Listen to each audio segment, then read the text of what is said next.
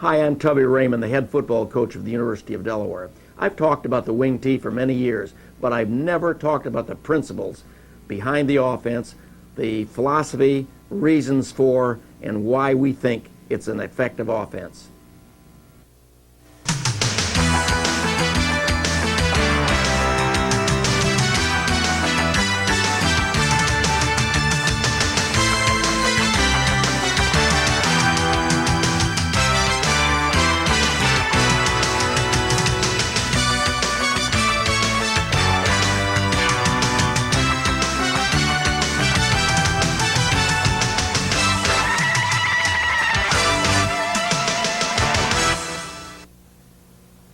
I read, see, and hear a lot about the wing T, and I thought that it would be worth our time to take a look at what the Delaware wing T is and what we think it is. It's not a formation, it's a system or order of moving the ball.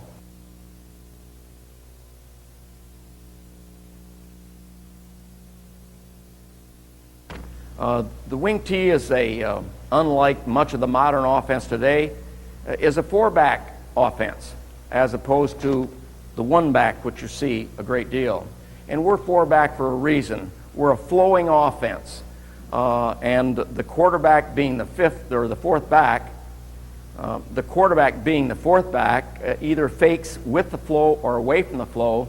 With this flow, we're threatening several points of attack at the same time, and we're trying to get a specific job done, that is to move the ball with the personnel that we have.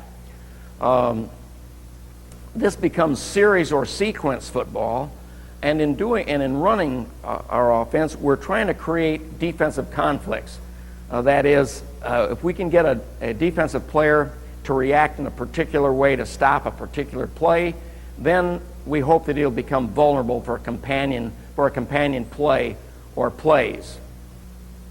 These defensive conflicts are not only created by the flow of the backs and threatening points of attack, but they're created by blocking schemes, so that if a defensive player reads a particular shoulder, he could get a false read or react to stop a play, and in doing so, he becomes vulnerable for another play inside of him, for example. I'll give you an example of that as I go along.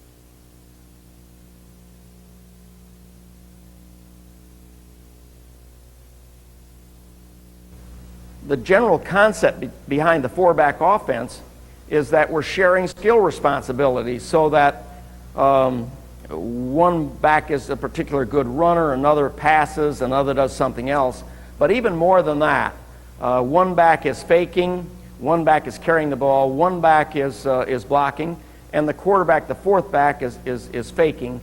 And through this four-back offense, we're going to maximize the skill that we have. We're going to do the best that we have. And we didn't start out with a lot of spread receivers, but I think this is a good example. If I spread a receiver at this flank, for example, then the minute I do that, I increase his responsibilities, his skill responsibilities. Not only do I put some pressure on him, but the quarterback too has to be able to get the ball to him. Now, I'm not suggesting that we don't want to throw the ball, but I'm telling you that if I spread one there and I spread one there, and I take the next back out of the backfield and only leave one here, then I'm really relying on just the basic athleticism and skill of our football players. Now, we may have great football players. We have had from time to time. But if we work together with this four-back scheme, we've got a better chance of moving the ball and being successful than we would if we went depended solely on the skill of the players involved.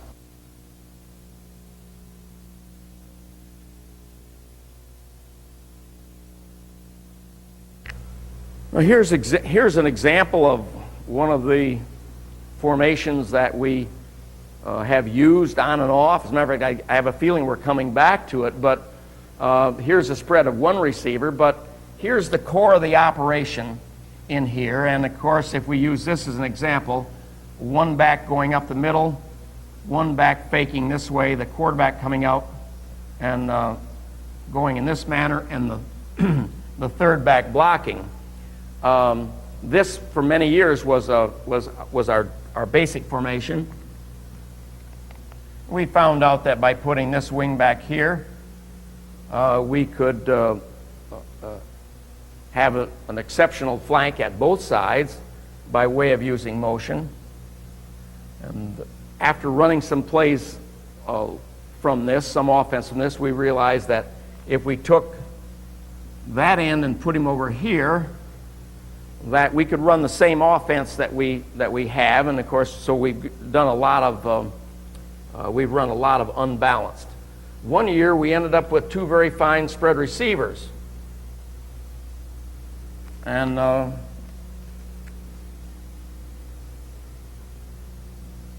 felt that it was a shame to have them both on the bench at the same time.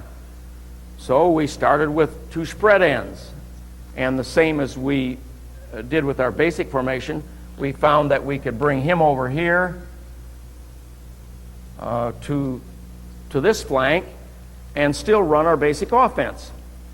And then we got into playing games where this one could step up and this one could step back, and now we were having truly a multiple formation scheme, and I'll get with you shortly on that.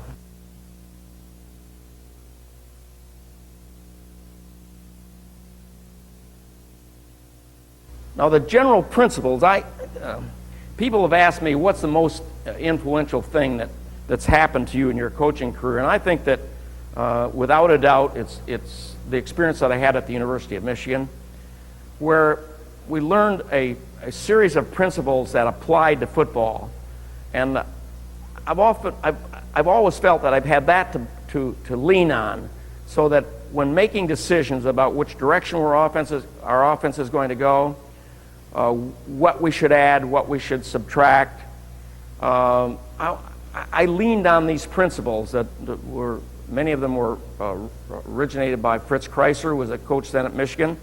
And I'd like to share these principles with you because I think they're really important. They give us then the wing tee not only as simply an offense, but an order of football, a system of moving the ball, not a formation or formations, but a system that's governed by some principles.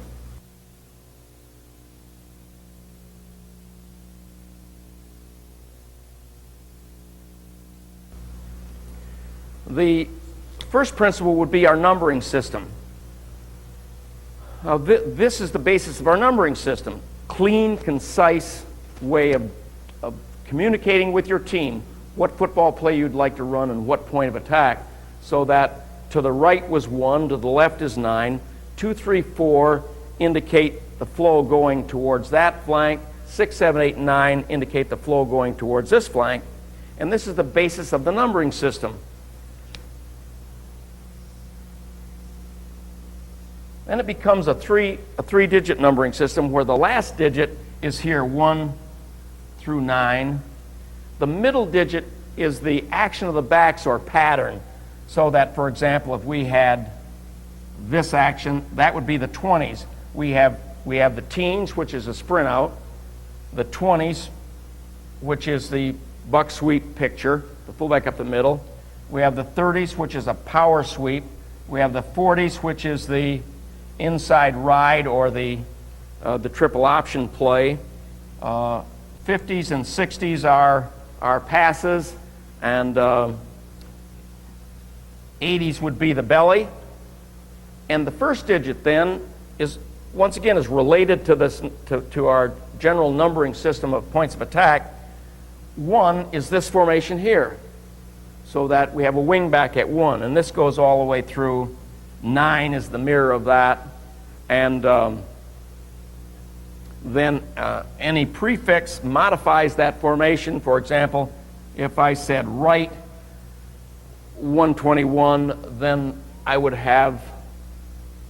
be unbalanced, and I'd run 121 from that, and of course the play develops. Any suffix modifies the basic blocking. Like if I wanted an option play, then the suffix on the number of that play would be option.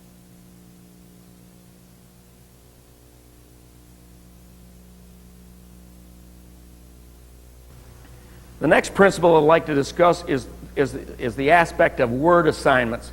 We'd like to have each of our players learn a word assignment, a concise word assignment that gives them their assignment on every play.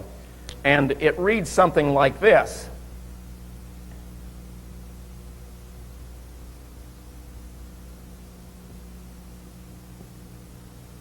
For example, that would be gap down backer, and his first attention would be the gap, and then down, and then finally the backer. And with these word assignments, all the gaps are taken, so that if everybody blew the gaps at the same time, we'd have them picked up.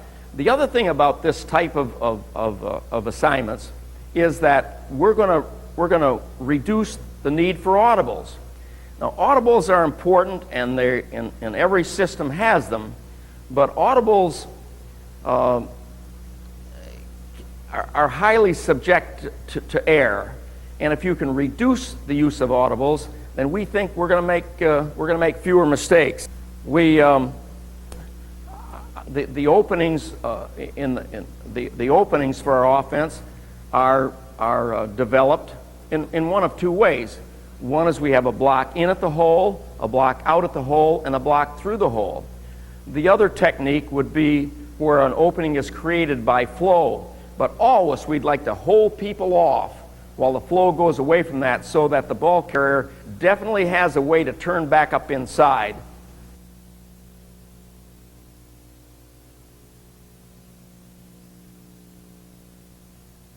Another important principle when you're giving assignments to offensive players is never ask them to do something they can't do.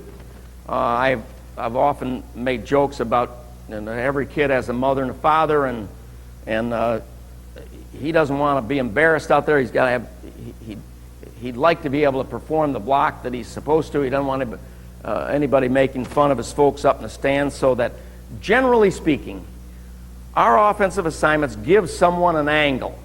And if you get the idea that I'm trying to sell to you a system of moving the ball that's going to help the inferior athlete become effective, that's really what we're trying to do. We're faking, we're hiding the ball to make it possible, and now we're giving angles that everybody can do.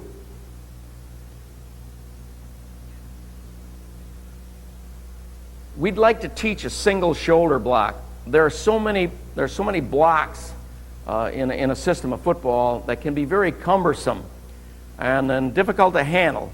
Our approach is to teach one single shoulder block. You have the old-fashioned strike a blow, forearm, shoulder, complete shoulder and forearm to move people. We're going to teach this block and then apply that block to many, many situations by putting a head on the other side, on the proper side, using the proper shoulder.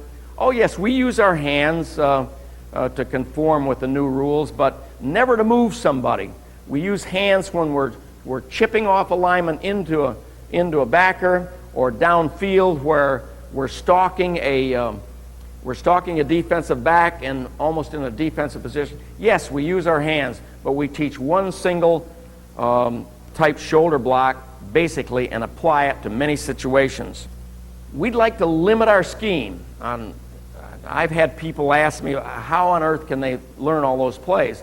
Well, really, there are only about 6 basic football plays that we run.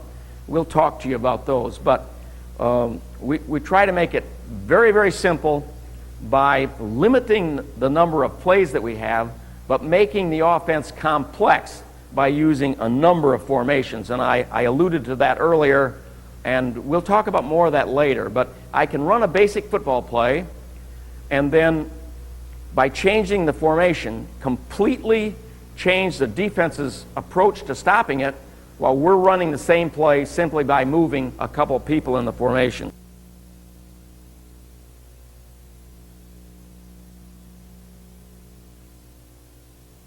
The final principle I'd like to present to you is that we want to throw from every action, so that if we run a play successfully, we're going to have a pass off it.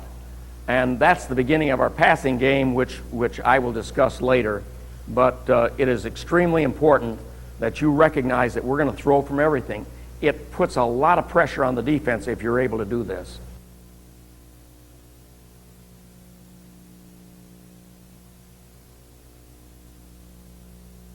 Now I'd like to show you a basic football play from the wing tee and use it as showing you the examples of the principles that I've just discussed. Here's a basic formation. Those toes of these people are at 4 yards. This wing back is 2 yards by 2 yards. His outside foot is 2 yards outside of a normally spaced tight end. The tight end is 3 feet from the tackle. The tackle is 2 feet from the guard, and the guard is 2 feet from the center. And that's the basic. That's the starting point. And we can widen or close down based on the influence that we're trying to make on the defense or play we're running. And the wide out is spread from hash mark to hash mark plus 3 yards. That's just a starting point. And we want to make sure that everyone knows what they're supposed to do. Let's take a look at the buck sweep play and let me show you the principles from this play. Now the wingback's assignment is to block the first free man who's inside. And here you can see that he has an angle on that defensive end. He also would like to, in this case, use his right shoulder with his head on the inside to make sure that that end doesn't penetrate. In keeping with what I said earlier, if this end loops out or it isn't possible for the wingback to block that end, he'll go on to block somebody else. So he'll block the first free man to his inside. The tight end blocks gap down backer. And the tackle blocks gap down backer. So they're going down. Here are two people that are in conflict. The end and the tackle. Both of them are outflanked by someone. If they don't react to the block down to that flanking position, then they make themselves vulnerable for a play that would run inside of them. The front guard pulls, gets 2.5 yards depth. He reads the right halfback's block, gets around him, and he blocks out on the first thing that shows. So that, once again, we haven't asked him to do something he can't do. He has an angle on his block out, and he's going to block the first thing to the outside. The center block's on left, creating a conflict with the middle linebacker. The middle linebacker sees the tackle block left. The middle linebacker sees the center block left, and the fullback goes up the middle. He has to be very conscious of the threat here. The backside guard pulls and blocks through the hole and in. The halfback crosses over, receives the ball. The quarterback fakes the bootleg at no deeper than 6 yards. If he goes way deep back in here, he doesn't affect anyone. But if he threatens the flank at 6 yards, then these folks in here have got to contain him. Now, whether we block it and let the quarterback keep the ball and block it, as in the waggle, or just let him bootleg the ball with nobody else coming this way, a naked, there's a problem, there's a threat there. Now the end is going to, as he blocks gap down backer, if that backer steps up in there, he's going to block him. Otherwise, he goes and walls off the backside. The same thing is true with the tackle. If the defensive tackle moves down in such a way, then our tackle will move up, so we're walling off. The backside tackle, the off tackle, our 7-man, runs across and blocks out at the hole in the secondary. Now let's take a look at the running back. He gets the ball. He comes across. He reads that block. Once again, we're trying to sell to our players. There's no way they can stop this play. The word assignments take care of the defense. You don't have to worry about that. There's a block in at the hole, a block out of the hole. There's going to be a place for you to run. So he comes out here, and the first thing he does is to check the right half block. Where is this wall off taking place? It could be there, it could be back in here somewhere. And he fakes with relative speed going out there, so he has people concerned about him outrunning the whole thing. And when he gets out here, he plants and goes as perpendicular to the line of scrimmage as possible, which is another principle. Anytime that you can get a back crossing the line of scrimmage at a perpendicular, he has a better chance of picking up yardage. Look at the effort that we've made to make 4 yards. That's another principle. If we would like to be as efficient as we possibly can. We don't want to make mistakes. We don't want to turn the ball over. We would like to start the series off with a 5-yard football play. Now that doesn't mean that we don't want to have, we're not looking for breakaways, but it means that we're expending a great deal of energy creating a hole to try to raise our efficiency. Now if you take a look at this picture, you have 3 people blocking in, 2 people blocking out, a man at the cutoff, and 1 back faking away from it. This is an example, once again, of the original concept of the wing tee of threatening several points of attack at the same time.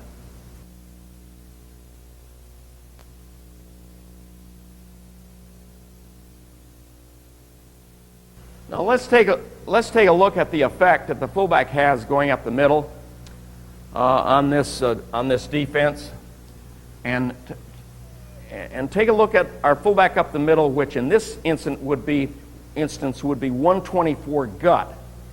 It could be trapped, it could be blocked on, but for the benefit of this lecture, where we're explaining the relationship, let's take a look at gut.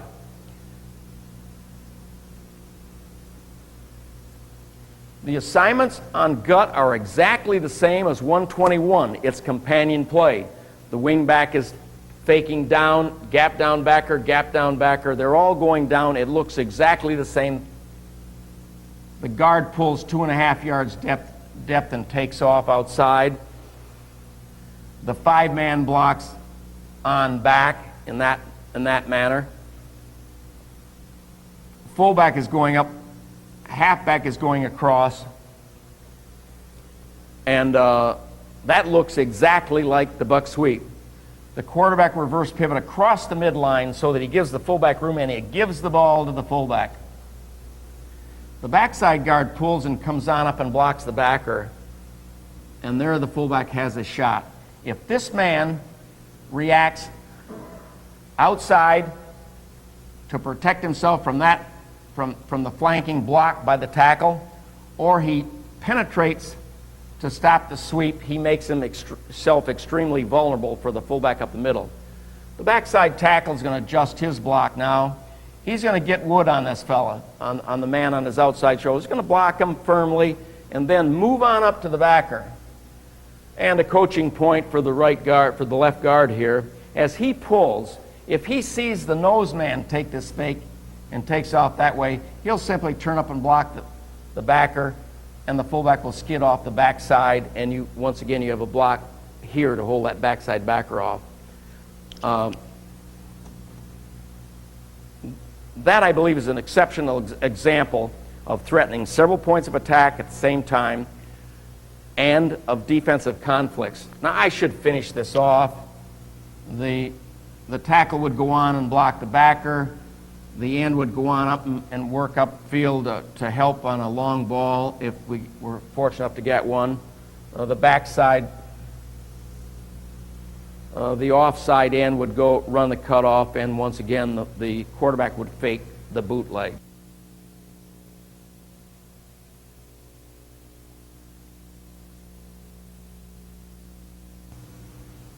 Now I've given you two basic Delaware wing tee football plays from a basic formation, one of the original formations, and now I'd like to show you how those 2 football plays can be run very nicely with 2 spread ends. We call this loose right, and whatever the defense is, say we could still have this and this.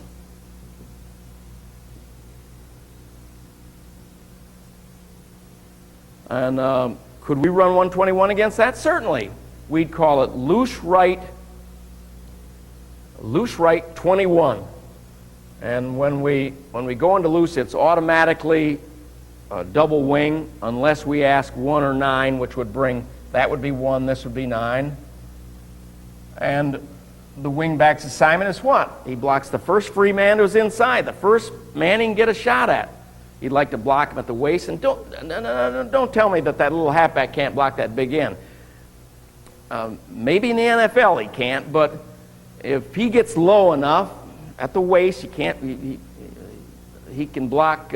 He can block below the waist in college football. He has to block at the waist with the federation rules. But there he is. He can make that block. The tackle, gap down backer, the same thing here. The guard pulls and blocks the first free man. The first man to support that flank in that manner. Now we can run that man to the safety, and we can stalk the outside man on the cornerback, and we have the exact same football play. Now we brought the left halfback into the ball game with motion. And I've been at this a while. I may be the George Burns of college football coaches, but there are times when I'm doing things now that I didn't think were acceptable. But now we use our heel to bring the man in motion, and that enables us to have the simplest of snap counts, like set. Now even our linemen can handle that.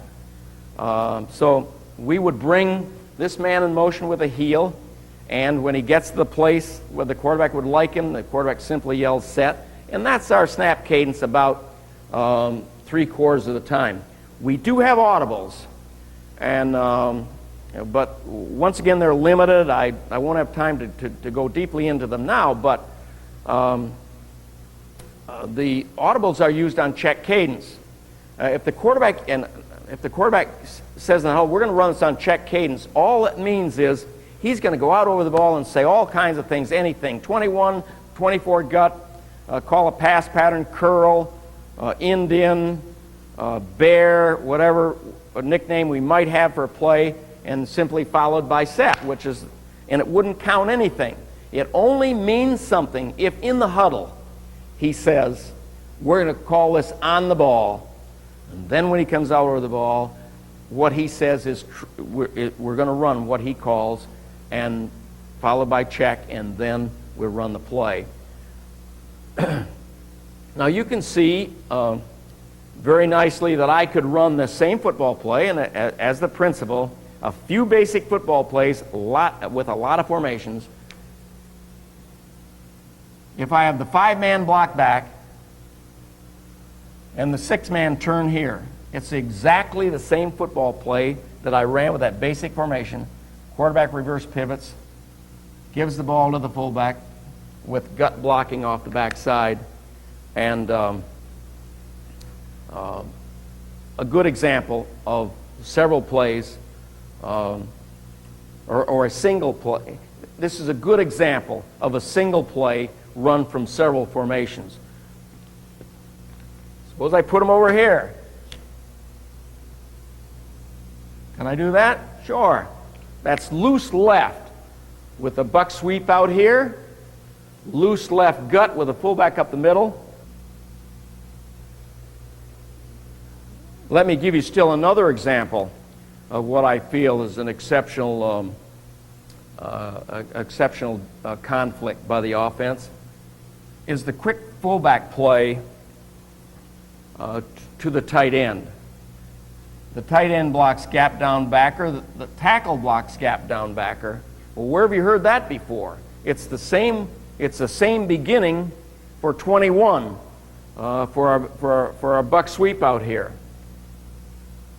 He's coming down to exactly as he would on 121. And now we're going to, using this as an example of plays being related even from different series, and that the conflicts are really generated by the blocking and the flow rather than the actual series.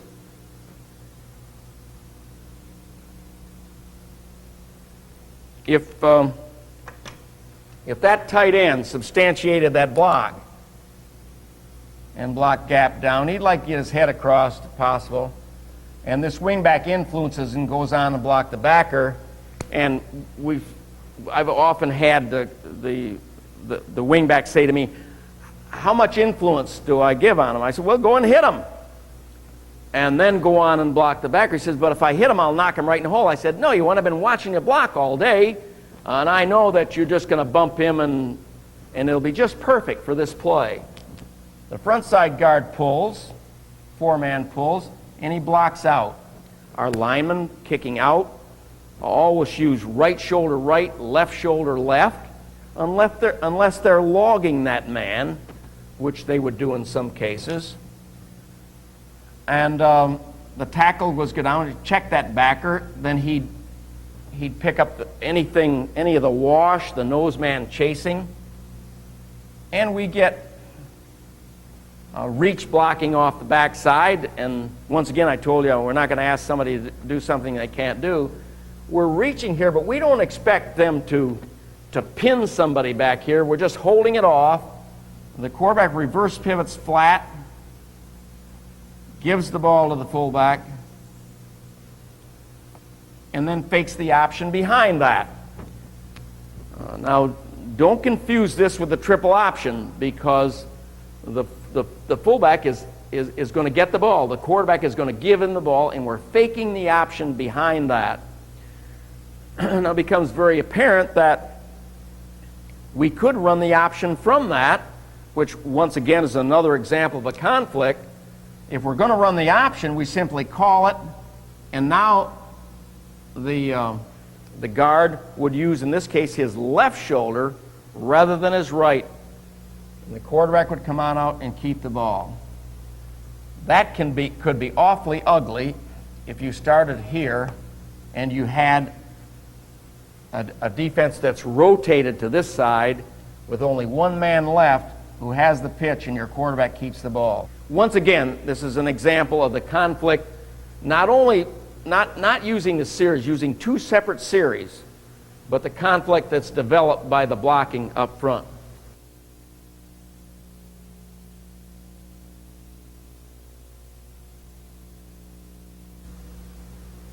Now, you'll forgive these little nicknames I have for the defensive players. It's a little prettier than just having X's over there, but that's we call them that. But once again, using this defense, we want to pass off this. And I've had in the 20 series the quarterback coming out and faking at 6 yards, and he wants to come fast across the face of this thing, because that affects the defense a lot more than if he goes with depth. And the halfback going across would complete the illusion of the buck sweep or the 20 series, and the wingback blocking down and the tight end blocking down, and the general picture being exactly the buck sweep. Now we want the quarterback to keep the ball. We call that the waggle. And when we ask for the waggle, the assignments, and we always start at the point of attack in terms of introducing the play. So the tackle, our 7-man over here, he's the one who begins this play. He blocks gap down.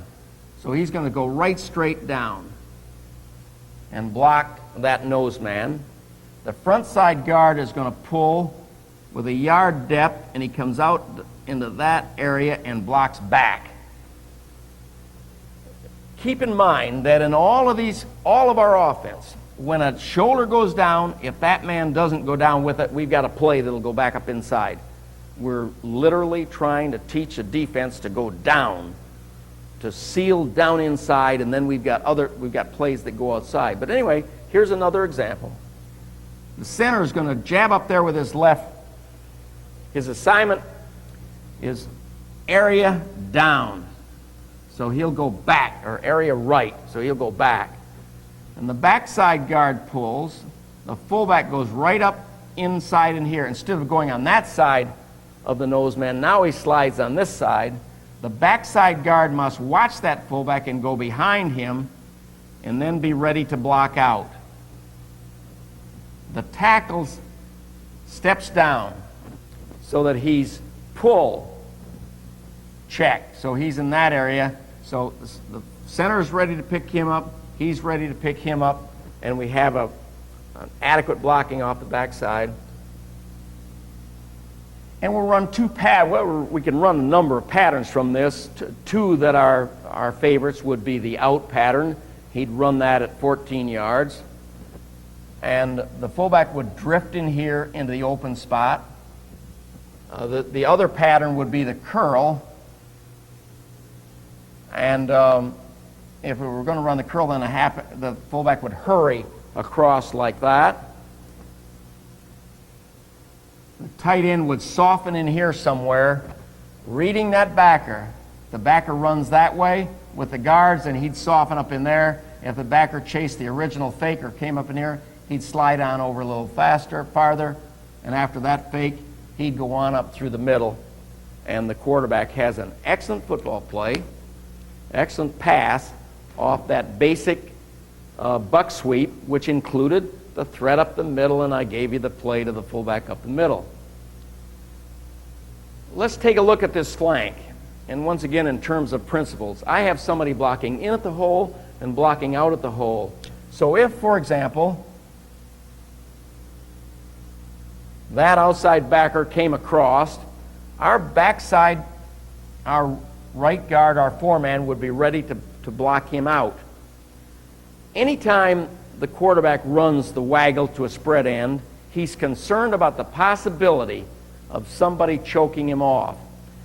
The anecdote for that is to come on out at 6 yards, encourage the backer to go deep, and then step up inside of him and use that backside, use the off guard's block. Continuing with our principles, could I run this from other formations? Certainly. Suppose I showed loose left trips.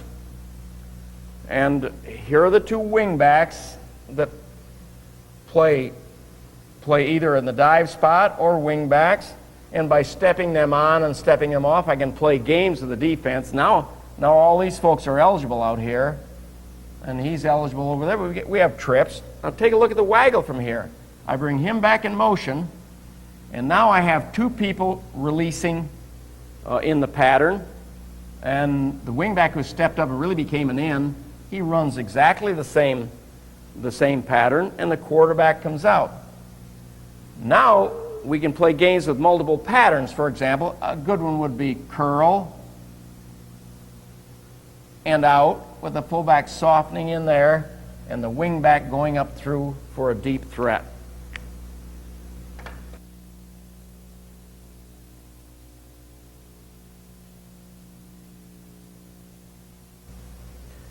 A principle of the numbering system, which enables us to run theoretically a play against anything. If we're running in the middle and going to create an opening in the middle if we're running in the middle of the line and we're going to create an opening by blocking down and trapping, the age-old principle of the three-man on 3 plays, basic 3 plays, blocks gap lead. The lineman adjacent to him blocks gap post lead, and the third man in blocks area post, so that we have a built-in system of running an internal play against anything. If this is a 3 play, for example, the last digit is a 3, and we have a man in those positions, the 3-man would lead. The inside man would post. We'd have a solid block there and a trap here.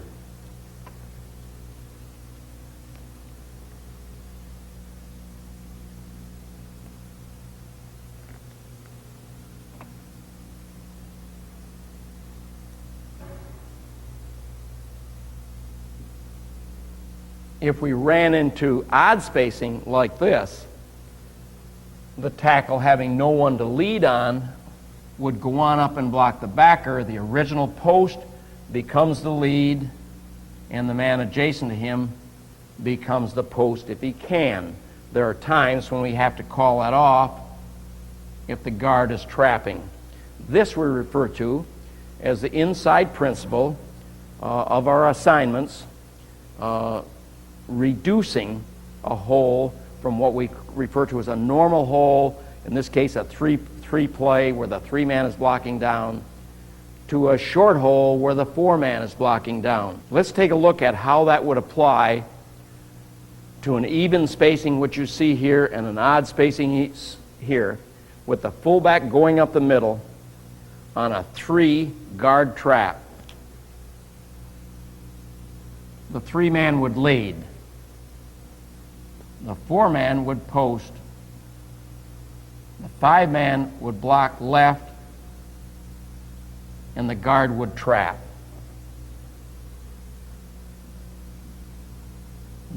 The 6-man would trap. If we're running, and the fullback is going to run off the tail of the original lead. If a 3-guard trap were called in the huddle, and we saw this action, then the guard would lead, the center would post instead of blocking on left, the guard would still trap, and the tackle would move to the backer. This principle really is acceptable at the 2-hole, the 3-hole, and the 4-hole.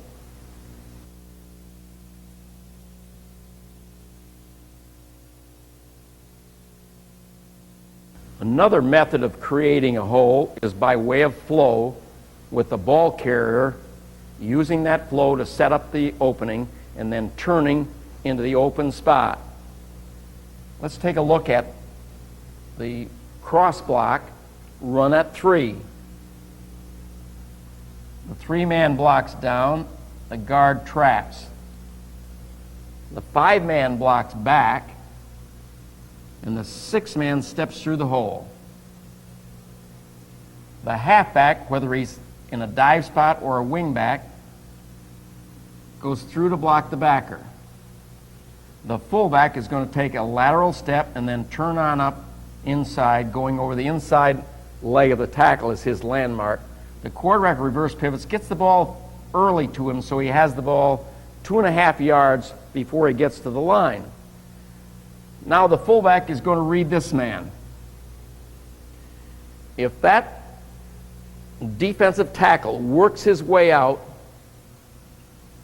then our fullback will wind right back up inside using the 5-man's block and the 6-man's block on the middle backer.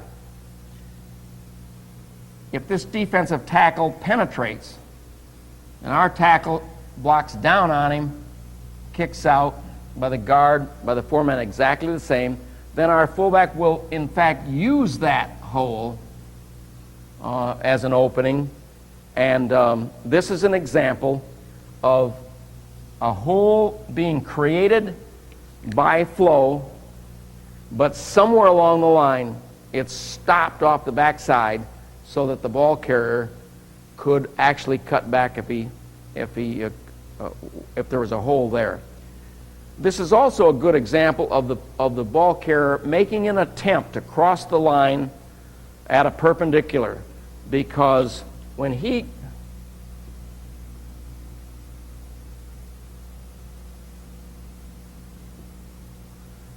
that fullback in this case crosses a line in that direction or that direction, he's got some real north and south to his path, then he has a better chance of making yardage than he does if he skids along like this, where someone hits him. He has a chance of going backward or not making any yardage at all.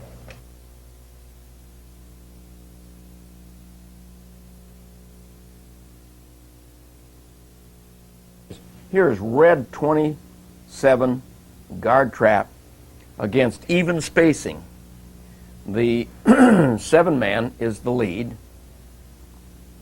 and the right guard blocks out over the 7-hole.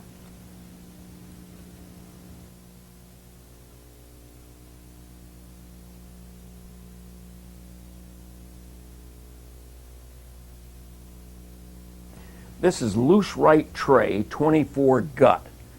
This is an example of the guard pulling away and influencing the defensive tackle over our right guard while the left guard steps around the center's tail.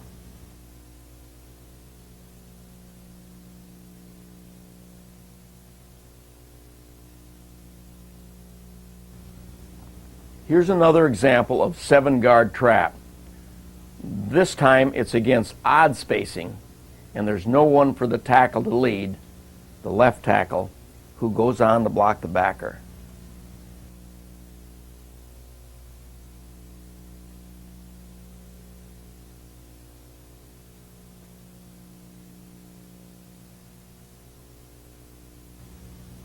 This is 189 keep pass up, which is an example of a fake to the fullback with the belly play, the quarterback keeping the ball, taking a look at the wide out, running a fake out and then up or fly for a touchdown.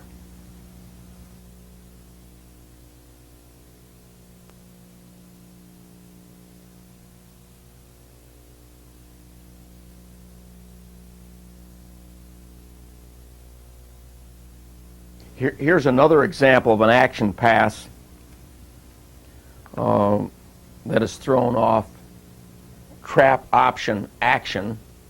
It's loose, 21 trap option pass for a touchdown.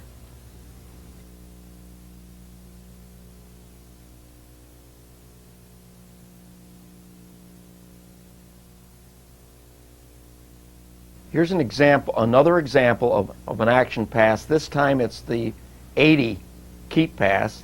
We're faking the fullback on. We're faking to the fullback with 82 down, and the quarterback keeps the ball and throws to the wideout, who is completely open.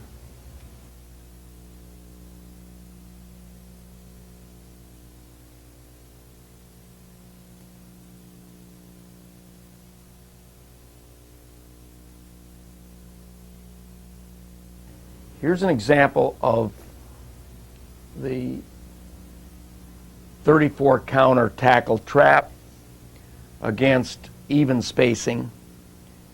The right guard is influencing by faking pass protection and then is suddenly trapped by the left tackle.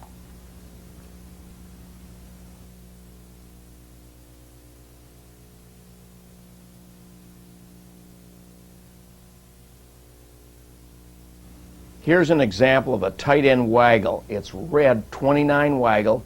The ball is thrown to the tight end up the seam. Notice the good play of the guards.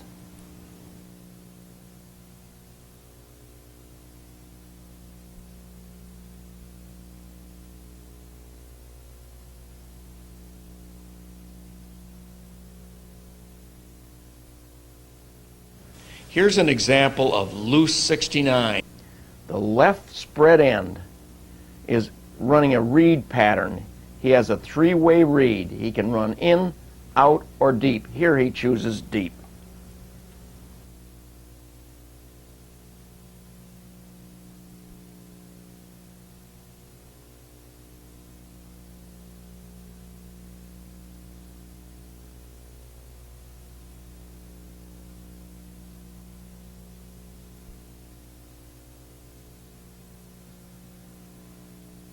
I enjoyed reminiscing about the principles of the Delaware wing tee, really because it brought me back to Michigan, where I first saw or listened to Fritz Kreiser show you that organization could really play a part in winning football games.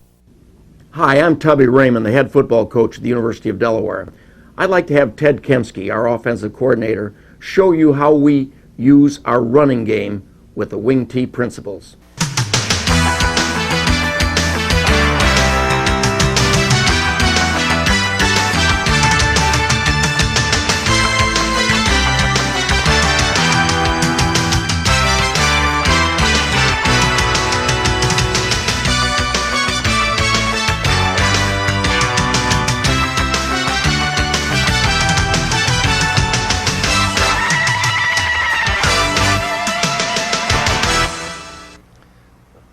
I'm Ted Kemsky, the offensive coordinator here at the University of Delaware, and I've had the good fortune of working with Coach Raymond, moving on to 30 years at this time, and he and I are very close in our thinking, and as you listen to these lectures, you'll hear many of the things that he has said repeated by me, but my function during this presentation is to talk more in terms of detail, first of all in the basic running game, and then I will make a presentation with our option attack. And the offense is really divided into four phases, what we refer to as the basic running attack, which I'm going to address now, the passing game, the option game, and short yardage and goal line. I will begin with the basic running attack. We have two series which we use. The first one we generically refer to as the buck sweep series, where the fullback is faking up the middle and a halfback is blocking at the point of attack. The other halfback is either running or faking, and the quarterback is handing off and faking in the opposite direction. And we obviously have a pass off of this, which Coach Raymond will get into when he addresses the passing attack.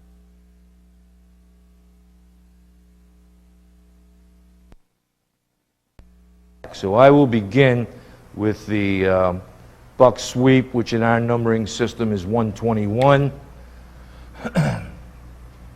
The assignments are down blocking, which we refer to as gap down backer.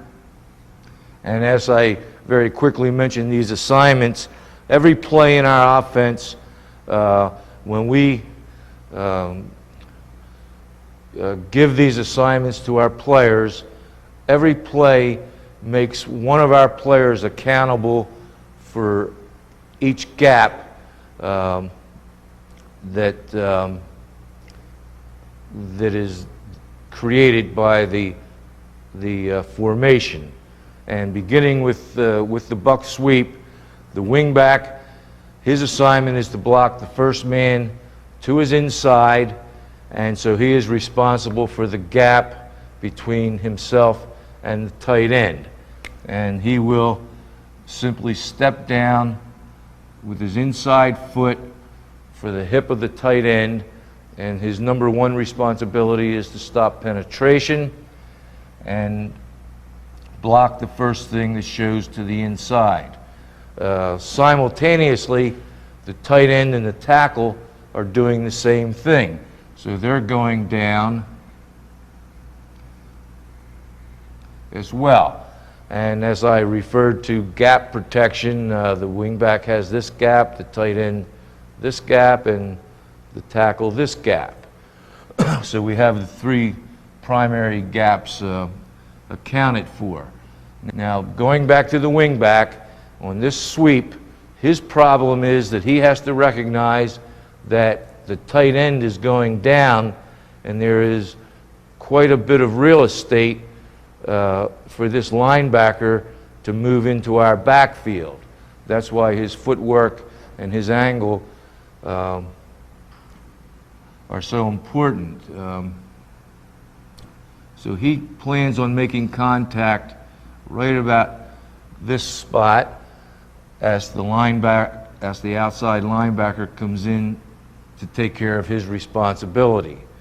The tight end is blocking down, and the tackle is coming inside, and if there is a linebacker stunt, he would block it. If there are no stunts, then he will continue on and he would help the center block the nose man, or if the nose man would slant away, he would then move on up to the next level and block pursuit. The front side guard, his responsibility is to pull, and he becomes the kick-out blocker. And he pulls with depth. He wants to get to a depth of 2.5 yards when he is at about the outside hip of the tackle. And as soon as he reaches that depth, he looks for the right halfback's block. As the right half is blocking, he wants to get off his tail as tightly as possible to get into an inside-out position to kick out the support. The center's assignment is reach away, and in this defense, his reach assignment takes precedence, and he, along with the help of the tackle, secure that gap. The backside guard pulls flat to stay away from the quarterback, and then he gets a little bit of depth so that he can turn up through the point of attack, and he's looking to turn up through the first daylight or the first hole that he sees in the defense. And against this particular defense, he's looking to get around the block of the wingback, and he's looking to pick up the play side linebacker as he comes across to fill the hole. Now, if that linebacker is moving faster than the guard can get an outside in position on him, in other words, if that linebacker would get up into this spot, we give our guard the freedom to kick him out. So that could either be a wall-off block or a second kick-out block. Once again, depending on how this linebacker is playing.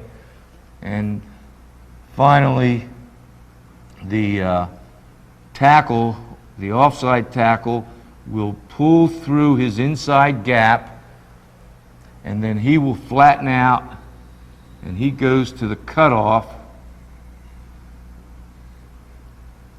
and he's looking to block the free safety as he fills. The spread end also goes into the cutoff, and he's looking to block in this area. Now in the backfield, the quarterback reverse pivots, which means he turns his back to the point of attack and then moves toward the fullback. The fullback, in turn, is going to fake up the middle, and in this defense, he will run through the backside guard center gap. And then he will either fake or block anyone who is stunning through that area. So now, once again, as I said, every play we run has every gap accounted for. I already mentioned over here the wingback, tight end, tackle, secure these gaps. The center has this gap, the fullback this gap, and the tackle takes care of this gap by releasing through his inside. Okay, now the ball carrier is the left half, and he crosses over and runs straight through the fullback, and the quarterback then moves toward him, so the handoff occurs in this area, and after the quarterback hands off, he makes his waggle fake. Now, as the halfback has the ball, he is running straight across, and at the same time, he's looking in to the wingback's block. And the wingback's block is going to tell him where his cut is going to occur. And we want him to come across and develop the play. We want to put pressure on the support giving the corner the impression that we're just going to take off and outrun him around the outside, which makes it easier for the guard to kick him out. And if the play develops the way it's supposed to, then the wingback will establish this block. We get the kick out here, and the left guard going through the hole, and here we make as close to possible a 90-degree cut. And once we get through that area, we encourage the running back to look for a cutback off of the backside tackles block, and then finally another block downfield from the spread end. And our long balls are developed by the halfback going through the hole and then exercising the cutback. Okay, now going back with the same blocking scheme, we get our down block by the tight end. The tackle comes in and helps the center. And we want the wingback to block the first man to the inside. And as I originally drew the play, it happened to be that outside linebacker. But if that linebacker moves, we never ask this wingback to block a man that he doesn't have an angle on. So as he takes his step down for the tight end, if this linebacker steps out, which we see a fair amount of the time, he no longer will block him.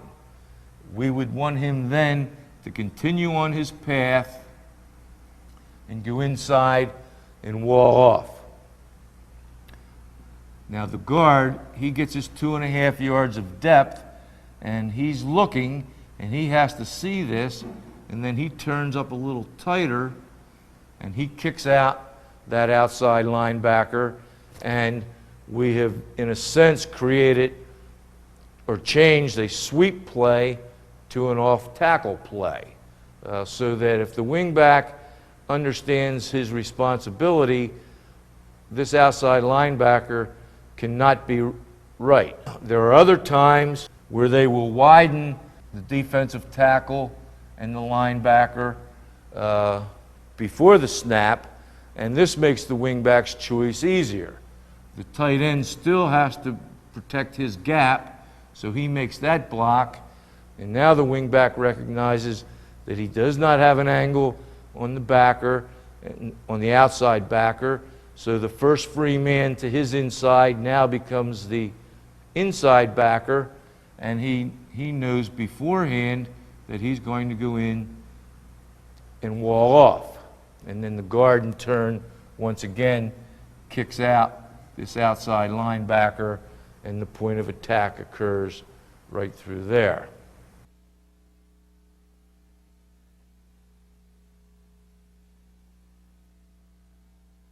I began by diagramming the play versus what people commonly call a 50 defense or an Oklahoma defense, and that's where we begin. There's two other spacings that we concern ourselves with. The first one is a 4-3 defense, where they have 4 down linemen and 3 linebackers. Our assignments are the same, and they hold up against each of the 3 fronts that we're concerned with, this being the second one. Now here, once again, the wingback, tight end, and tackle all blocked down. Before I go any further, the tight end has to concern himself with this outside backer. If this outside backer is lined up in here tight, he would be the man the tight end would be blocking as part of his down block. But if he's back off the ball where he's going to scrape outside, then the tight end should recognize he can't block him, and then he would go on in and wall off on the middle linebacker. As the defensive end comes down in here to protect his area, the wingback has to be flat enough to make that block and stop penetration. Now in this defense, if the defense is playing this way where the end is closing, then the linebacker has to scrape to come out here and take care of that area.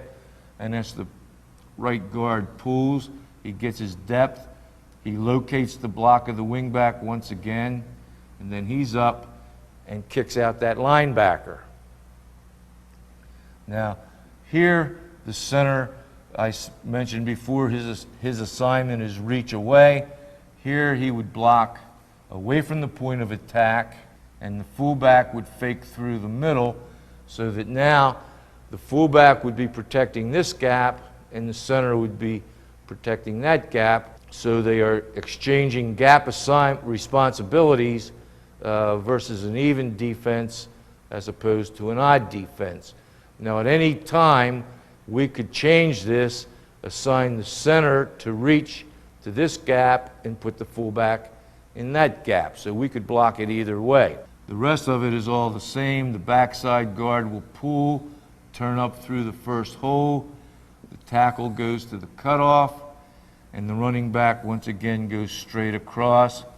Quarterback fakes, and once again the left halfback, who is the ball carrier, is looking for the block of the wingback or the right halfback. And here the cut would occur right up in that area, and we always have the spread end going to the cutoff.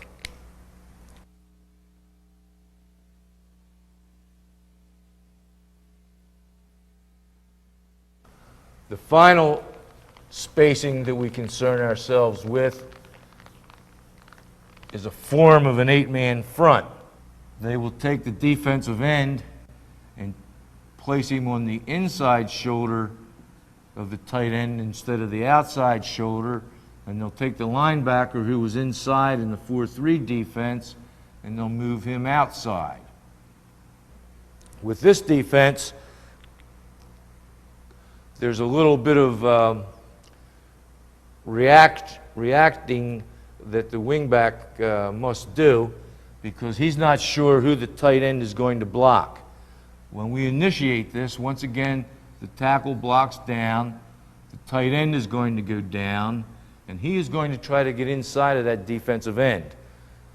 If he can get inside the defensive end, then the wingback, as he's going off the hip of the tight end, he would block the defensive end. If the defensive end comes in here tough and will not let the tight end inside, then the tight end would block him. The wingback would see that. He may help finish the defensive end off, but then he would move on up and wall off. So there's two situations here. One is where the tight end would get inside with the perforated line, and he would block the linebacker. And if that occurred, then the wingback, once again with the perforated line, he would block the defensive end. So our tight end and wingback are responsible for blocking the defensive end and the inside linebacker, and who they block depends on how the defense plays. But in either event, we're secure, and once again, the front side guard pulls, kicks out. The first thing outside the wing, and the point of attack would occur right here. So to the tight end and wing, they're the three fronts that we concern ourselves with, and this is the way we attempt to create the opening, and it's been a very fine football play and one of the staples in our offense year after year.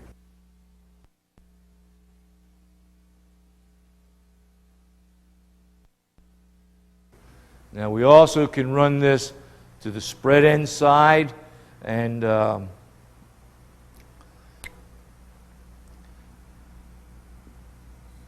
it's particularly effective if the defense is playing some form of two-deep coverage.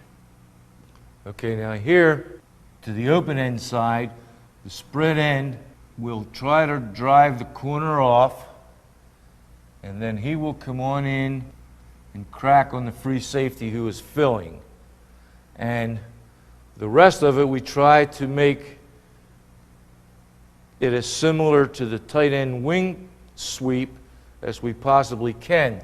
So what we want to do with the right half, who was up here in the wing position, we want him to run for that wing position, which is about 1.5 yards outside of the tackle. And once again, he has to recognize the tackle is blocking down, and he's responsible for this area inside of him. And in a sense, he has to protect this right triangle.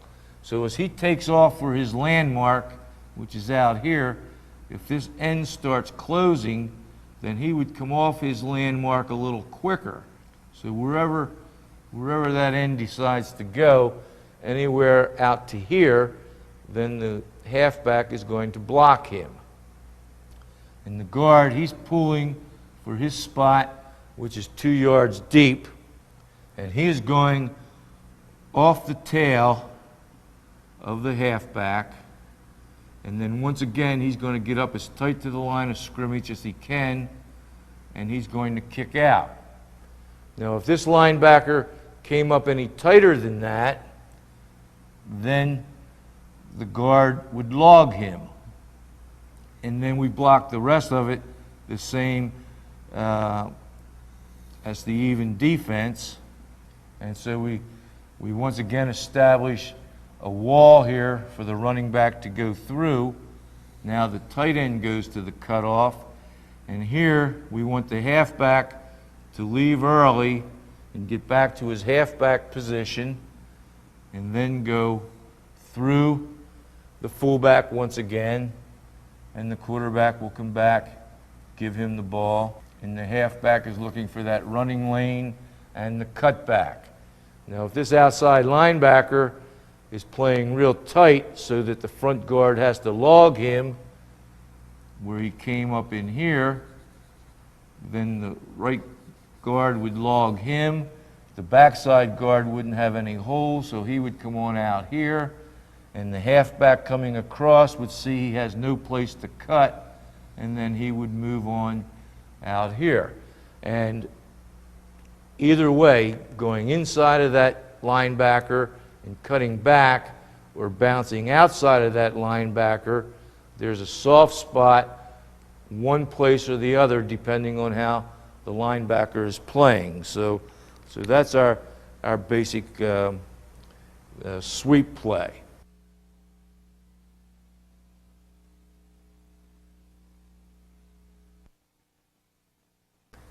Now we're faking the fullback up the middle, and we're faking the quarterback away on that sweep, and then they become very important as we develop the entire series. The first thing we do is, if the defense starts over pursuing from the inside, we give the ball to the fullback. We have 3 different ways of doing this. Our favorite scheme is what we call the gut scheme. And in our numbering system, we would call this play 124 gut, and it would look like this. Once again, beginning with an odd defense. We would like to make this play look as much like the sweep as possible. So we will begin with the wingback faking his sweep block, the tight end faking his sweep block, and then we would send those 2 downfield as cutoff blockers. The tackle will step inside just like he's blocking down on the sweep, but now he will come up and block the first linebacker from the center to his side. The center has an on-left assignment when we're faking the sweep to the right, so he will block the nose man, and he can block the nose man in either direction, and the fullback will adjust.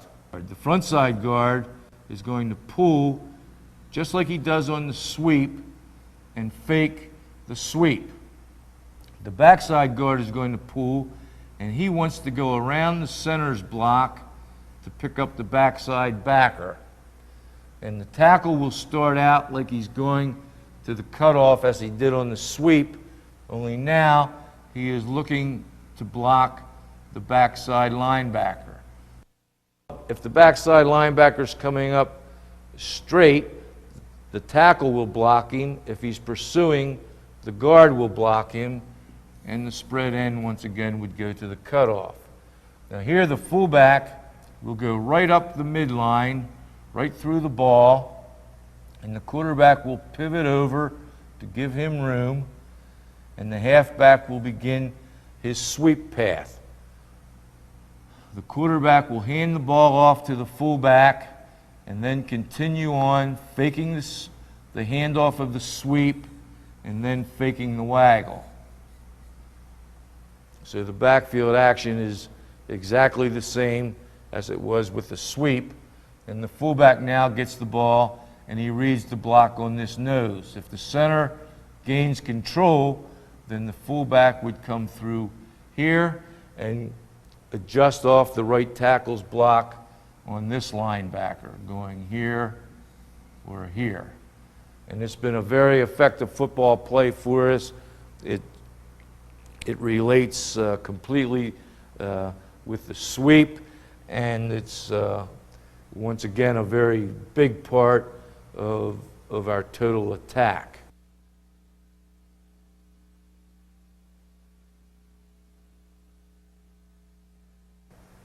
Okay, now if we get an even defense, and once again, the wingback, the tight end, and the tackle all begin their movement the same as they do on the sweep, so they all give the impression that they're blocking down, and in this case, the tackle will actually make contact and then move up to the middle backer.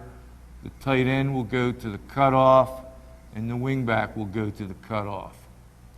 The guard will pull and fake the sweep, and here the center will block left, and the backside guard will pull around his tail up onto the middle linebacker, and the tackle will hit the end to prevent him from closing too fast, and then move up to prevent that linebacker from falling in.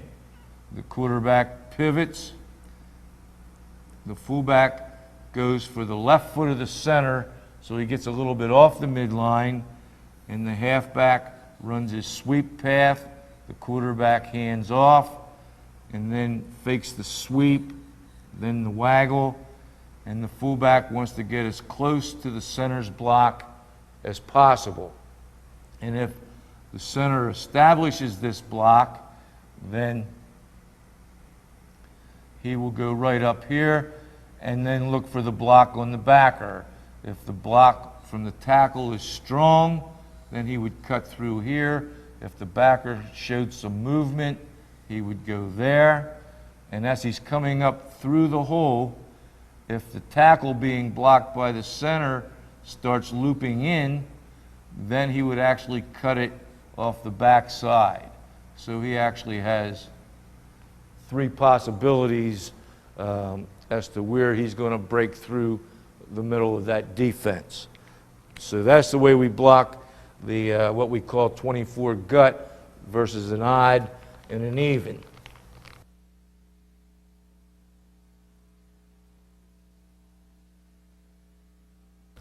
The only other concern we have is if they play what we call an eagle defense, where they cover the center and both guards.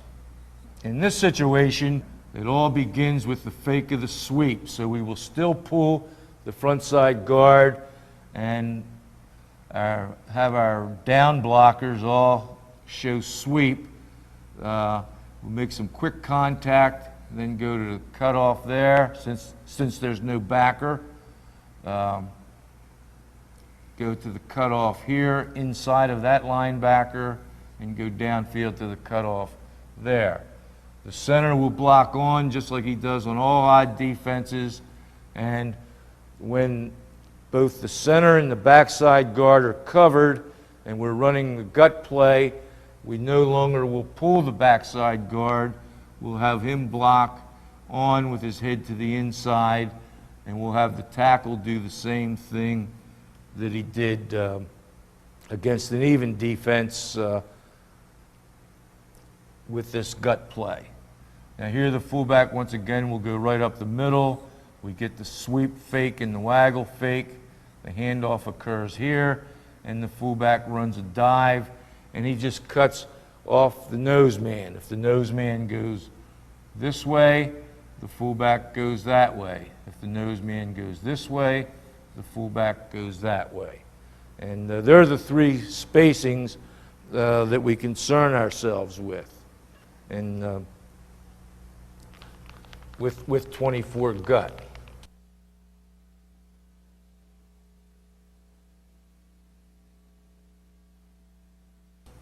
We can also run this same backfield action and give the fullback the ball up the middle with a trap. And we call this 124 guard trap, beginning with the odd defense. When we're trapping, when possible, we would like to get a double team as part of the trap package. So in this instance, the center will be the post blocker, and the right guard will be the lead blocker, so we'll get a good double team on that nose man. The right tackle's assignment is to block the first linebacker from the center, and we try to get him with a pull step inside to get away from this tackle. The tight end will influence the tackle like he does on sweep, then go to the cutoff. The wingback will fake sweep, go to the cutoff, and now the left guard becomes the trapper. And once again, the tackle will move inside, and he will be looking for the backside backer. And if the backside backer is running, then our tackle would try to knock him all the way across the hole. So it depends on how this linebacker is playing, what type of block the left tackle would use. Then the backfield action remains the same, where the fullback goes right up the middle, gets the handoff, the halfback fakes sweep, the quarterback fakes the handoff of the sweep, and then the waggle, and then the fullback cuts off of that trap block. And that's a very good complement to the gut play.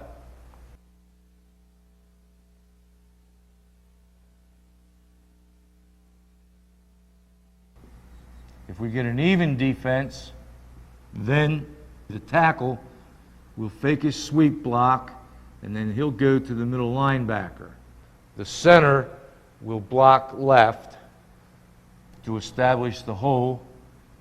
The right guard will influence, pull away, and once again the tight end will go inside the outside linebacker to the cutoff. The wingback will fake sweep and go to the cutoff. The left guard will again be the trapper, trapping the first man past the center, and the backside tackle will do the same thing that he did on the gut play. The fullback once again will favor the left foot of the center. The halfback will fake sweep. The quarterback hands off, fake sweep, then waggle. And here the fullback will go right tight to the center's block and then react to the block on the middle linebacker so that he could go either straight ahead or make a cut there. Now, if they stack this defense, then the right guard would no longer pull. If they stacked with an even defense, the right guard would come inside and he would go to the backside backer. The right tackle would still block the front side backer, and then the fullback would try to split it up the middle.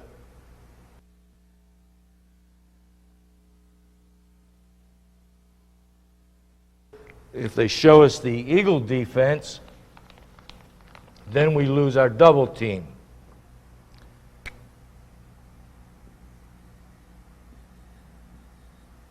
And once again, the Eagle defense, in our terminology, is when both guards and the center are covered.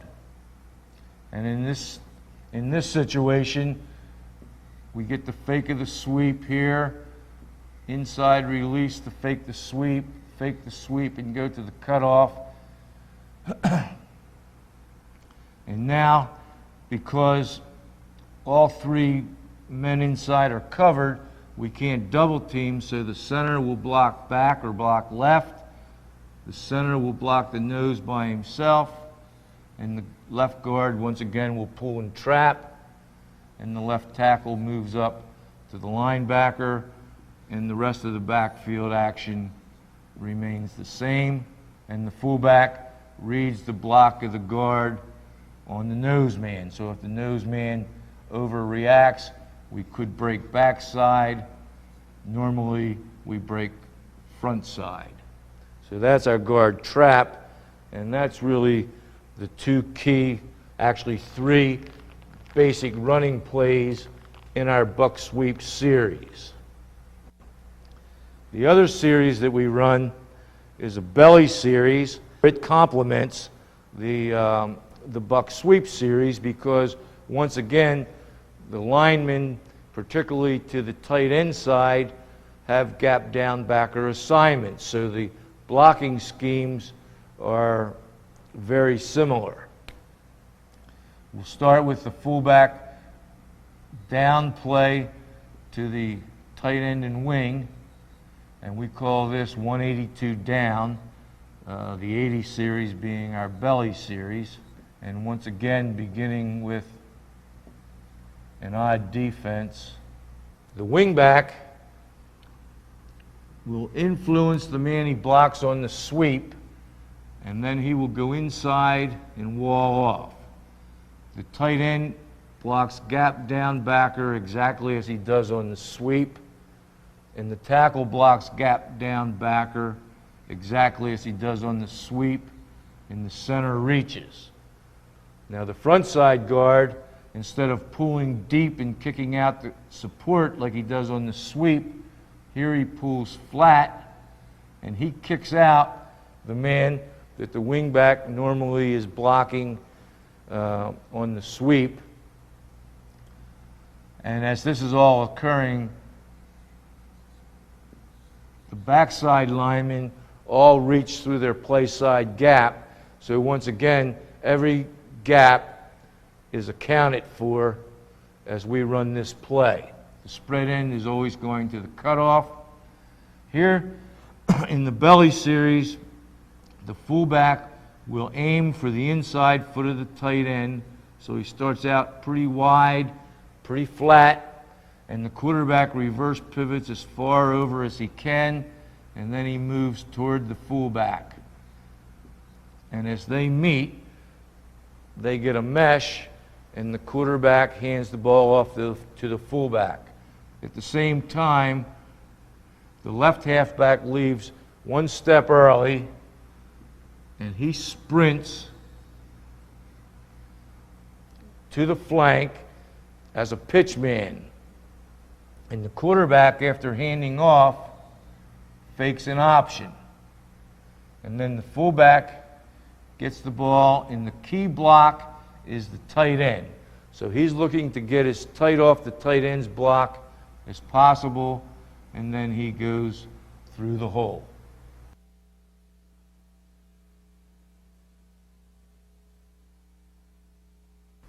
Now, in faking this option, we have an option play that we run, in which case everyone does essentially the same thing with one exception.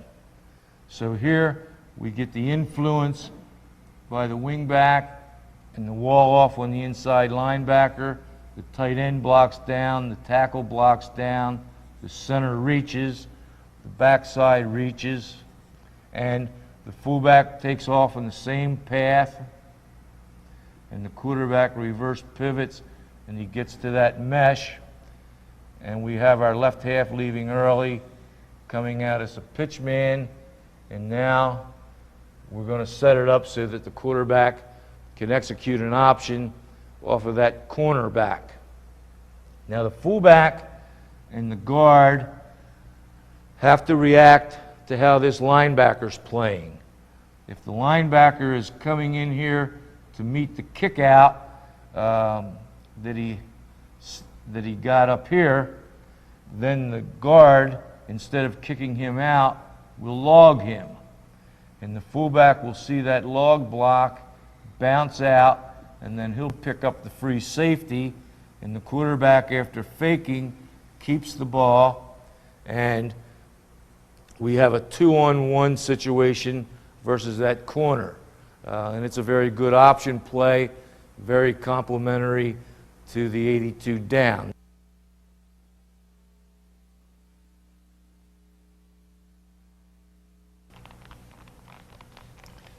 If you get an even defense, it can be played one of two ways: a conventional 4-3, or they can show an 8-man front. I will begin with a conventional 4-3 look, and the assignments remain the same. The wingback will influence his sweep block, then block the first linebacker to the inside. The tight end will go down, and he'll block the first thing to the inside, and the tackle blocks down. Once again, this is 182 down, so the guard will pull and kick out, and the rest of the linemen will reach. The fullback starts out on the same path, gets the mesh. Left halfback fakes the pitch, the quarterback fakes the option, and now the fullback has the ball, and he goes in. If the linebacker is there, he cuts off the wingback's block. But what normally happens is this linebacker will come out and meet the wingback, and the fullback is free to cut it up here. So number one, if the wingback's block occurs, the fullback cuts out there. If the linebacker runs away, then the fullback cuts it a little tighter and ends up there.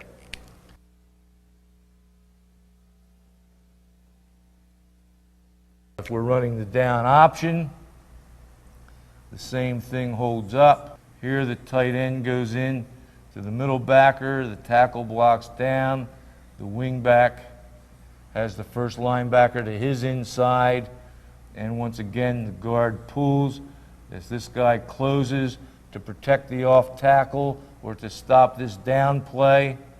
The guard logs him, and once again the fullback runs his path, fakes up through the hole.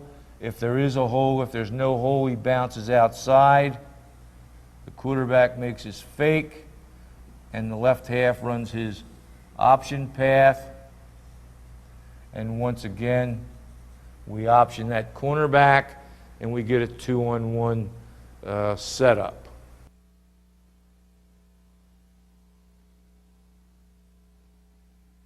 The third look that we can see is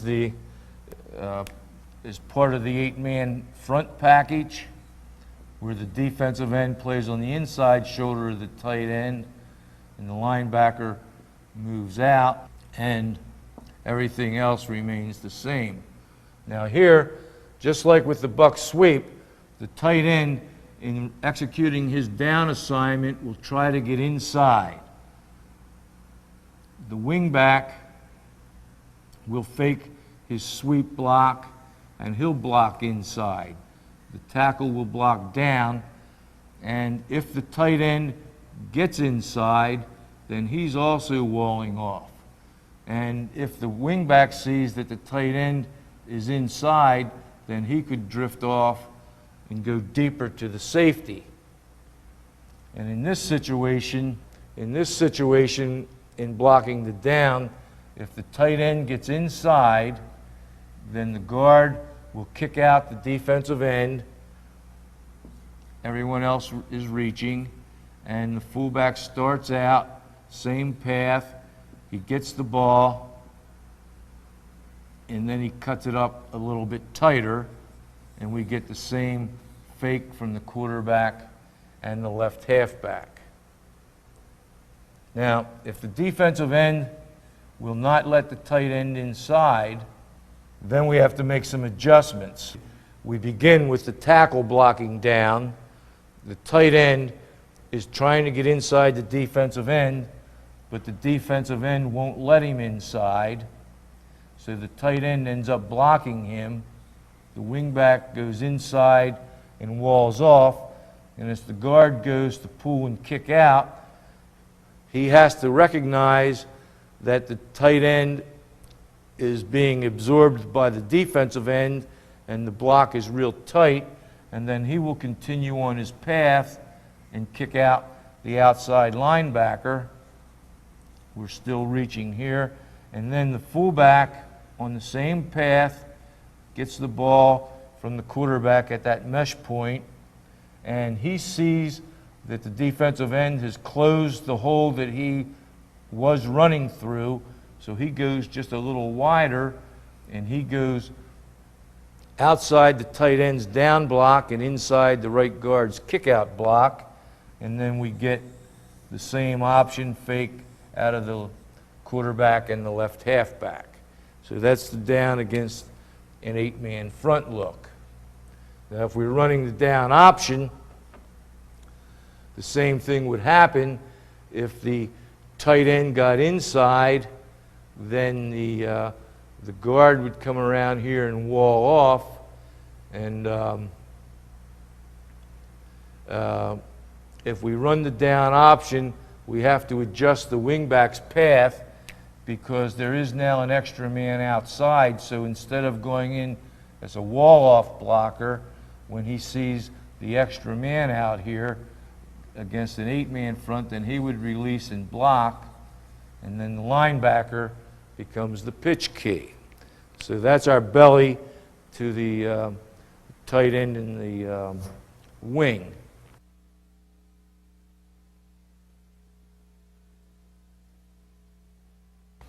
Going to the split end side, we run a play that we call the belly cross block. In our terminology, it would be 983 cross block. And starting with the odd defense, the play is going to be run off right tackle, and the point of attack also not only tells us where the hole is going to be, but who the primary blocker is. So in this case, the right tackle is the primary or key blocker, and his assignment is gap down on, and what that means is gap down on, so there's nobody gap, nobody down, so here he blocks on, gets his head inside. The right guard's assignment is to pull and kick out the first man outside the tackle's block. The halfback steps up and out as if he were attacking the flank on either the sweep or a loaded option, and then he reads the block of the tackle and he goes through the hole to block the linebacker. The center has an on left assignment, so he in this case blocks the nose man, and on the back side, if the guard is uncovered, he will block away or left, and the left tackle will gut around his tail and block the backside linebacker. The tight end will go to the cutoff, as will the split end, and then we put the wing back in motion right off the tail of the fullback, and he attacks the flank to the outside. Now here we tighten the fullback's path, and we also slow it down. So instead of going out wide and fast like he did to the tight end, here he's going to take a lead, then a crossover, and on his third step he's going to be aiming for the inside foot of the tackle, and the quarterback is going to reverse pivot just over the midline, and he's going to come back much deeper and hand the ball off to the fullback as deep as he possibly can. Because we want the fullback to not only be able to run off tackle, but but we want him to have the freedom to be able to wind back on the other side of the center. So against an odd defense, when the fullback gets the ball, he's keying the nose man. Now before I go any further, to finish off the quarterback, he hands off, and with that deep handoff, we will fake a play-action belly pass. Now the fullback is actually reading the nose man, so that if the center establishes his block on the nose, the fullback would then come up through, and he would hit it over the guard area. And many times when this guard pulls the kick out, that linebacker will take off, making the right halfback's job much easier as he goes in to block that backer. If the nose man is moving so that he's over in this area and the center is moving with him but cannot establish the block, then that is where we want the fullback to come back and execute his wind back, and that is where the backside tackle becomes important, because he's going to be blocking this backer as he guts up through the hole. And with all this flow going this way, many times that linebacker will be pursuing, the tackle will block him across, and the fullback makes big yardage behind the backside linebacker. So that's the basic cross block against an odd defense.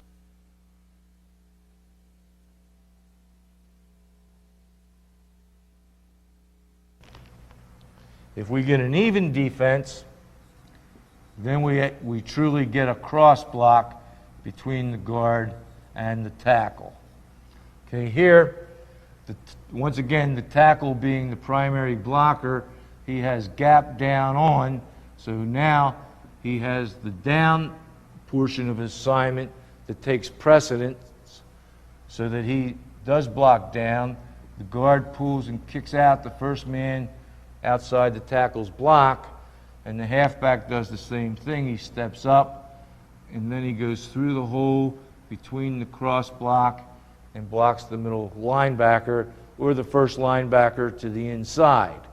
Now, the center is uncovered, so he blocks away or blocks left, and now the guard guts around his tail, and he's on the middle linebacker also, and the backside tackle now moves up to the second level and walls off the third linebacker.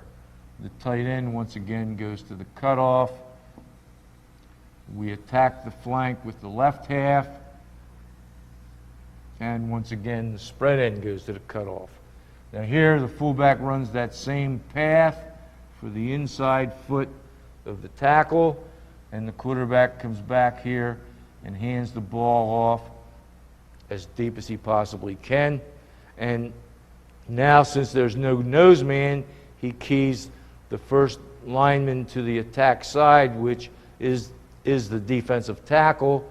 And so if the block is established, the fullback goes through the cross block, and he's in the secondary through that hole.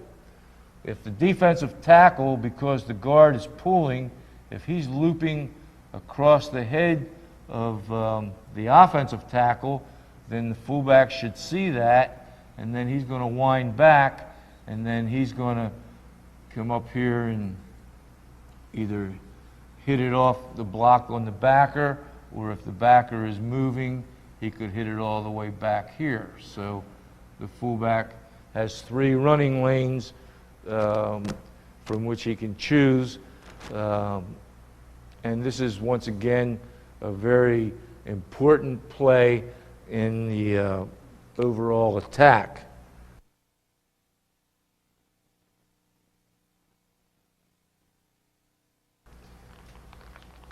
Okay, now we have one final outside play out of the belly, and that is the option off of that cross block. And we try to make it look as much like the cross block as possible, so that beginning with the tackle, He'll block gap down with the loaded option. The guard will pull. Now, instead of kicking out as he does on the cross block, he will log the man he was kicking out. And the halfback, when he takes this step up and out, instead of going back inside, he will continue for a spot 2 yards outside the tackle, and he will block the first thing from that spot back to the inside. So in this case, he would load that outside linebacker. The spread end will push the corner off and then come in on the free safety. The rest of the linemen will reach. The tight end will go to the cutoff. The left half will go back in motion to his halfback spot, and he becomes the pitch man. The fullback runs his cross block path. The quarterback reverse pivots, makes that ride, and then he comes right off the tail of the fullback and attacks the line of scrimmage. And we have this corner isolated all the way out here, and it's really set up more as a quarterback running play than an actual option play, but it is a good complement to the cross block.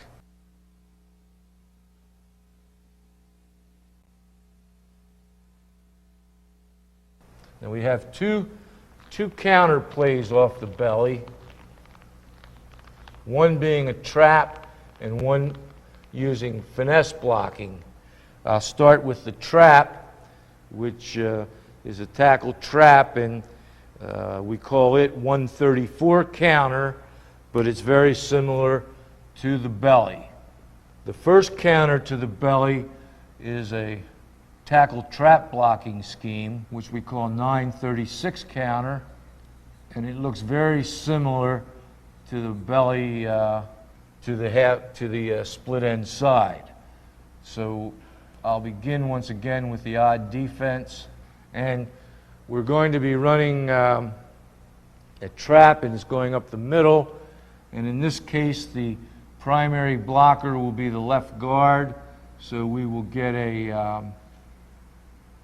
double team from the left guard, a post block from the center, and our right guard will step up and execute what we call an area block. And that means he's going to protect his area and not let any penetration come in on the back side of that lead post. The left tackle will block the first linebacker from the center, and once again he will try to escape the defensive tackle, and the tight end will go to the cutoff, and the right tackle will pull, and he becomes the trapper, trapping the first man past the center that is on the line of scrimmage.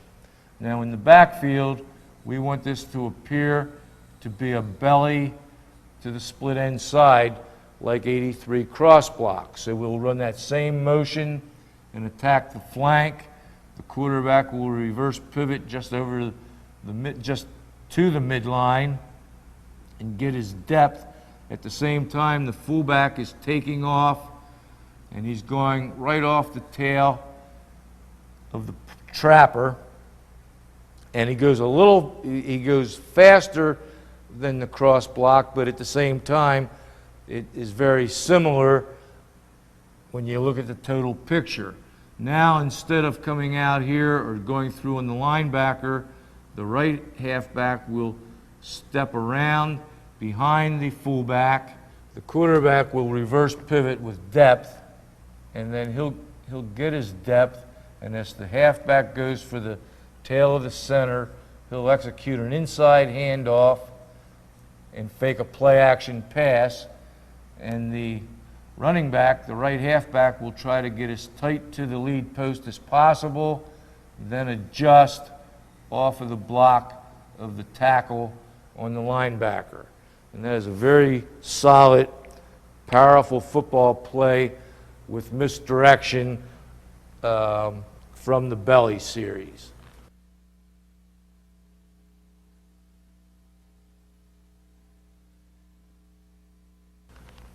If we get an even defense, we just move the whole one man to the right, so that now, instead of the center being the post blocker and the guard being the lead blocker, since there's no one for the center to post, it moves over one man. This is what we call a short hole. The guard becomes the post blocker and the center becomes the lead blocker. Now, if there's one backer in the middle, left guard will influence showing pass protection, and the left tackle once again will block the first linebacker from the center. The tight end will go to the cutoff, and the right tackle will pull, and he'll trap the first man past the center on the line of scrimmage. And then we show motion, so that we want this to look like the belly to the right.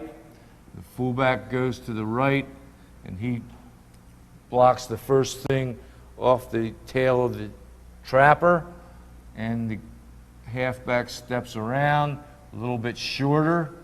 Quarterback comes on over, hands off to the right half, fakes a pass, and then the running back gets up tight to the double team and then goes to the adjusts off the block of the left tackle and the backer. Now, if they're in a stacked defense where there are two linebackers in the middle, then we cannot influence with the left guard. Now the left guard will escape inside, and he'll go to the far backer. The left tackle, he'll block the first backer from the center to his side, and once again, the running back will try to go up between the two blocks on the linebacker against the stack.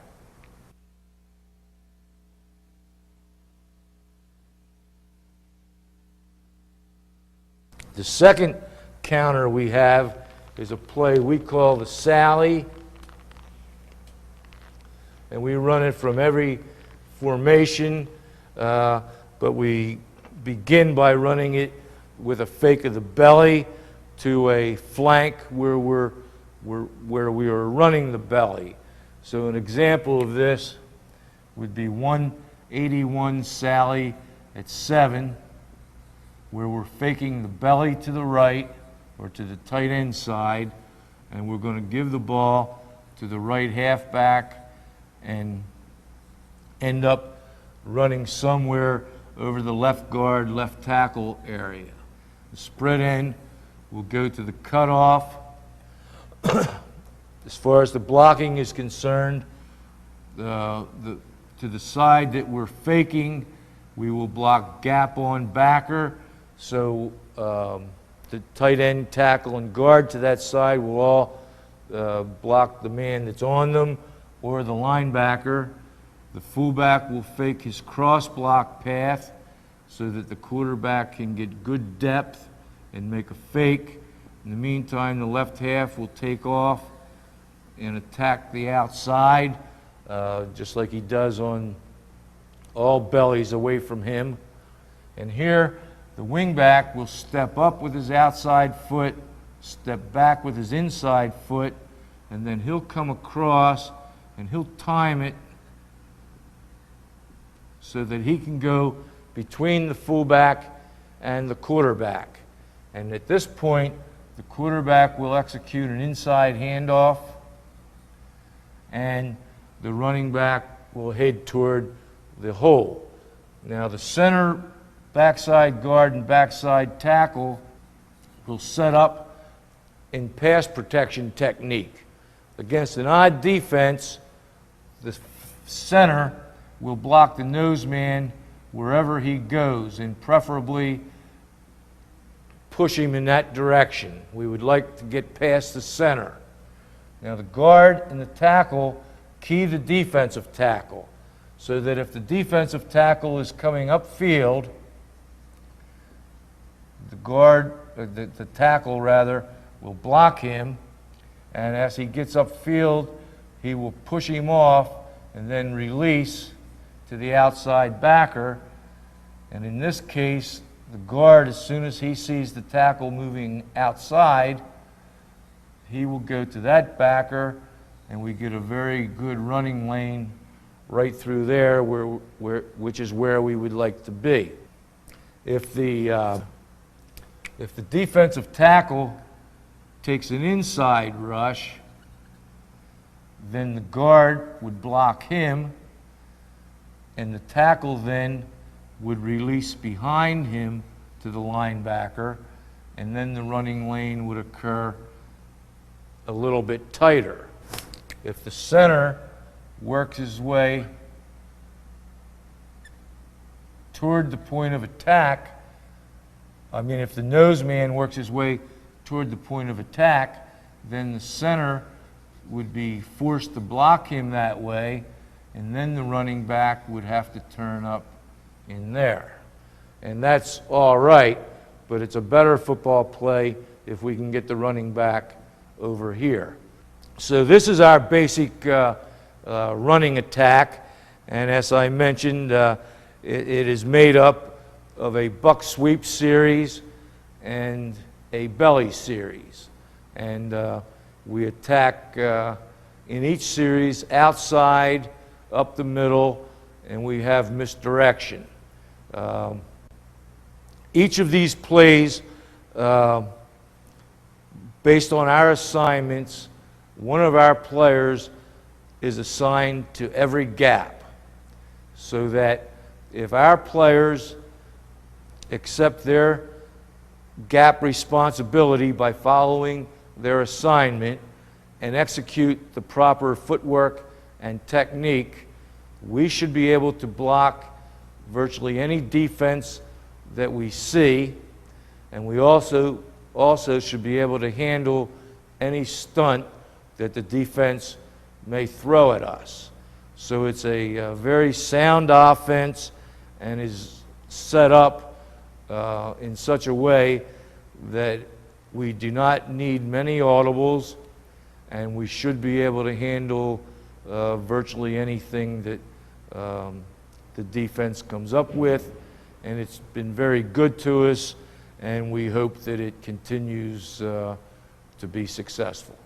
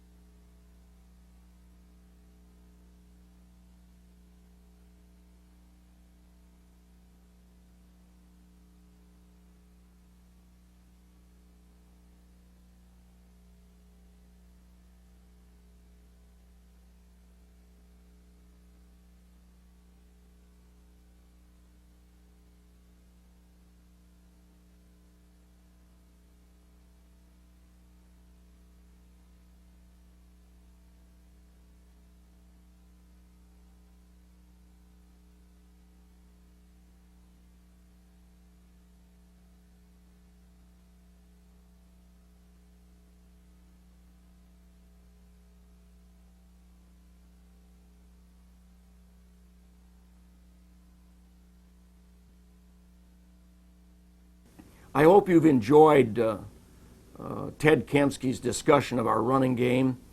It was the beginning of the wing T offense. We like to run the ball effectively, efficiently, and drive the ball on the ground. That gives us an opportunity to throw and to do a lot of things that we would not be able to do if we weren't efficient running the ball. Hi, I'm Tubby Raymond, the head football coach at the University of Delaware. We've done what I thought was impossible. I didn't think we'd ever be able to run the triple option with the wing T, but we have, and it's been effective. I'd like to have Ted Kemske, our offensive coordinator, show you how we have accomplished this.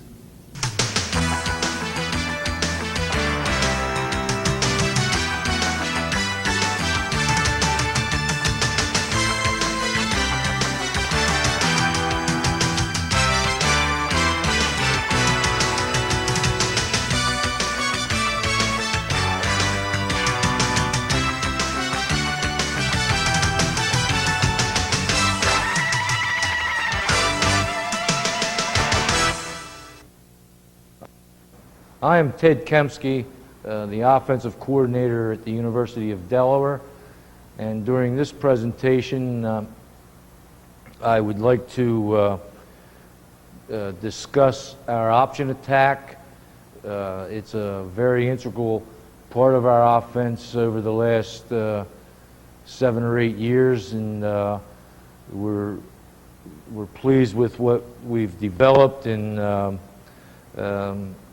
hopefully I can give you the total picture as to how we developed this.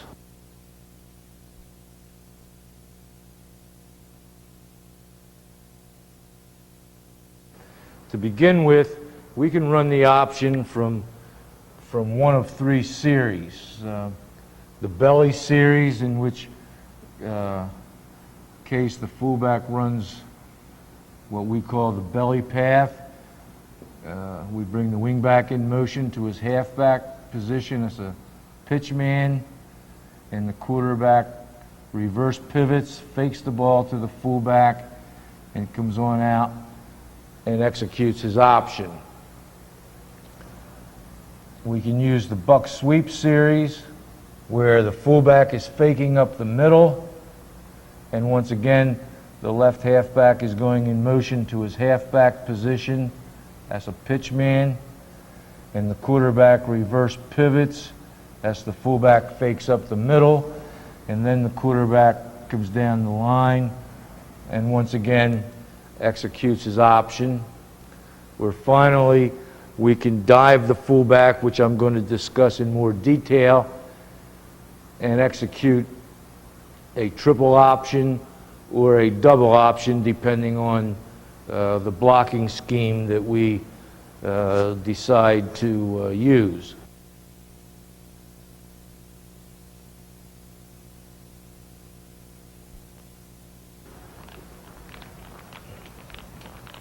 We begin the development of our option by running it to a spread end side. And going to the play side, we count from the outside in. So we go 1, 2, 3. And our spread end and the halfback to that side are responsible for blocking 1 and 2, and the quarterback will option number 3. So that with our basic blocking, the spread ends assignment is to crack 2, stalk 1. So if we have a normal 3-deep defense, the spread end will have number 2 in a crack position, and he will go inside and execute a crack block. The wingback's assignment is to flare, check 2, stalk 1. Now if number 1 starts coming up aggressively, our wingback will execute a normal run block. But if he's playing soft, we would like him to keep his feet and stalk block. Now with this dive option, which we call our 40 series, it's really a veer option. This would be, in our terminology, blue 41 option. We will begin with traditional triple option blocking. So we will get a double team on the nose. The right tackle will go into the backer. The rest of the linemen reach. The end goes to the cutoff. And our fullback dives for the outside hip of the guard. The halfback, as on all options, will go to his leave and get to his halfback position, and then he will flare as the pitch man. The quarterback will step back at 45 degrees, put the ball in the fullback's pocket, and he will read the first thing outside the tackle's gap. If that read closes down hard, the quarterback will keep the ball. If that read opens up, the quarterback will give the ball to the fullback, and he will have a hole to run through. But if he closes, the quarterback will pull the ball, and he will attack number 3. And number 3 becomes the option key. And the quarterback will then either pitch it to the left halfback or keep it if number 3 is playing soft. So that's our basic blocking with our option, and then we adjust from there.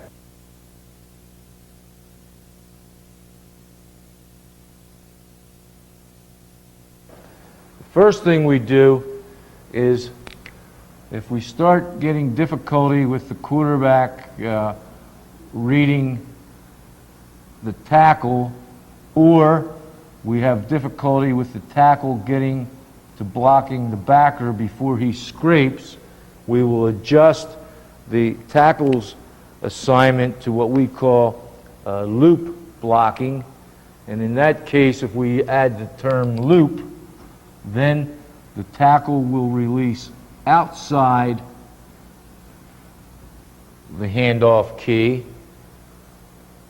And once again, if that outside release softens up the handoff key, the fullback will get the ball. If the tackle closes in spite of that, then the quarterback would pull the ball and come out and execute his option on 3. Okay, the first thing that can happen at the point of attack where the blocking occurs is that where number 2 gets himself into a position where the spread end cannot crack him. So that if right before the snap, number 2 runs up and beats the crack, we would expect that the halfback would pick that up. That's why we give the halfback the assignment of check 2, stalk 1. When the spread end sees that, if he sees it early, he would then trade assignments with the halfback and peel back outside to block number 1. If he's committed too far inside, then he would continue inside and block the next thing that shows, and 1 would be free, but he would be coming late.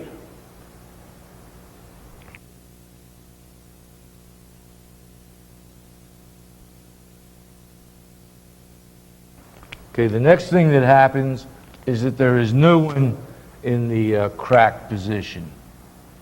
And now, as I show this, I will show an even defense to give you an example of how we would block against the even. The first thing that happens is, internally, we no longer have a nose man to double team, so now we will block the man on the guard, execute what we call a bump lead assignment, where we will begin a double team, and once we have solidified that, have the tackle move up to the linebacker.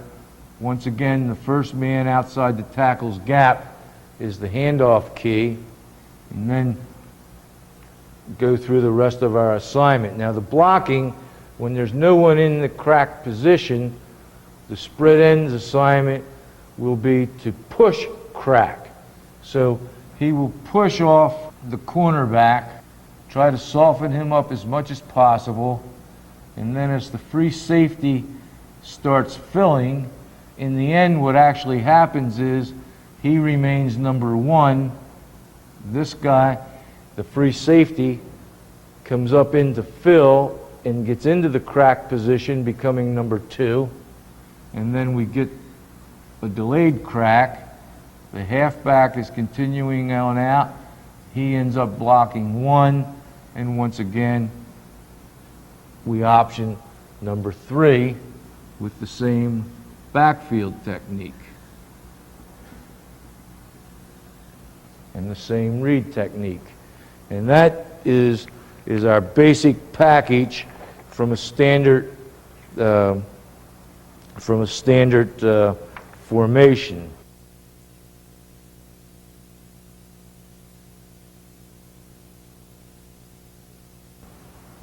Now, with a 3-deep defense, the free safety is sometimes difficult to handle. And we have a number of play-action passes that we use to try to slow him down, but we also make some other adjustments. But if we're in a regular 3-deep defense where we have 1 and 2 blocked, and we're optioning number 3, if we can't slow this safety up with our passing game, then we need additional techniques to handle that. The first thing that we do is, if he's coming up that hard, generally speaking, number 1 will play a little bit softer, and we will change the blocking to a scheme we call push point, where instead of cracking on the strong safety, if we add the word push point, we will take the spread receiver and go behind the strong safety and crack the free safety. And when we do that, the wingback has his assignment changed to block 2. So with a push point adjustment, we're assuming that 1 will be a little bit softer, and we will take care of the aggressive free safety with the spread end, and we will block 2 with the halfback.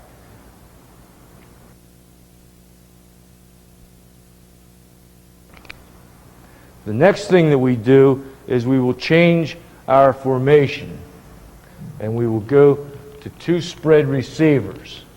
And in going to 2 spread receivers, we will put both receivers on the line of scrimmage to the wide side of the field. And for terminology purposes, we call the outside receiver the spread end. We call the inside receiver the X end. And then we go through our normal blocking assignments, have the same read key, and the quarterback either gives or keeps.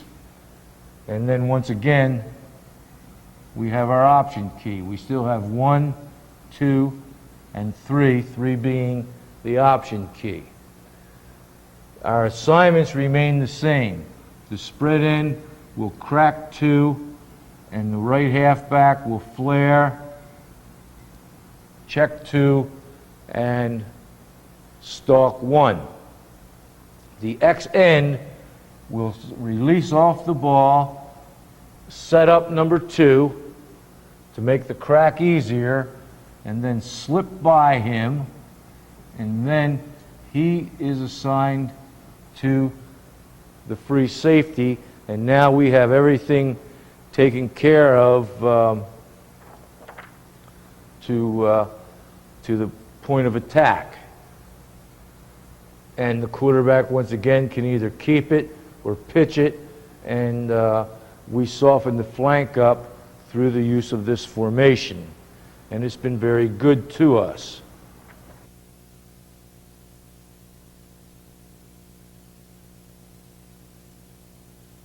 We can adjust this blocking to give the defense a different look by using the term X-load. And what X-load means is that the man that we normally are optioning, we will block. In fact, load, that is our term, that is our definition for load. So if we add the term X-load, X will,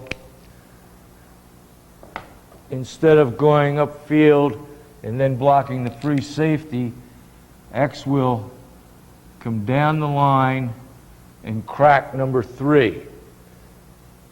When the right halfback hears the term X-load, he changes his assignment to set up 3, then release, and block the free safety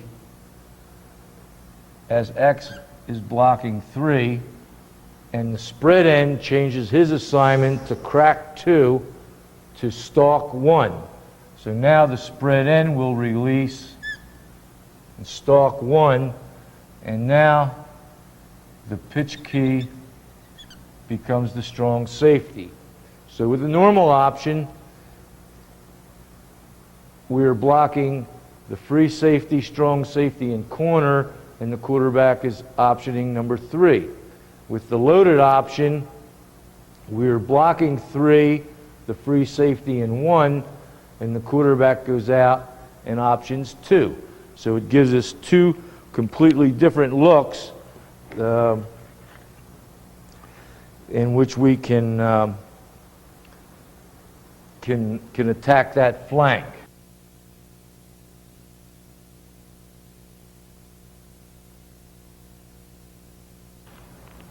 The next thing we had to get into our package was a weak side option as defenses started adjusting to handle the strength of this formation.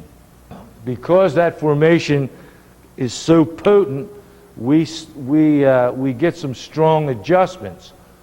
And if they move their secondary back into 2 deep, and then they also adjust their linebackers, then they have negated the strength of that formation and have forced us into doing something different.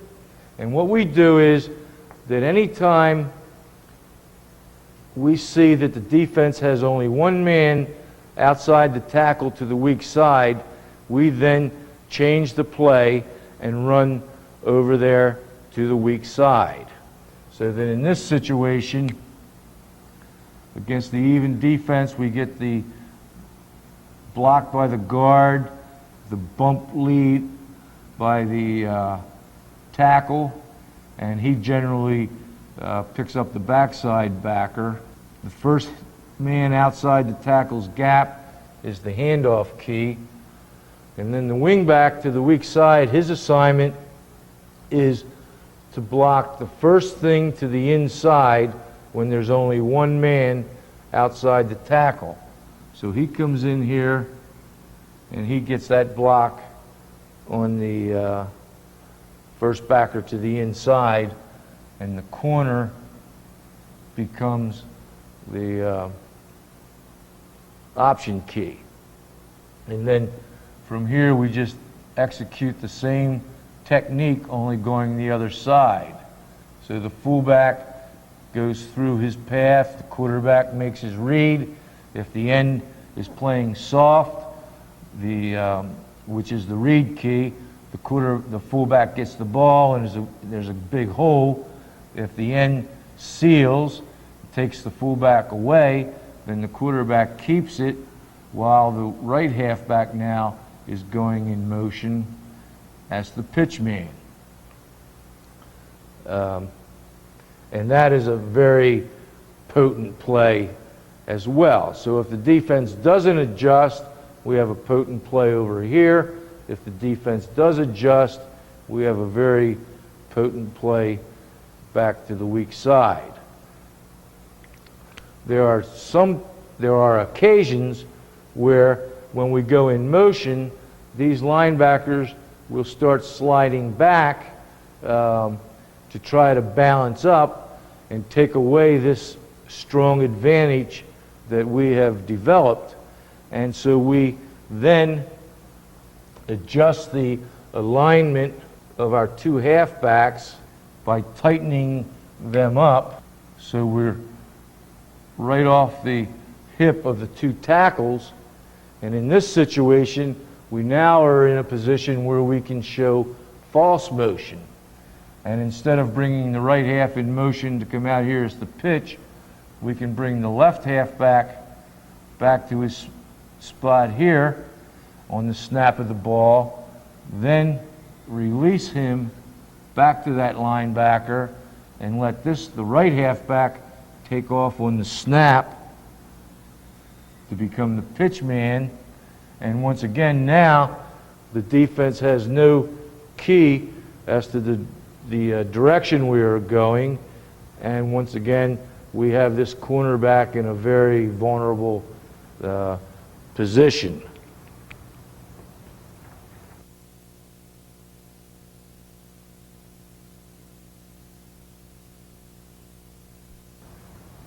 Okay, then we have a misdirection play off of this, which we call a Sally play. And we will run the Sally from both the 40 series, which is the veer series, where we also run it from the belly series, which is the 80 series. But in this situation where we're running the veer option, we will run the Sally from the veer look.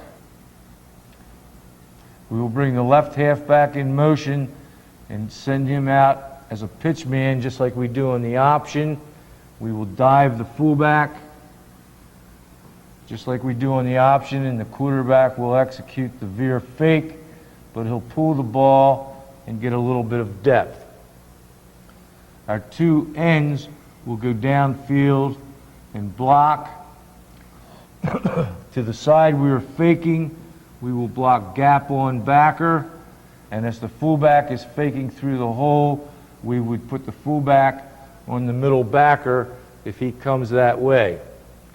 Then from the center on back, we will have them get into a pass blocking stance. Against an even defense, the tackle will block the end as he comes upfield and then release to the outside backer. In the center and the left guard will read the defensive tackle. And usually the defensive tackle is an A-gap player, so as he comes in here to play that A-gap, the center will block him and he'll slide a little bit. He'll encourage the tackle to come through his right shoulder to get into the action and then turn and block him right there. The guard will release delayed to the middle backer. The wing back will step up, then back, and get an inside handoff as the quarterback fakes, and there's a big hole there.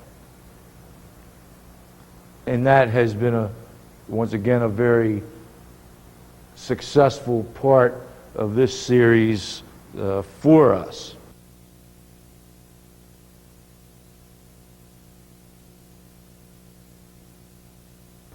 That we will fake the weak side option and then run the Sally back the other way. And here we will bring the right half in motion to the weak side as a pitch man, fake the fullback to the weak side, and the quarterback will execute his veer fake and get some depth. And here now to the side we're faking once again. The guard and tackle will block gap on backer, and the fullback will block any linebacker coming through that area. On the backside, once again, the center, guard, and tackle will get into pass blocking positions, and the tackle will block the end, push him upfield, then slide to the backer. The guard and center will read the defensive tackle, and if the tackle is an A-gap player, then the center will encourage him and then turn. Then the guard will release to the linebacker, and the two ends will release downfield and block the first man to their inside.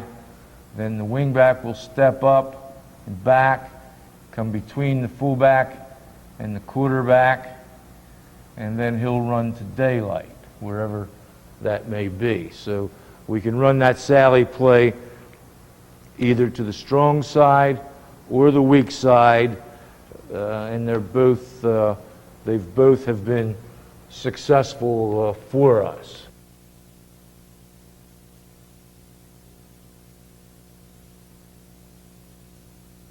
To complement this running game, and keep the secondary off balance, we need some play action passing. So the first thing that we do is adjust our formations. And the first formation I showed you was 2 wide outs or 2 spread ends to the wide side of the field normally, and 2 wing backs. And in this formation, that makes the X end, or the inside end, ineligible. So the first thing that we will do is put the right halfback up on the line of scrimmage and take the spread end or the outside end and drop him off, so that now we have 2 eligible receivers out here in what people commonly refer to as a twins formation, and a halfback on the weak side who can come back in motion. We still can give the ball to this right halfback on a sally play over here to the weak side, and he can be a blocker in our option package, but he becomes ineligible as a receiver. The next thing that we do is we'll keep the right halfback in his wing position and take the weak side halfback and put him up on the line of scrimmage, and that takes away his ability to come in motion, but he is still an eligible receiver, and now we have 3 receivers to the strong side who are eligible, and that is commonly referred to as a trips formation.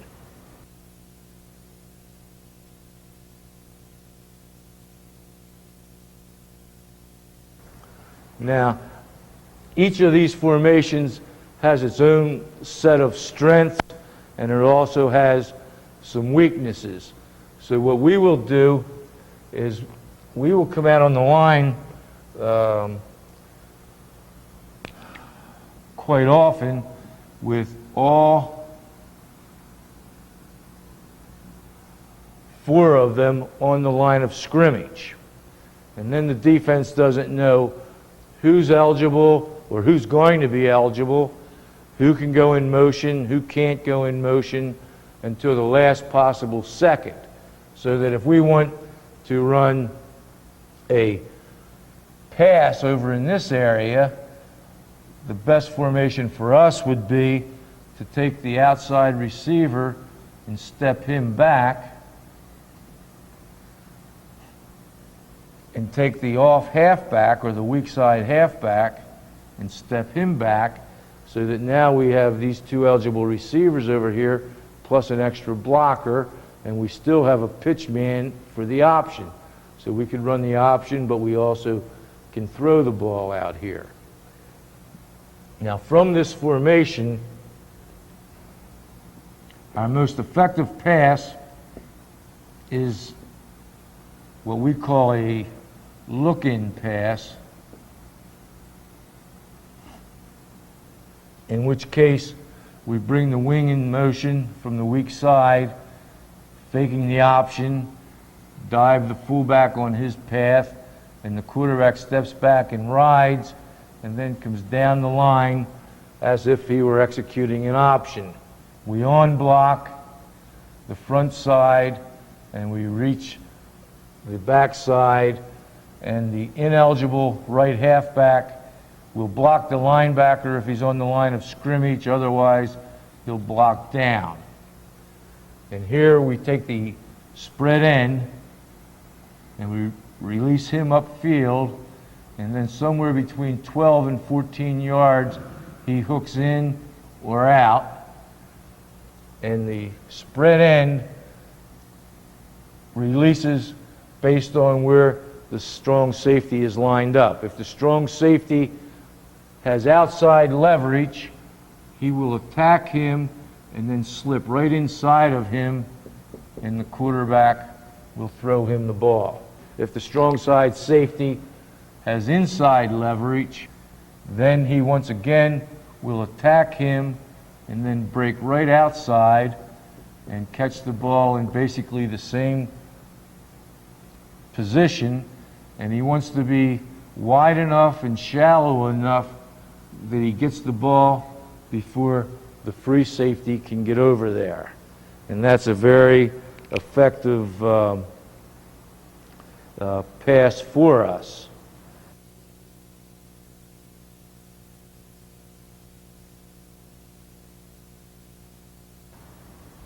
The other thing that we will do to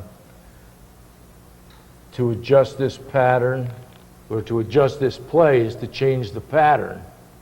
So that when we're running the look-in, if this corner starts jumping on the spread end when he hooks up, we will take him downfield 12 yards and break him on a post, and we will send the the X end inside like he's running the look-in, and then run him on a flag, so that we will try to freeze this guy, occupy him here, and then come down the line a little further, and then throw the ball over the top to that X end who is running a flag pattern. And that does two things. The look-in plus this pattern does two things for us. Number one, is very efficient and gives us big plays, but number two, it makes it very difficult for the secondary and the free safety in particular to disrupt our option attack.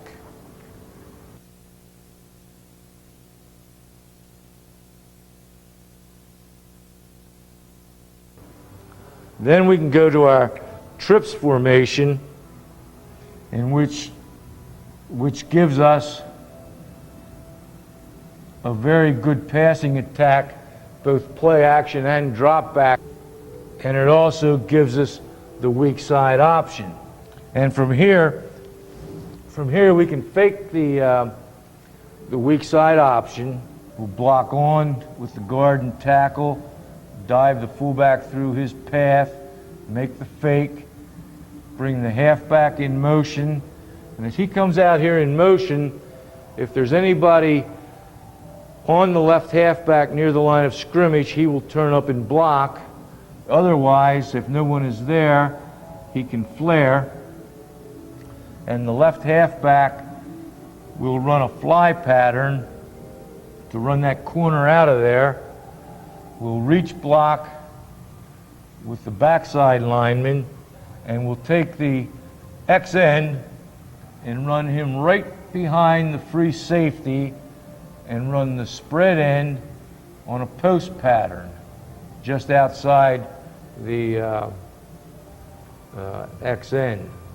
And what happens here is when this wing goes in motion, these linebackers start sliding, but more importantly, this free safety comes up trying to stop the option, because we have them in a vulnerable position there at the weak side. And as he makes that move to come on up, the quarterback comes down the line, takes a couple steps back, and he has a perfect shot to that X end for a touchdown. And even if the free safety is slow enough and sees this and reacts, we still have the spread end in behind that on a post pattern, which is very difficult for the secondary to get inside of him and cover him. So the throwback pass along with the look-in pass to the strong side are very important to us in our use of the option from this unbalanced two wide out formation. And that concludes the presentation of our option. Like I said initially, this blocking scheme and passing scheme can be executed with the veer option, which I spent time on, but it can be used equally well with the belly option or the buck sweep 20 trap option, which both of those are double options as opposed to the triple option that the veer option gives to us. But all in all, this option attack has become very important to the wing T. It complements the basic wing T running attack extremely well because in order to stop the option, the defensive line has to play in a way that is antagonistic to the way they have to play if they're going to stop the conventional wing T blocking schemes. So we have a good marriage here between wing T misdirection and then wide open option football.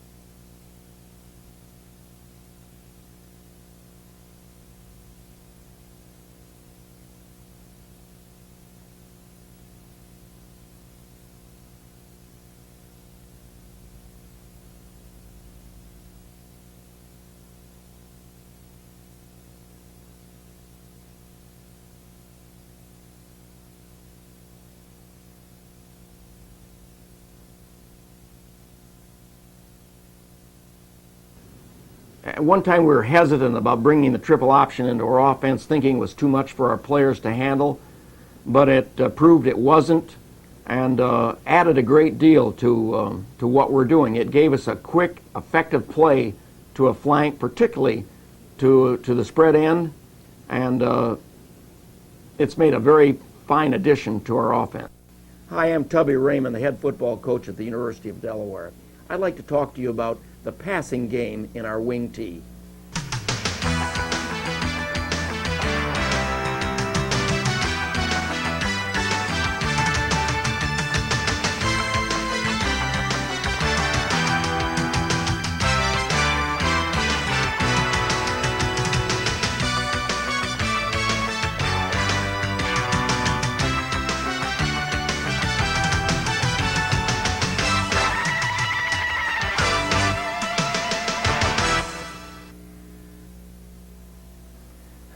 There was a time when they used to accuse us of tying the quarterback's elbows to his body so he couldn't throw at all, and we'd get through a ball game and throw maybe 2 or 3 times, and that's the reason for my smiling.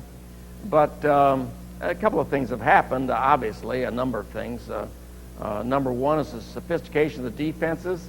You can't have an offense that just pushed into one tiny patch. You've got to spread out. If you have some ability, some people that can run, you want to be able to do that. Another thing that's happened is the availability of passing.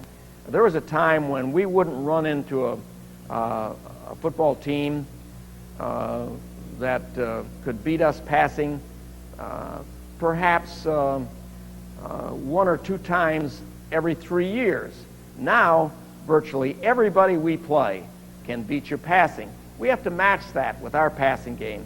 And we have developed some formations where we do spread people, get them out, and have been very, very pleased with our passing game in recent years. Passing is a predictive skill. If the passer waits until the opening is there, it's too late.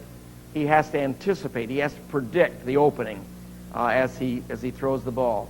Then he has to throw the appropriate ball. And like the pitcher who sometimes throws low and away or high and tight or out of the strike zone, the passer must duplicate those feats. Sometimes he has to throw the ball low and away to a receiver that's outside. He wants to throw the ball in such a way that it could not be intercepted. Sometimes he has to drill the ball, get on top of it, throw it hard to get it to his receiver. There are other times when he needs the appropriate ball of feathering it or lofting it over a defender and getting it to the receiver. This obviously takes a lot of practice. I think that the quarterback's arm in some way should be treated like a pitcher in baseball. He just is not going to be able to throw every day for long periods of time without his arm getting tired. But at the same time, throwing every day over periods of time strengthens his arm. So we every day that we're throwing the ball, I check the quarterback's arm to see that we're not throwing too much. We don't throw too much on Friday, or very little on Friday before the ball game. We do throw heavily on Wednesday, may cut down some on Thursday, but we'd like to keep that quarterback's passing arm with a little zip. I don't have an awful lot to say about the quarterback throwing the ball itself. I would suggest that the quarterback get a grip that feels very comfortable to him with respect to the seams, and I'm going to let him develop that himself by taking the grip, breaking it, taking the grip, so he gets the ball the way he has a feeling, I just can't wait to throw that ball. And I'd let him develop this. The other thing I think is important is that when he throws naturally, I'd like him to pick the angle that he throws at. It is impossible to force that throwing angle on the quarterback. You don't want him up here on like this or in some other way that is uncomfortable to him. Let him find that angle. Another thing I think is important with the quarterback is when he's warming up, that he should never just take the ball and throw it. He ought to have some idea where it's going. So he's going to, as he starts to loosen up, he throws the ball for the receiver's right shoulder, his left shoulder, right over his head, in his chest, so that with a consistent release and this consistent grip, that he gets the feeling that he could put that ball exactly where he wants to all the time. Now, that's a skill that comes with time, but if you don't begin with that, you'll never get it. The only other comment that I'd like to make about throwing the ball is that ideally, if everything is perfect, he has the weight on his back foot and he starts to stride, that striding foot should be just a little bit pigeon so it keeps his shoulders in fully cocked so he has that body to throw if he wants to. Now, I understand he may have to throw the ball like this sometimes. He may have to throw the ball off balance sometimes. That's fine. I understand that. That's not a problem. But we ought to have an ideal situation where he learns to throw for control and he thinks about control before he goes into a live situation.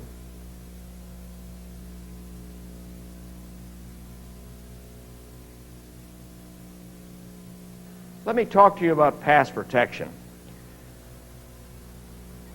I won't go into detail the skill of the lineman as in the technique that they use for pass protection, but from an assignment standpoint, because we throw from virtually all of our running actions, and we have 3-step and 5-step drop back, because we have what appears to be an awful lot of offense, we're going to once again try to make it simple by giving them a basic pass protection that can fit in a number of situations.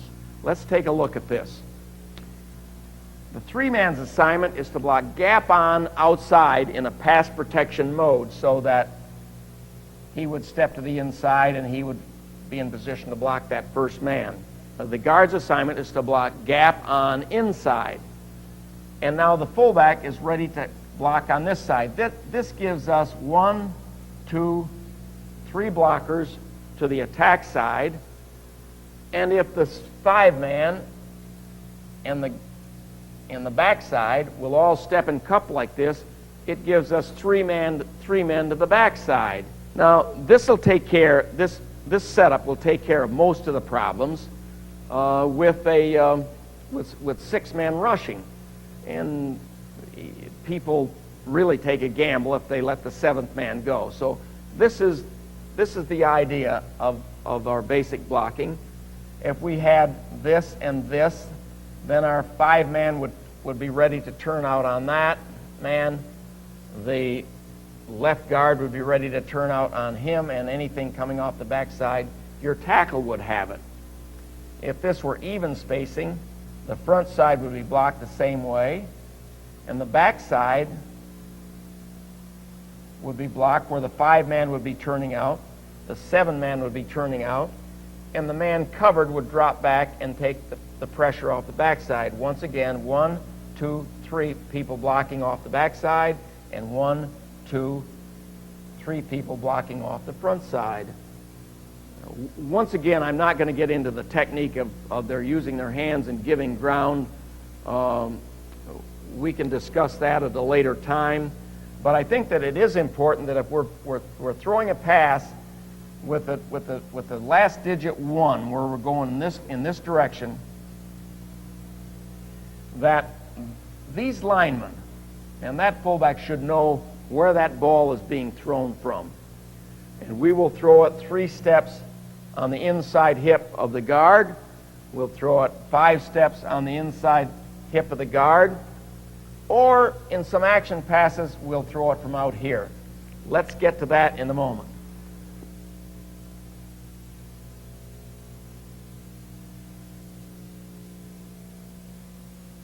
Let's just bypass for a moment the action passes and take a look at the introduction to a drop-back passing game at Delaware.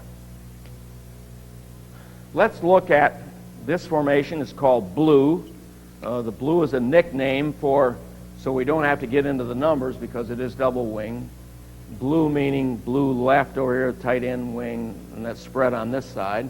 And we're going to throw 51, which is a 3-step drop back to this side, to the spread end. The quarterback will take right foot, left foot, right foot. He plants the right foot. He has the passing grip almost immediately. That ball hits his hand. He turns it just enough to get the passing grip. He takes right foot, left foot, right foot. He has the ball up by his shoulder, ready to throw the ball so that it's show pass. We're not trying to hide anything. We're not trying to fool anybody. It is going to be pass now, and get it up there and let it go. Repeating the protection, and now the lineman, knowing that 50s is 3-step, at the attack side where he's throwing the ball, they'll cut a little bit. They're going to get down and take after it so this defensive end can't put his hand up in the air and knock the ball down. And here's your procedure off the backside where the 3 people are blocking off the backside. And now let's take a look at the wideout. With 3 steps, we'd like that basic pattern, that general pattern, to be 6 yards. And as an example, every time you go to throw the ball, you have to be ready to throw it against man, against 2 deep, against 1-3, 100 secondary is with 3 deep, 300 is with 3 deep, or quarter coverage where the cornerback drops out. So there are really 3 ways. You have man, you have 200, and you have some form of 3 deep. And our receiver is going to release at an angle for the outside shoulder of that defender. And if he sees that he has any room to the outside, he's going to loop out at 6 yards. The inside receiver is going to turn and start to run right upfield and look over his inside shoulder right now. So that if the quarterback comes out and he finds some exaggerated position, say with the linebacker out wide, that he could, on one step, just pop the ball in there. Otherwise,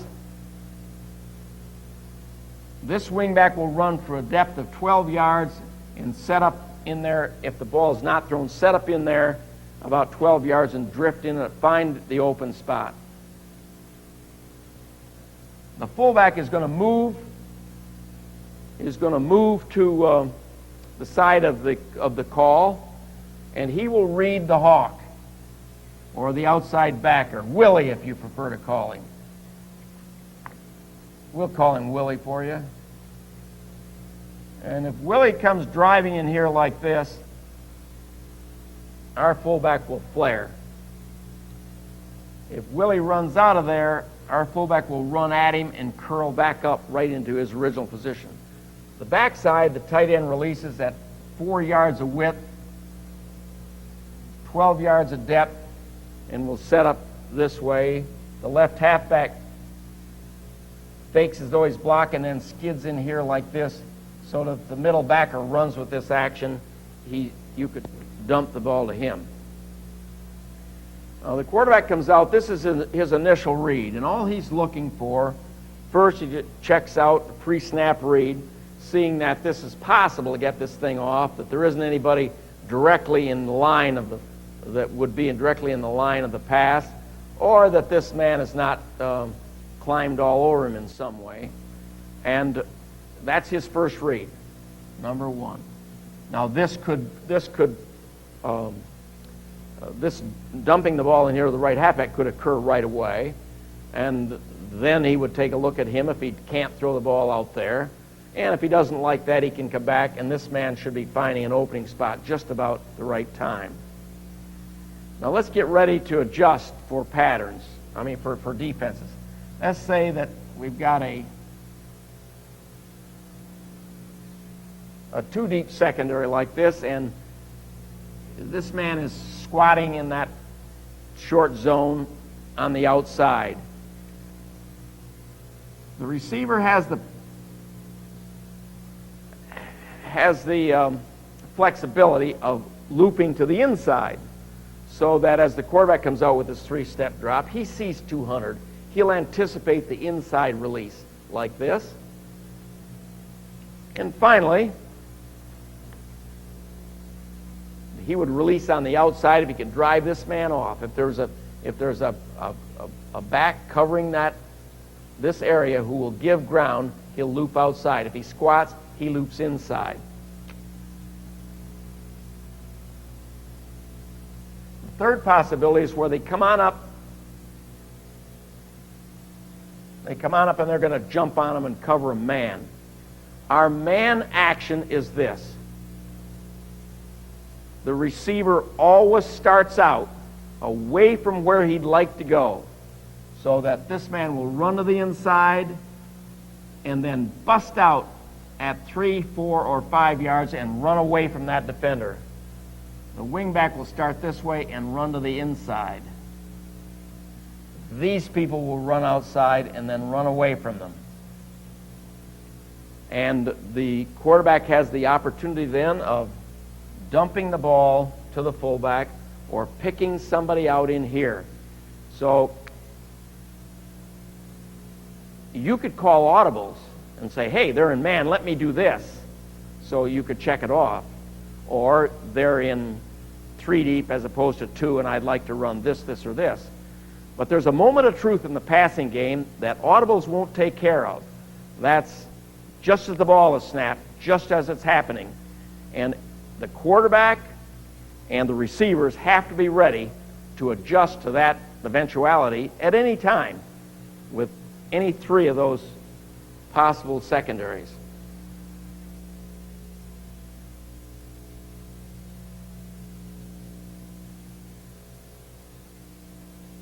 Now I have a couple of favorites, so that I've just described 51 to you, blue 51. And I have a couple of favorites, and to get these, I would simply call blue 51 in or blue 51 post would be the other two patterns that I like to run. If we get 100 secondary that would look like that, I really like the post. And it would be a 6-yard release, again, releasing to the outside shoulder of that cornerback, and then at 6 yards he just breaks off in there at the post. And the exact angle would depend on where this free safety is and how much he could get. And with the post, the companion pattern is for this wingback to run in the flat. The backside remains the same. The protection is the same. Would flare if that hawk were to drive. The other pattern that I like from this is the in pattern.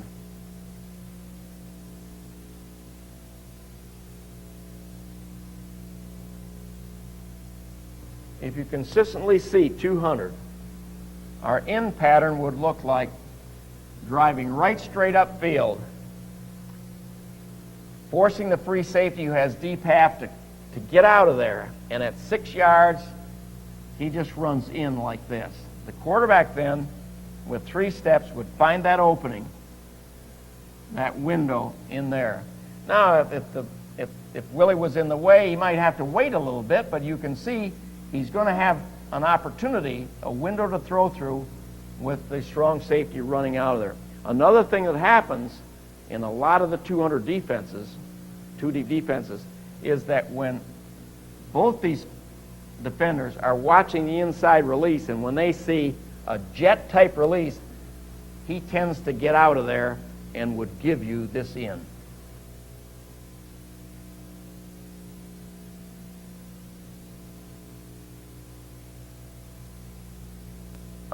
We find that a lot of defenses are very much concerned about our motion, so that when this halfback, for example, begins in motion, things start to happen over here. For example, with motion, the strong safety may start to roar up in there to stop the option game or the sweep at that side, and the defense tends to revolve towards it. We can use this action in our passing game, so we have added motion to our 3-step drop back. And if I were to drop the end off and step the wing back up, then both of these people are eligible while this one isn't.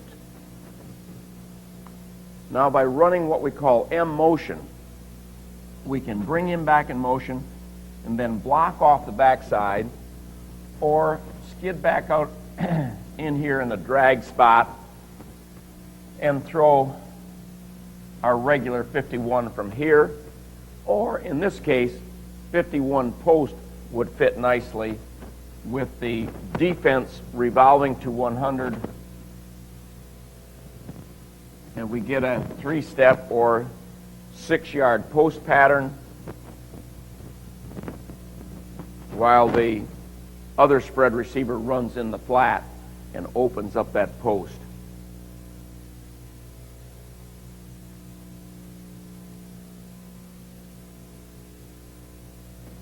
I spoke to you earlier about the need for an adequate adjustment for man, 2 deep or 3 deep, with every pass. And I think that this might be a good place to introduce the possibility of using a formation to help you with pressure. Here we have loose right tray, where the right halfback, the right wingback, has stepped up on the line of scrimmage, and the outside receiver, our spread receiver, has dropped off, making both the spread receiver and our X end eligible, while the right halfback is ineligible, And of course, we still have the left halfback over here eligible. By using the concept of M, the left halfback can come back in motion, making it look like he's going to go across,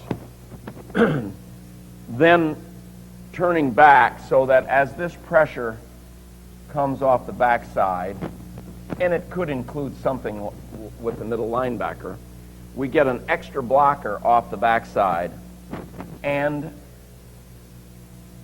with pressure off the front, we get an extra blocker with the right halfback blocking, and then we can execute either a 3-step drop or 5-step drop, with the fullback going as an additional blocker to the side and giving you the opportunity to run patterns with the 2 receivers to the wide side of the field. This happens to be curling out. We could run hook and hook. We could run curl and fly. And actually you could even post that, even though there could be a free safety in the middle.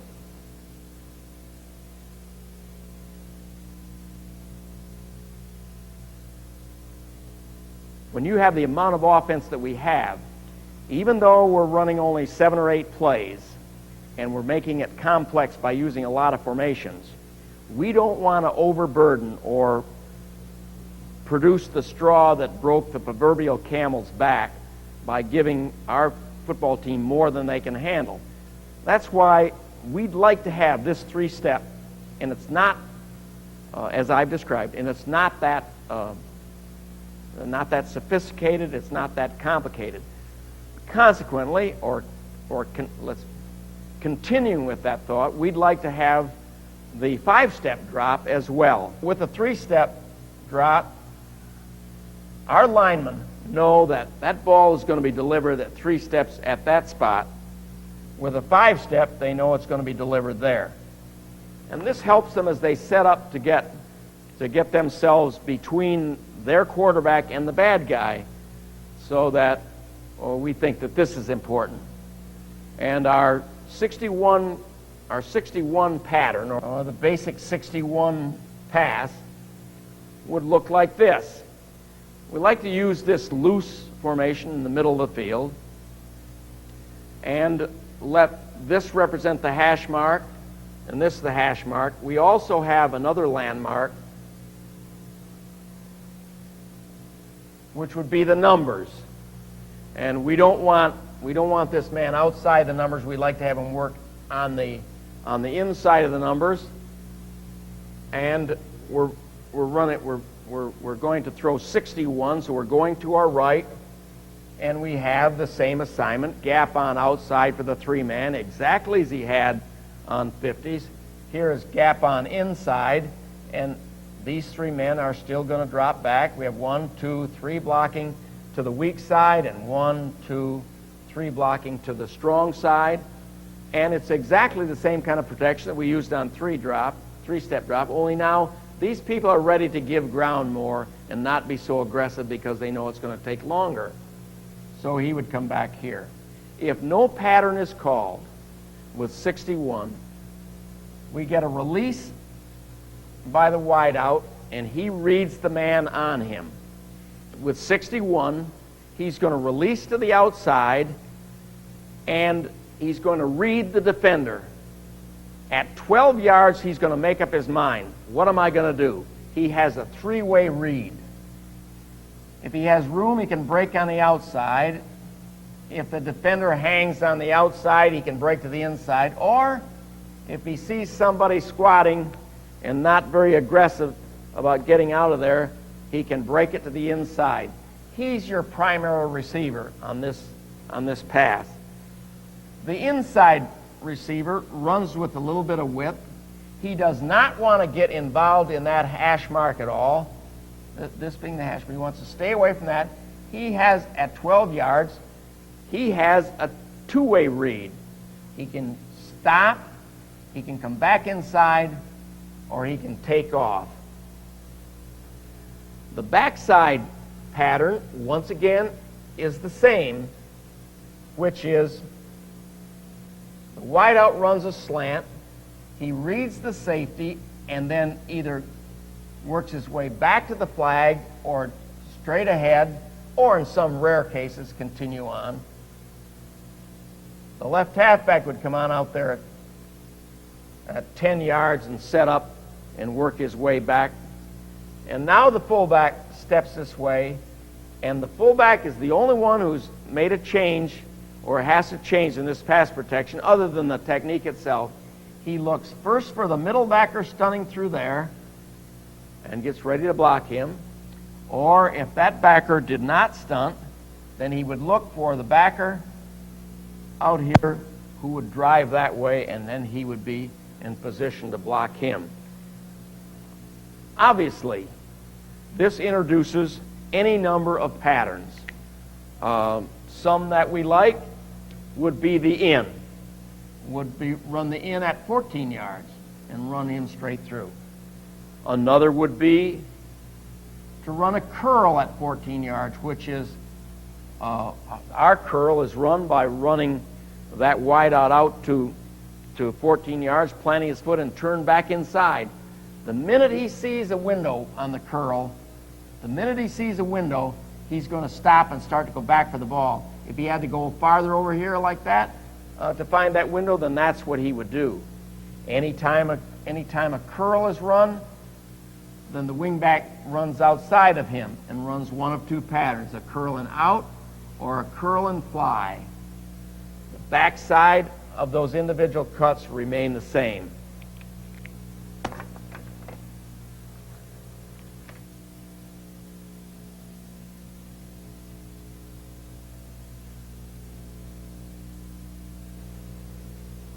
Every drop-back passing game should have a screen.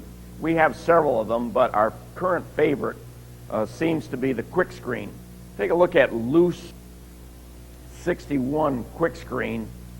One, of course, gives you the action to the right, and we have a loose formation, two wideouts, two wingbacks, and we're ready to screen. The focus of the screen is going to be on the three-man or the right tackle who steps to block pass protection along with the four-man, and we get our drop back pass technique protection by 5, 6, and 7. In about a count and a half, maybe 2 counts, or maybe it's feel.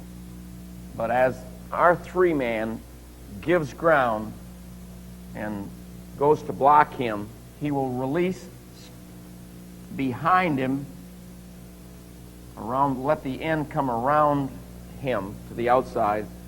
Then the three-man will release downfield and block out at the line of scrimmage. The wingback will block the first thing that he can get a hold of, and the wideout would block a man inside of him or directly in front of him. And as the quarterback comes out, he's going to read this. And if he sees this is happening successfully, then he'll just throw the ball quick screen to the fullback, who has the same type of blocking downfield that he would for a running play. With 2.5 counts, a little bit longer, the four-man releases and gets that kind of angle on the middle linebacker.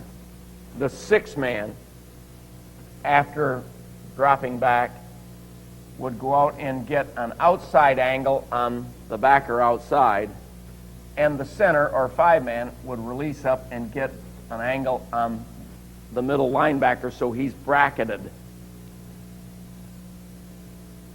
We get a release by the wideout turning in. We get a fake release here by the left halfback, and then he slides into the middle.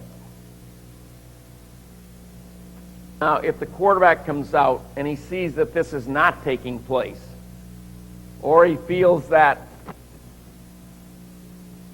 his three-man can't get out to execute that block.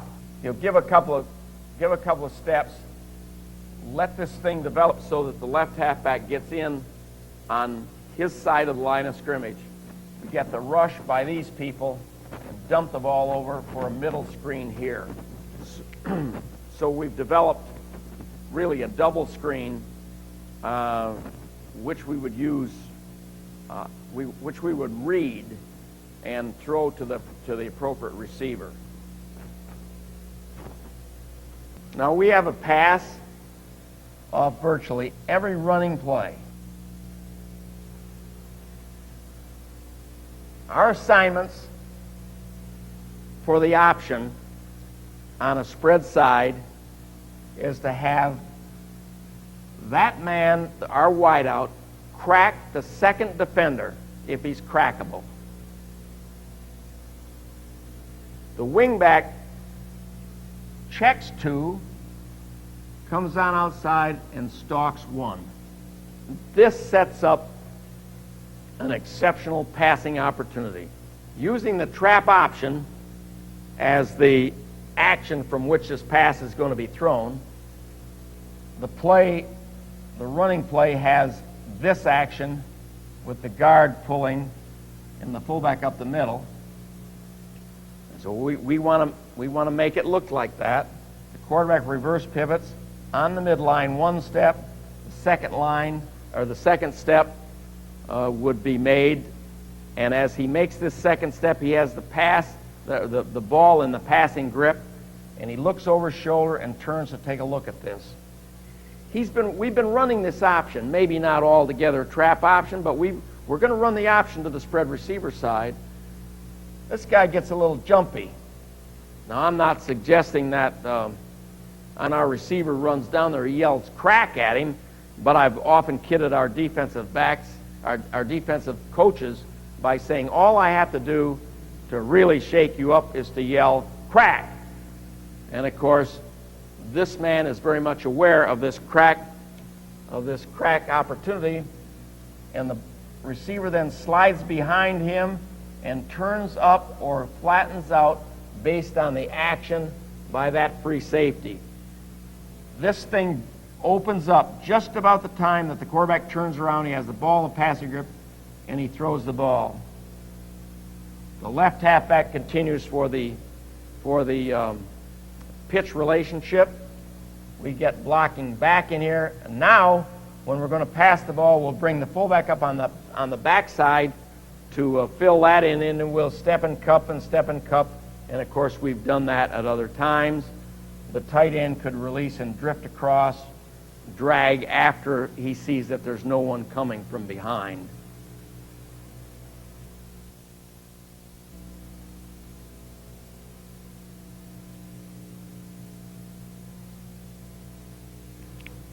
We have a belly play that goes towards both flanks. That is the play that's designed as a running play for the fullback. He has two of them. He has one at 3 that would go at that angle. He has one at 2 that would go at that angle. 7 would be over here, where the quarterback reverse pivots and rides the ball to him. So with this, we want to have a pass off this action. Let's assume that we want to throw the ball with action towards the tight end. We call that 181 keep pass.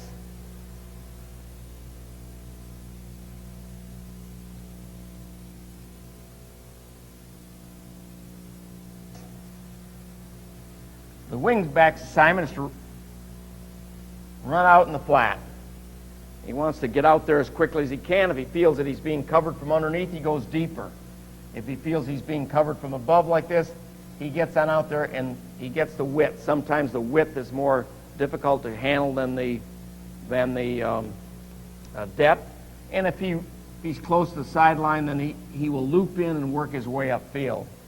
The tight end will work his way across the face of that linebacker and turn up and look into this area between those two defenders. As he starts to, he's going to read them. And he will, in this case, would turn over his outside shoulder and just flatten out behind this cornerback.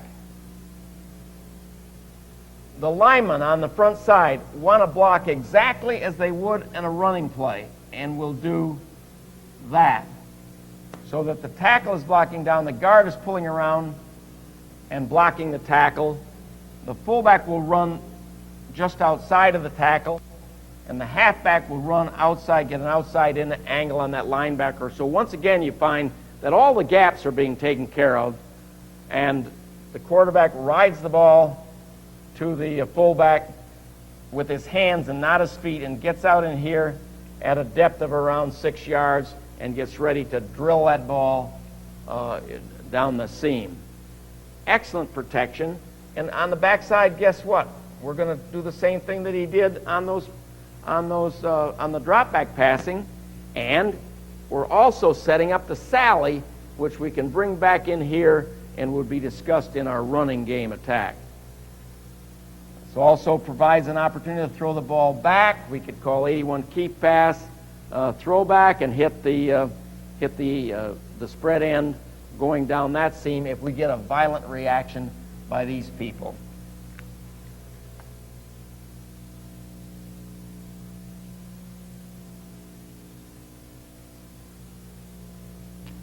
Now, with the keep pass, we could run individual cuts the same way. Let's for example, we want to run 81 keep pass. I just diagrammed 81 keep pass, which is the standard 80 keep pass with the tight end when run to the tight end is in the seam. Now we want to run to the spread end and run an individual pattern. Once we decide that we're going to throw an individual pattern, we're no longer going to ask that guard to pull and make it look like it's a cross block or the fullback play in there. And now we're going to block just exactly as they did on 61 or 51.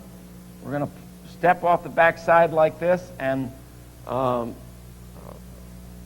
where these back three people are pivoting, if we run it away from the tight end, we'll let him drop back and turn out also.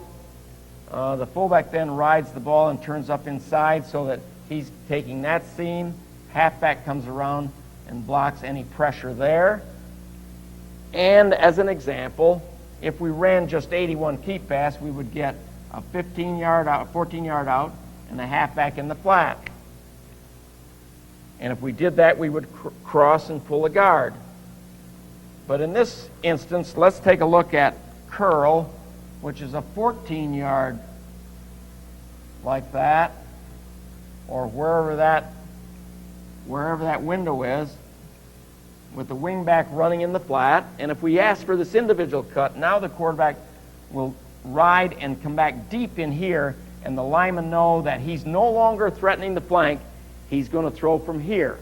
If he called just 81 keep pass, then they'd anticipate that the ball would be thrown from out here, and he'd be threatening the flank.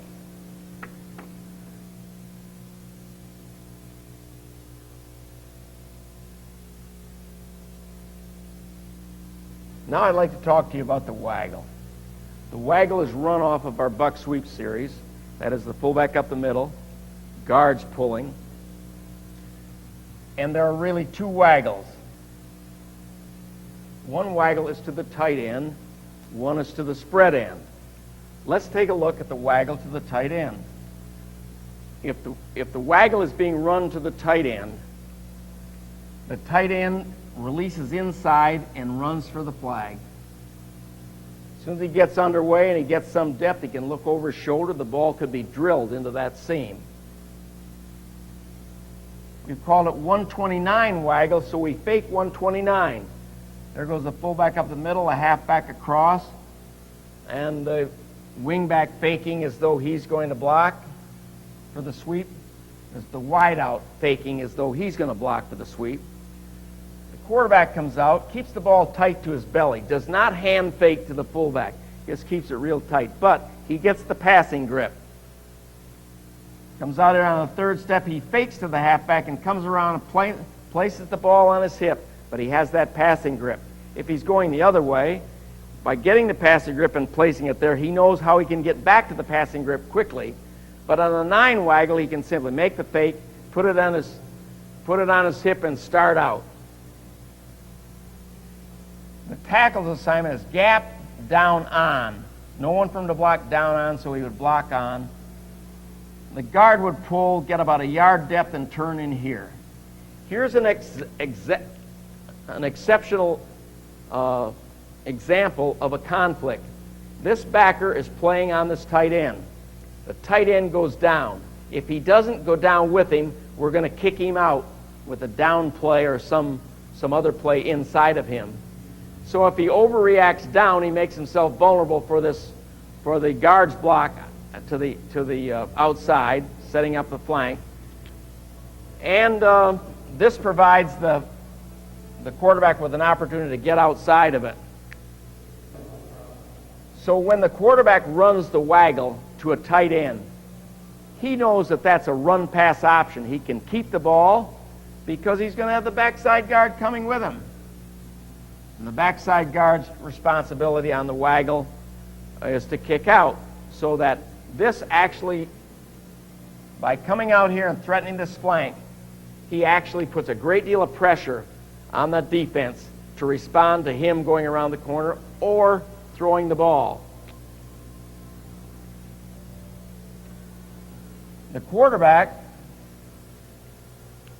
and the offside receivers are very much concerned about what the free safety is doing. If he flows in this direction to help out in that seam, then this wingback, after faking the block at the flank, turns right upfield. His wideout watches him in addition to the free safety, and if he gets a deep release by the left halfback, then he'll release deep also. If we had this free safety being very well disciplined and staying in the middle, then the wingback would run across in front of him, and the wideout would go across behind him. Now the quarterback comes out, and he's faced with a dilemma. It depends on the situation. If it's 1st and 10, he's apt to read deep and then come on up this way. In other words, take a deep read at your tight end, a deep read in here with the free safety. But if it's 3rd down and 5, or where keeping the ball could give him a 1st down, then he'll read from the inside out, looking for the fullback sliding in the flat or looking for the possibility of keeping the ball. Naturally, this particular waggle is enhanced by the wingback, by the left halfback being a wingback rather than a dive back, but coming out of the backfield can be kind of scary too for the defense. It gives him a chance to be hidden a little bit. That is the tight end waggle. Now this can be applied to a number of situations, like, for example, let's take a look at right formation, an unbalanced line to the right. The tight end now knows that he's ineligible, and he can add to the illusion by blocking down just like he did before, with the front side guard blocking for him. And the halfback can go in motion, and we can run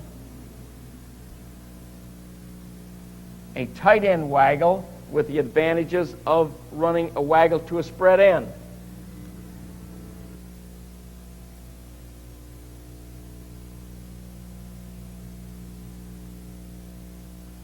Now, somewhat unlike the tight end waggle, where the quarterback feels that the play could equally be a running play as well as a pass play, when running the waggle to the spread end, chances are, in most cases, that it is a pass, because the spread end and the possibility of this backer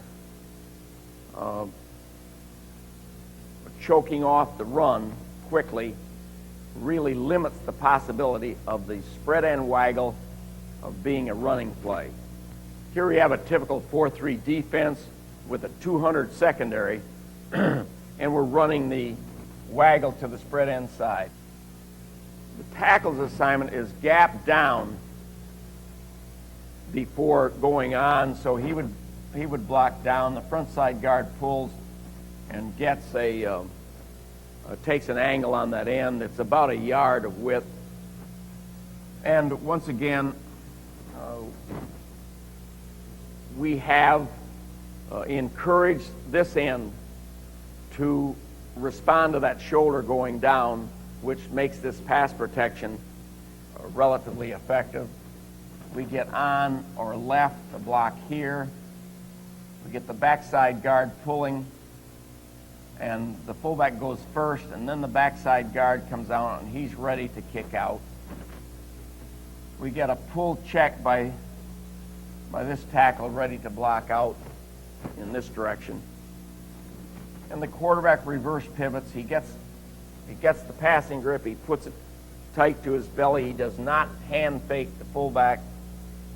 He jab fakes the ball to the halfback going across, places the ball on his hip, and comes out looking for his primary receiver, which is the spread receiver. I mentioned earlier in this discussion that you have to all of your patterns at the moment of truth have to be flexible and adjustable to the coverage. And here he wants to run an out, and he finds that this cornerback is squatting in a short zone and really won't let him run an out. The spread receiver will convert his out cut to a weave, which is executed by running to the outside shoulder of the squatting cornerback and then weaving in behind him away from the free safety who would be coming over covering half. The fullback would hurry out to absorb the flat responsibility and get the cornerback's attention so that he would release from that weave pattern. And then, of course, the ball would be drilled in here. It would really be short-sighted of me not to remind you that anytime we're running a spread end waggle, that the quarterback is very much aware of the tight end running a crossing pattern. The tight end's pattern is a read pattern. And if he sees the backer run with the guard in the action as this man comes up to contain, then the tight end will hook up in here somewhere in the open spot. But if the backer flows with the action of the backs, then the tight end will proceed on across the formation and find an opening in here somewhere. If the quarterback doesn't like to throw the ball, if this doesn't look good to him, he can come back and read this middle backer to see that if he finds that this backer drops off and this one kind of hangs, we'd get the tight end to come on across, and the opening would occur in here somewhere. If he sees the backer go at that angle and this one at the middle backer at the other angle, then he would look into the middle and find the tight end. The wing back, after faking the buck sweep, would run on up deep in behind the pattern.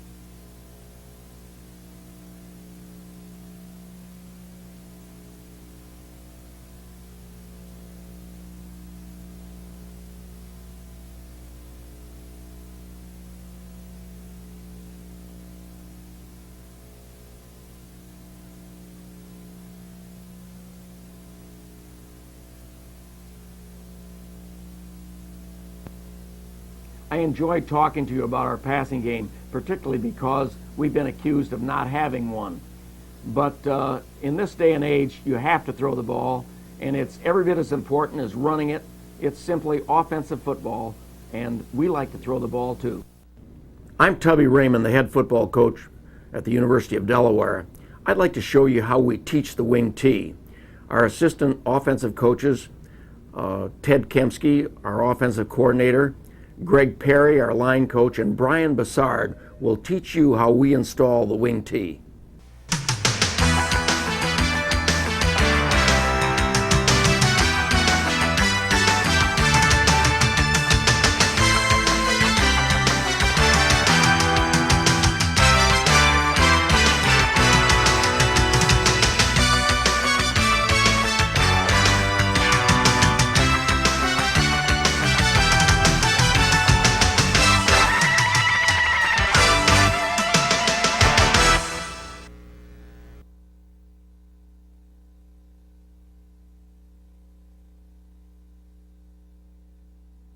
Our quarterback stance has the feet closer than you'd guess. Underneath the armpits, no wider than that because you can't reverse pivot from there. He flexes at the waist, comfortable flex at the knees, no more than that. Right hand extended, ball in his right hand, palm parallel to the ground. And he has that ball tipped just like a left-handed first baseman would handle a glove. All right, now bring the 5 men in here. The way we teach on the line, DeBow. The way we teach the hand up, the quarterback takes the ball. He puts it in his right hand, just as we described here a minute ago. He then places the ball in the center's tail, nice and deep in there. Puts his left hand across. The center realizes exactly the position that his hand has on the ball. He takes it away, brings it back to that spot, The quarterback coaches him as to the depth, the angle, where it is, and finally they're ready to take some snaps. All right, here we go. All right, we'll snap it up here. The 5 men, incidentally, would like to keep their right arm stiff as they pop the ball up there. They don't bend at the elbow, and the thing is not swung but snapped into position. All right, here we go.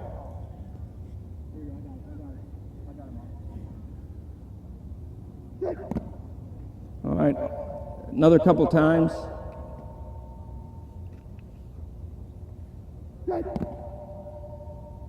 Now, all technique is taught without a running back.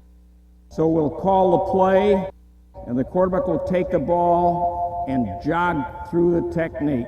121.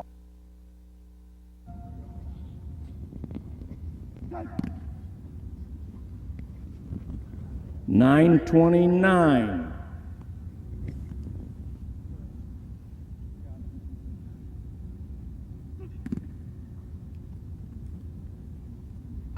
$24 gut.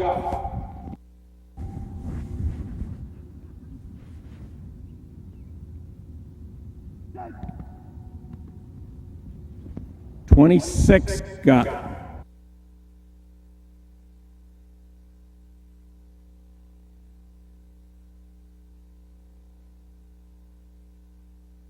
$83 cross block.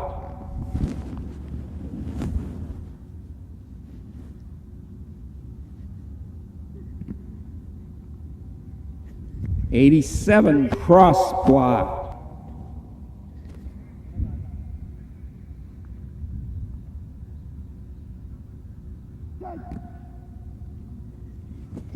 $51.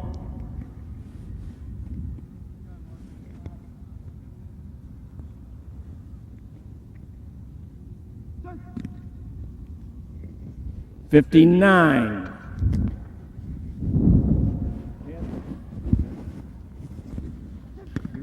What are you going to do now?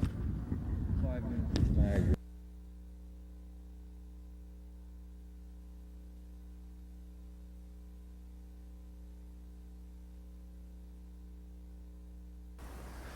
I am Ted Kemsky, the offensive coordinator at the University of Delaware, and during this presentation, as far as the drills that our backs work on here at the University of Delaware, we never run a drill just for the sake of running a drill. We always try to incorporate some phase of our offense in each drill.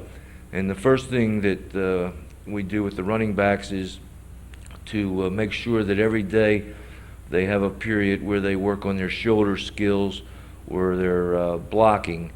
The only block we use is a shoulder block, and we begin by breaking down, beginning in a 6-point stance with the toes, knees, and hands on the ground, and we then go into the blocking surface. It is the same blocking surface that Greg Perry teaches with the offensive linemen, and he's gone over that in detail, so I won't be redundant.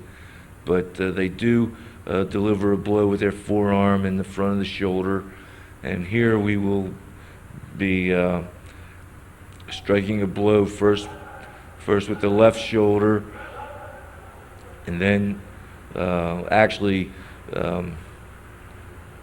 we begin by going with the right shoulder, then to the left shoulder,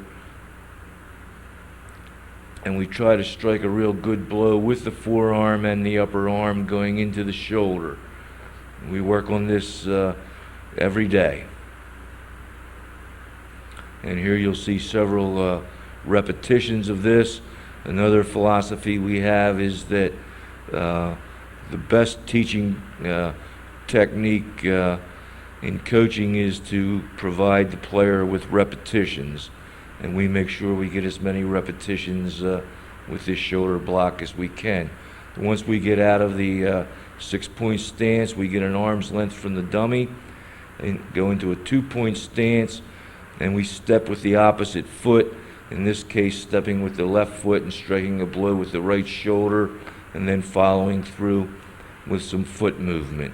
Then we'll go then to the left shoulder. The better blockers, the more experienced blockers, have better balance, better footwork. As you see these players drilling, some are freshmen, some are seniors. You'll see some very good examples of footwork, and then you'll see some younger players who are still trying to learn the skill. We take the approach that learning how to block is just the same as learning how to hit a baseball or how to hit a golf ball. You just have to do it repetitively and until you master the skill, and then once you master the skill, then you have to maintain that skill through practice. After we go arm's length from the bag, we move back 4 yards, run at the bag head on, strike a blow with the right shoulder, drive it back, then turn the entire body so it's facing to the right. Then we go with the left shoulder. You'll notice this dummy on the extreme right has a circle around it, and we use those dummies in all of our drills so that they have an aiming point which is right at the belt level of a defender.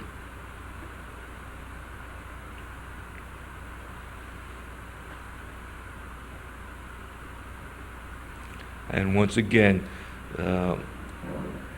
we just do this over and over and over until they can perfect the skill. And we've had examples of some very inadequate blockers, primarily players who were I-backs in high school who didn't have to block, come in here and eventually become very fine blockers. We also stress the fact that in able to be a good blocker, you have to have the proper attitude, you have to want to block, and we insist that all of our backs take this very seriously and go after it very aggressively.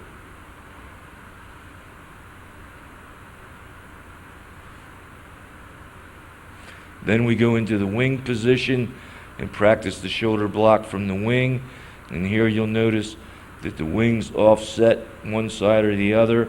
When they block here, they will get their head to the inside. So if the left wing back is blocking, he will use his left shoulder. If the wing back is blocking, he will use his right shoulder. They get their head across, strike a blow, drive, and then we reverse pivot and whip the inside leg into the defender. It's important that you strike a blow with the shoulder first before you go into the reverse body block.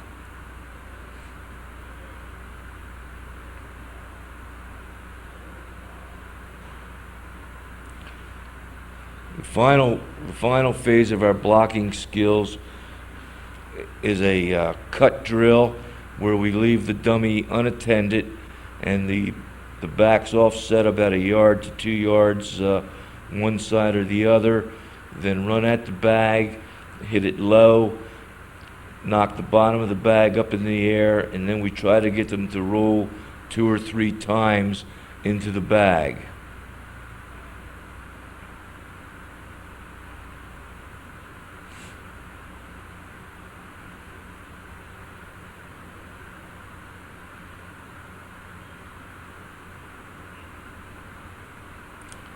The first blocker there got hung up on the bag and only got 1 rotation.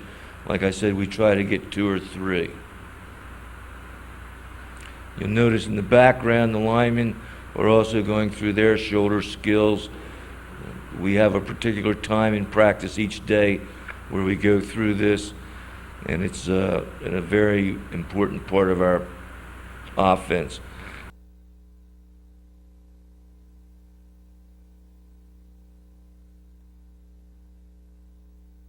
Now we're moving into what we call handoff drills.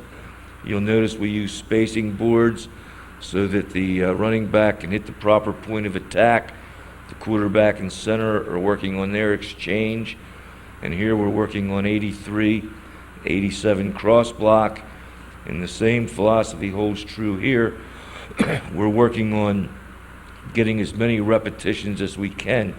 So although you're only seeing the fullback drill here, while this is going on, simultaneously there are 2 halfback stations that are working on handoffs for the halfbacks, primarily 121, 134 counter, 81 Sally at 7, and all the primary running plays for the halfback. We do an awful lot of intense coaching with the quarterback in this period, making sure that when they get the ball, they bring it right tight into their belt, right at the belt line. You see how nice and tight the quarterback has the ball. We also work on quick hand movement as the ball is placed into the pocket of the fullback.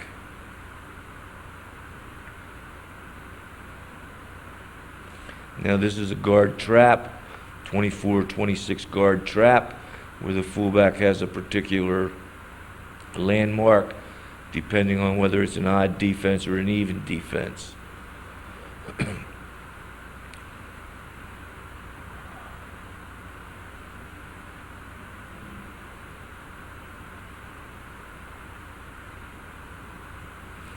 Once again, we keep working on the hand movement, the ball movement of the quarterback as he hands off, then snaps his hands back to fake.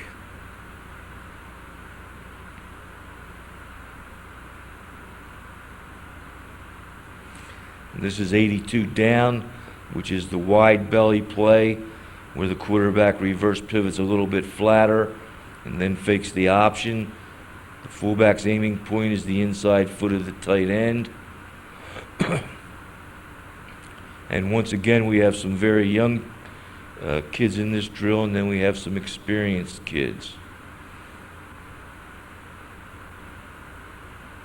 You'll notice that once the fullback gets the ball, he makes a cut to get back onto a vertical, so he's running perpendicular to the goal line as quickly as possible.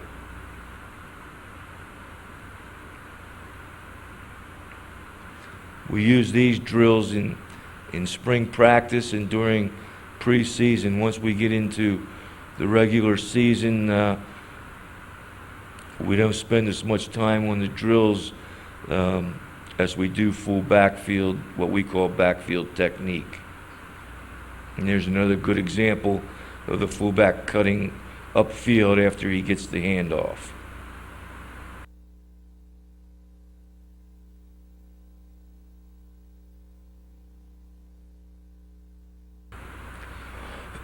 We're now going into our full backfield drill, which we call our technique period.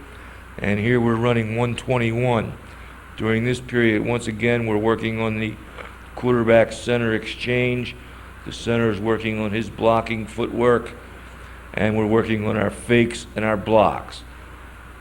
So we repeat the technique that we worked on in our blocking drills, repeat our handoff drills, and then we add the addition of the additional player who is faking.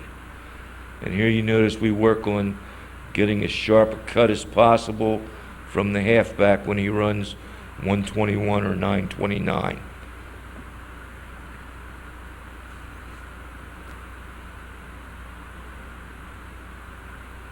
Here's the sweep from motion.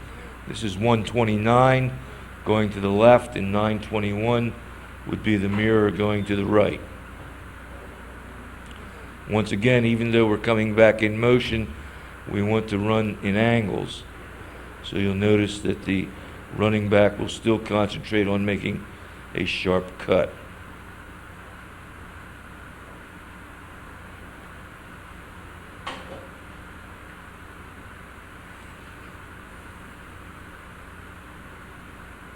The next thing we do with the buck sweep is add the term M, which gives us a false motion.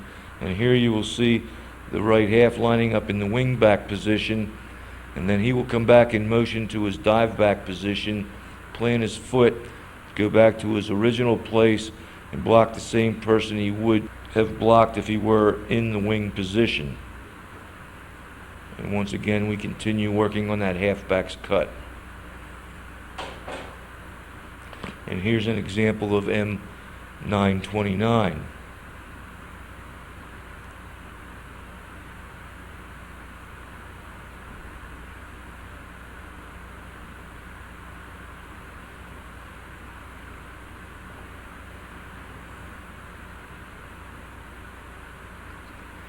The next play we're running is 187 cross block.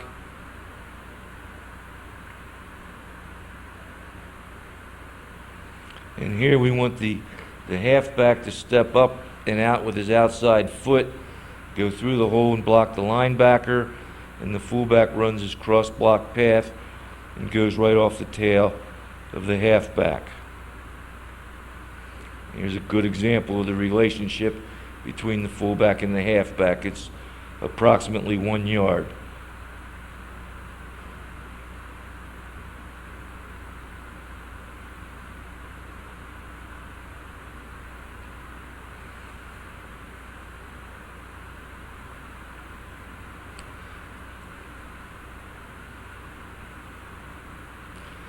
This play will give you a pretty good indication of what the halfback's footwork looks like. He steps up and out, then goes through the hole, and there's the fullback going right off his tail. And once again, during this period, not only are we working on the quarterback center exchange, but all of our faking and the timing of our motion as well. And the faking aspect of this drill is extremely important.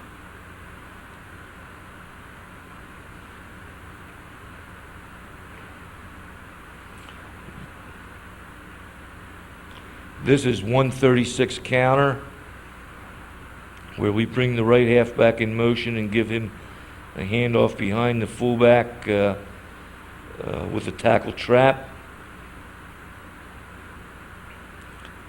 And we work versus even technique and odd technique. The fullback has a landmark, and once again, the spacing boards that you see there are extremely important to us.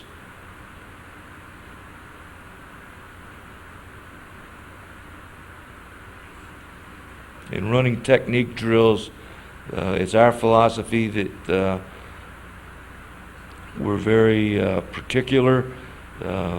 We want to be sure that they're lined up exactly where they're supposed to be, and when they have a landmark, they run exactly right through the landmark every time.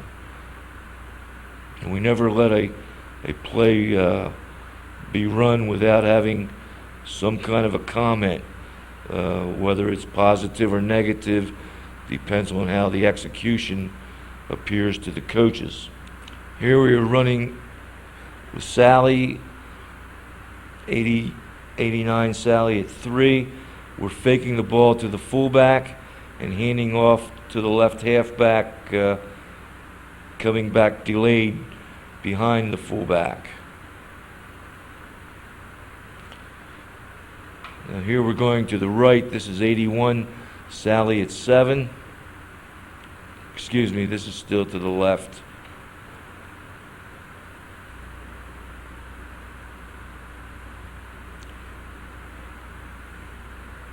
Now here's 81 Sally at 7 to the dive back.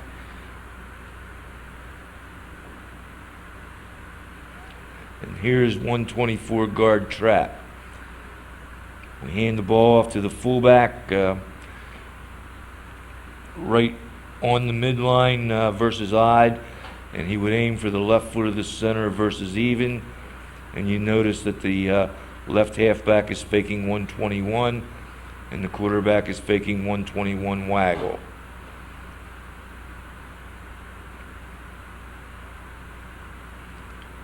And here's 26 guard trap, 126 guard trap with the wingback coming in motion. We incorporate a number of different aspects of our assignments during this period. Once again, we work on all of our blocking skills once again, the timing of our motion, our faking, and the precision in which we hit our landmarks.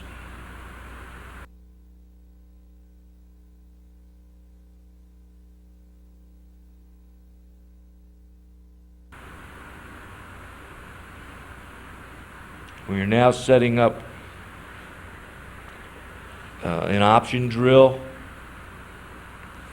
and with the option drill we like to get a good wide pitch relationship, 7 yards by 3 yards, so we like to put the ball in the hash to give us some room.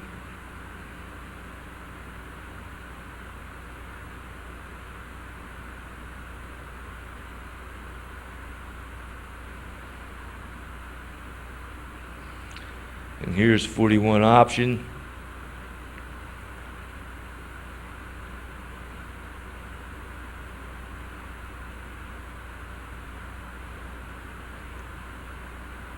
We try to get a pitch right up just above the numbers so it's easy for the halfback to catch the ball. And we like some velocity on the pitch. At the same time, we work with the quarterbacks having a little bit of touch. These are good examples of pitches.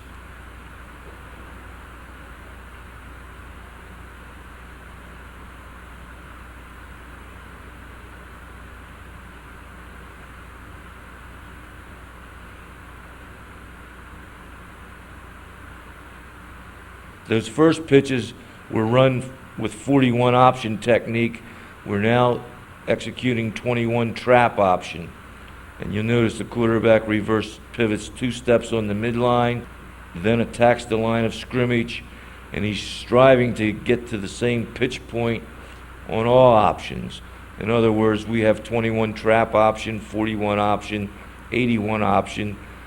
The pitch point and the pitch relationship should be the same for all 3 plays. The timing of the quarterback on this play is critical because we're pulling the left guard to get in front of him. Now we're going to 81 option.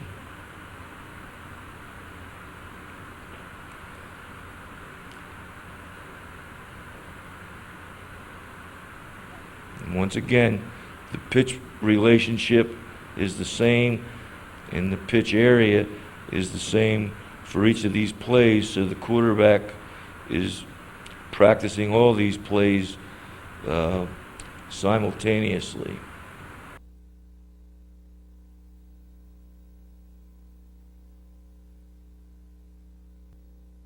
I'm Greg Perry, offensive line coach, University of Delaware. Would like to bring to you some techniques and some drills that will help you develop this offense and help you develop the offensive linemen that play for you at home. Start off by giving you our skeleton practice plan, explain that, take a couple seconds to explain that, and then go through the different ways, different situations and techniques and drills and apparatus here that we'll use that we think is worthwhile in trying to train the things that we know our kids need to have to play in this system. So in keeping with the topic, all right, as far as practice organization for the offensive line, I wanted to show you this first. Basically, this would vary a little bit, but this would be the shell of what our itinerary on a practice day, a normal practice day usually looks like.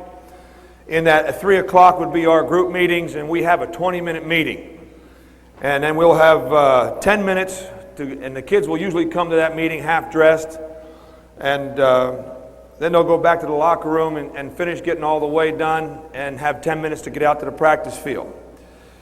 We'll have 10 minutes to warm up, and then we usually get 20 minutes within a group work setting, all right? And what we call group work would be myself with the offensive line, doing the things that we need to do to get better as far as your shoulder skills are concerned. In that 20-minute period, it would be shoulder skill development, it would be assignments, there would be some pass protection technique in there, and then there would be some drill work. Not every day do I do all those things, but those would be the major categories that I would hit within my group works with the time that I'm allowed. Sometimes the reason why 4:05 would be in parentheses, sometimes on a Monday or a Thursday, we get a little bit more group work time when Tuesday and Wednesday are the heaviest work days of the week. I'm sure you'd be familiar to that type of a time adjustment. Pick up an extra 5 minutes for some assignment recognition, some stunt recognition, things of that nature within that group work period. So that group work is defined as myself, centers, guards, and tackles. And when the receivers coach needs to get rid of the tight ends, then I'll also have the tight ends in that package. The next part of practice for the next 10 minutes would be a change of pace, pick up the intensity. It should be some type of a live drill. It would either be one-on-ones if we're at the beginning phase of spring practice, the first couple of days. If we're in preseason, this would be the one-on-one situation. That then quickly after about 2 days becomes a combinations of guards and center against backer and 2 defensive tackles, 3-on-3 type things, 2-on-2. Or it can also be half line, center, guard, tackle, tight end, and a half of a defense over there. Just running their reaches, the things that the defense wants to see, and then also our combination schemes of down and cross block, and the things that we need to have the kids understand how their paths interconnect here and where the traffic is on all the specific plays in a live situation without it being scrimmage. All right? When I say scrimmage, I mean 11 on 11, but this would be as live as it could be. And then we'll recover the kids a little bit, and for a 20-minute period when the linebackers and the receivers and the defensive backs and the quarterbacks and running backs are over there doing their 7-on-7, myself and the defensive line coach are getting together for internal line things. Most of the time it's one-on-one pass protection. It would be 2-on-2, picking up their exits, twists, and scissors, and then that would go into full line pass protection. And then sometimes the linebackers would come over us late, and then that would also be blitz pickup. All right? So that 20-minute period gives you a chance to always start off with the one-on-ones, coach some of the one-on-ones as far as technique is concerned, and have that thing just kind of fold right into a full-scale passing scrimmage without the receivers. The mixed group, the kicking game gives us a chance to recover a little bit again for another 10-minute period. That would be your obvious punting game. Your punt rush, your PAT, your field goal protection, your PAT and field goal rush. Obviously that gets slowed down somewhat with the exception of, it's slowed down in terms of intensity. It is not slowed down in terms of the number of repetitions you try to get. Things like we always have 2 PAT and field goal teams on each hash so that both kickers are getting all the repetitions and not having to share that. and both teams are getting coverage lanes and things of that nature. And then when we have enough of that, then we'll go back and go to one team at the PAT spot on the 3-yard line. But it's only after we've gotten the reps that we need through the first 8 minutes of that to make sure that all the kids are busy and getting things done. Your mixed group work period is I guess the best way to explain it, what it has become for us would basically be 2 different offenses running against full defenses or full defensive fronts. So that Ted and Brian, our receivers coach, will take the perimeter game. We'll send a full offense over there with them, and they'll have a skeleton perimeter defense. Right? They won't have an internal part of the defense. They won't have tackles or whatever.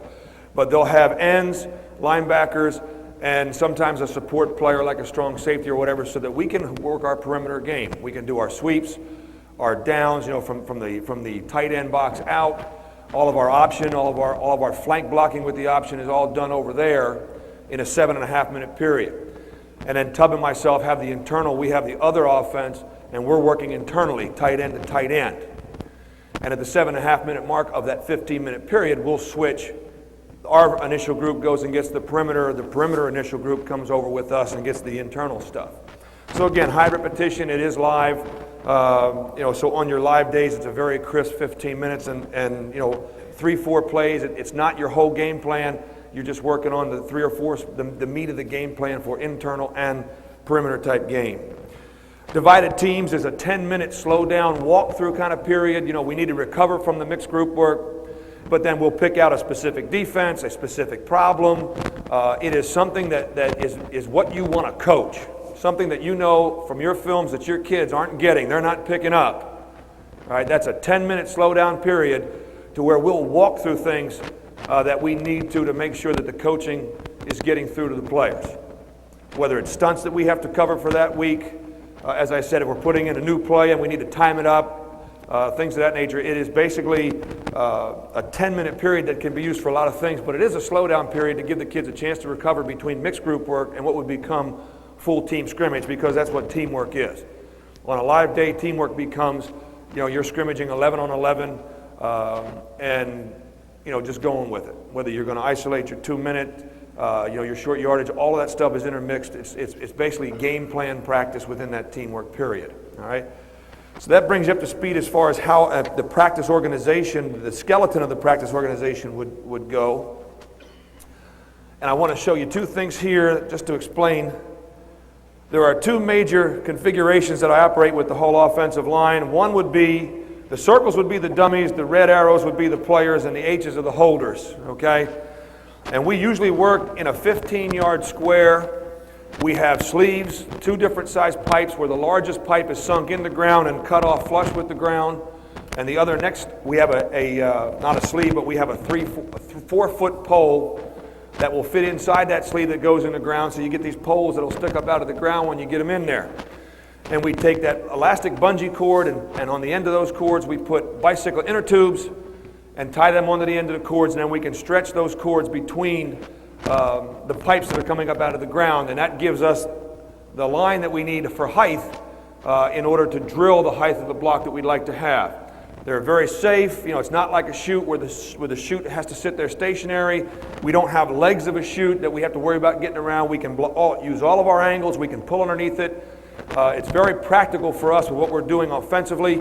And if a kid happens to be high, the elastic bungee cord will give, and he won't get rope burns across his chin or his neck or anything like that. It's a lot more sane, than using the old clothesline that wouldn't give, because there would be times that if a kid came off a little bit high, get a pretty good burn out of or something, but so we want to avoid that as much as possible. So that would be the bag configuration. So when we start working over here with shoulder skills, this would be the type of configuration that we're usually working in. I can stand in the middle and see all of this and do a good job of coaching it. The other would be what I call a grid. In our work area, we have a 5-yard square. The whole field is marked off into 5-yard squares so that you have all these nice spaced out intersections to where you can just go tell the players, look, we're going to work on stance, go jump on an intersection. Get on the grid, go jump on an intersection. We're going to work on pulling, go to the grid, let's get on an intersection, things of that nature. So very quickly they jump on the intersection, they're spaced out the way you want them, and you can stand there and coach and see everything that's going on. So those would be the things. This is the grid. This would just be our bag configuration, and that they're very good coachable, very practical situations for coaching within this system.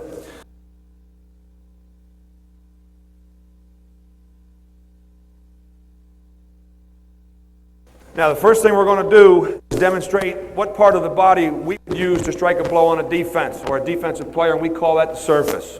All right? And the surface for us would be, if I'm going to use my right shoulder, I'll take my right fist and I'll take my right hand and make a fist so that the palm of my hand fits flat against the right side of my chest. All right? I don't want the thumb in this manner. I want it like this so that there's a tighter fit, less space between myself and the defensive player. My elbow is straight out, the back of the arm parallel to the ground. I want the surface to be as wide as it can be, which means my surface should go from the point of my elbow through the front of my forearm, front of my shoulder. It's really a chest technique, all right? And I use my face to aim with, but I never strike a blow with my face, obviously. And face position is very important in that as I go to strike a blow, my face slides to the side and up so that I should be able to look into the eyes of the guy that I'm blocking. All right? Face up isn't looking straight ahead. Face up has to be directly over top of you, looking into the sun. All right? And then you would use the side of your cheek and the front of your shoulder to squeeze the man that you're blocking. And this allows you or puts you in a position where you'll be able to sustain a block a lot longer than if you do not have the face position and if you are not squeezing. And now we'll set some players up here in a drill mode and demonstrate for you what this should look like. Okay, we'll get the kids to move into their techniques. And as they set up on the dummies, you're looking for that face-up position. You're looking for the fist on the chest. You're looking for the straight elbow, the elbow parallel to the back of the ground. And again, you want the side of the head squeezing that dummy. You want the tail to be slightly hyperextended. Try to get in a position where the hips are between shoulders and knees. This is a balanced position, and this will put the body in a position where the large muscle groups of the body can do most of the work, and that's what you're looking for. Now, as they move into this, that's the first thing that we would do. You would do both shoulders, right shoulder and left shoulder. Again, now as you see the kids set up again, you're setting up on the opposite shoulder. You need that head tight. You need the elbow straight out. In checking both sides out, you need to make sure that both sides are consistent so that a right-handed player can do the left-handed shoulder skill just as well. Okay, once we have physically gone through moving into the technique, we will get our players to strike a blow and to hold the technique. This particular drill will give us a chance to add some intensity to the drill and not allow the players to have all the time that they need to think about all the good techniques, thus the beginning of you forming this surface being a habit to where they've got to get the elbow straight out, the fist on the chest, the face up, squeezing with the side of the head and the shoulder and the hip set automatically without having a chance to think about it. This particular technique gives you, or this particular type of drill work gives you a chance to have them strike the blow and then freeze the action, and then you can check their body alignment and all the proper techniques out, all the coaching points out to make sure they're doing things the way you'd like to have them done. Okay, the next thing that we'd like to do is create a 3-shot explosion so that our players can get a rhythm. We will have them, the coach will send them 3 times through their shoulder skill, giving them enough time to recoil and set up properly, but at the same time not going so fast that they cannot do the action properly.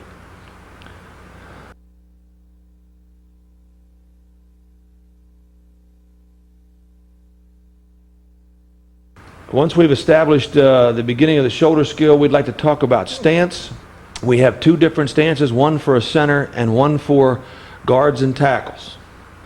The stance should be a position that is very comfortable and should be very efficient for the type of offense that we run. We need to be able to pull, go straight ahead, step and cup in our pass protection, block down, double team, do all the different types of shoulder skills that we'd like to have. A guard and tackle technique or a guard and tackle stance should be such that the feet are parallel. They're about 18 inches apart. It really is a false 3-point stance in that you want all your weight on the balls of your feet. You want your feet as flat as they can be for the flexibility of your player, and your hand just barely touches the ground, bearing no weight. The back should be straight, and the head should be looking straight forward. Now our center, which you have number 68 demonstrating here, will have a square stance. His weight will be equal between both feet. His feet are as flat as they can be. He has a similar upper body position in that he's bent at the waist. His back is flat to the ground. His face is up. We use both hands to snap the ball, and we raise the ball into the quarterback's hands. And you must work very hard with your center in after snapping the ball, dropping the hips back down as he's taking his first initial step so that his body is in a striking position.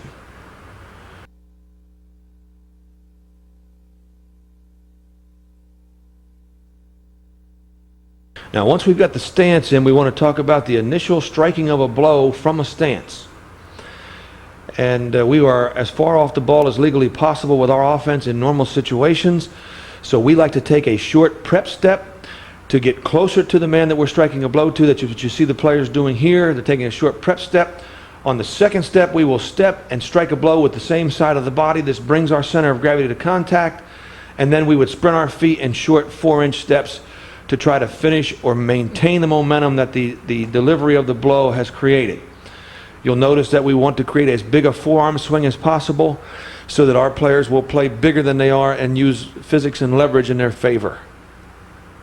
Now, to finish it, in terms of just doing a right shoulder skill, we just align the players up, snap the ball, and send them through a right shoulder skill.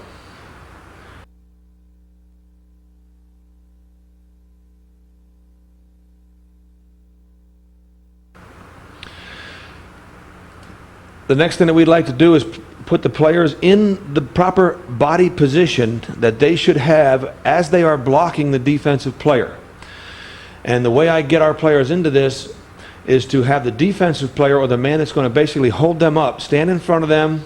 If we're using our right shoulder, we'll put our right foot forward, and we will put our right arm between the helmet and the shoulder pad, the right side of the offensive man's body, so that he can basically support the blocker's body weight by having the blocker put his chest right down on the top of that man's thigh pad. We will reach through underneath his chest and into the far armpit so that we can have, or the defensive player can hold all of the offensive player's body weight, so that all the offensive player has to do is worry about driving the man that he's trying to block. The important coaching points would be that the face again is up and you are squeezing with the side of your face and the front of your shoulder. And to finish the block, we would like the offensive player to take the short, quick 4-inch steps to try to create or keep the momentum going that the forearm delivery has created. Here's our setup. The coach will give an indication for the offensive player to begin to move his feet. Just set, go. The man holding the offensive player up will give as much resistance as he can without trying to stop him cold. But you can see the body alignment is satisfactory. You've got hips between ankles and shoulders. And then we'll start to strike the blow and move the feet to try to create the movement that we need.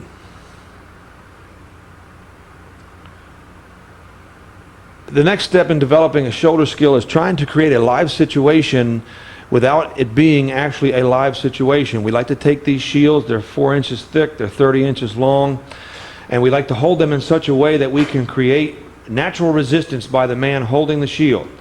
And as you see the demonstration here by the two players, what we do is if we are using our right shoulder, the man holding the shield will put his right foot forward and he will put his left hand through both handles of the shield. He will reach across his body and cover his right shoulder with the shield and squat his hips and his knees so that he's in a squatted position and a braced position so that he can be a live blocking dummy under these circumstances.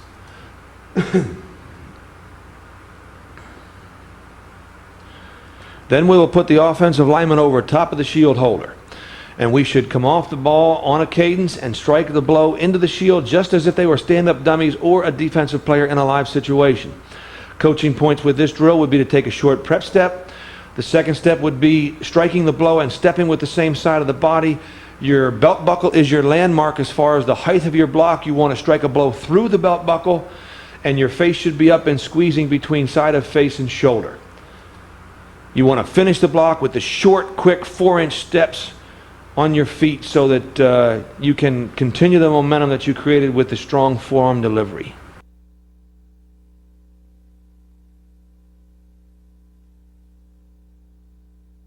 One of the best ways to one of the best ways to get an offensive lineman to feel hip extension, all right, and short, fast, quick foot drive is the use of harnesses, shoulder harnesses that you see here.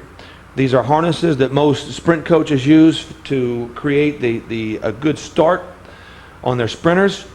And in seeing our coaches use those, obviously it's not hard with a little bit of imagination to understand that we are in the same position in the offensive line where takeoff is very important, staying low on takeoff is very important, that we could make good use of these harnesses. We use them in the same drills that we have with the shield so that we have a target and a place to strike a blow.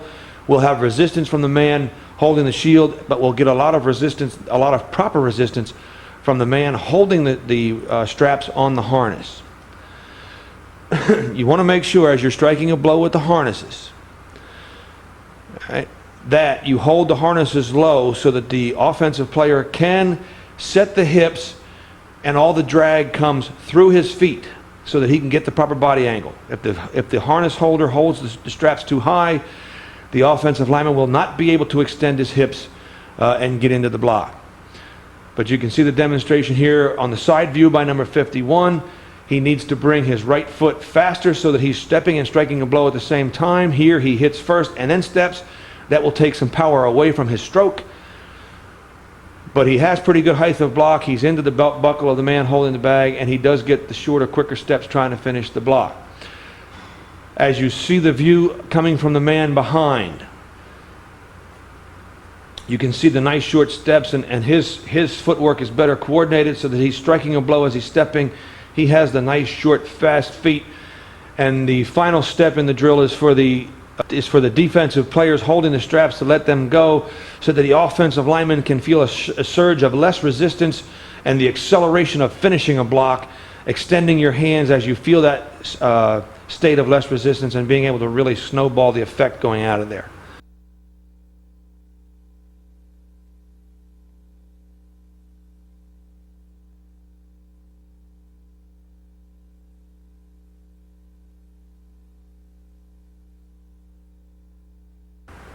We'll move on from the individual shoulder technique to developing specific paths for specific plays in the offense. What you're seeing here is what we call the sweep drill. We would like to set this drill up so that we can get a higher number of repetitions with our guards in developing the pass that they use for the buck sweep, which is famous to our wing T offense. What you have here in the setup is that you've got the spacing sticks, all right, which give us the spacing of a full offensive line. We set one cone up on the end of the line of scrimmage. That denotes or equal to the wingback's tail. We have a cone that is 2.5 yards deep and adjacent to the inside foot of the tackle's original position. This is a depth landmark for the front side guard. Here, number 59 is holding a bag that equals the first player to support the flank or the perimeter, and that will be the man that the guard will kick out.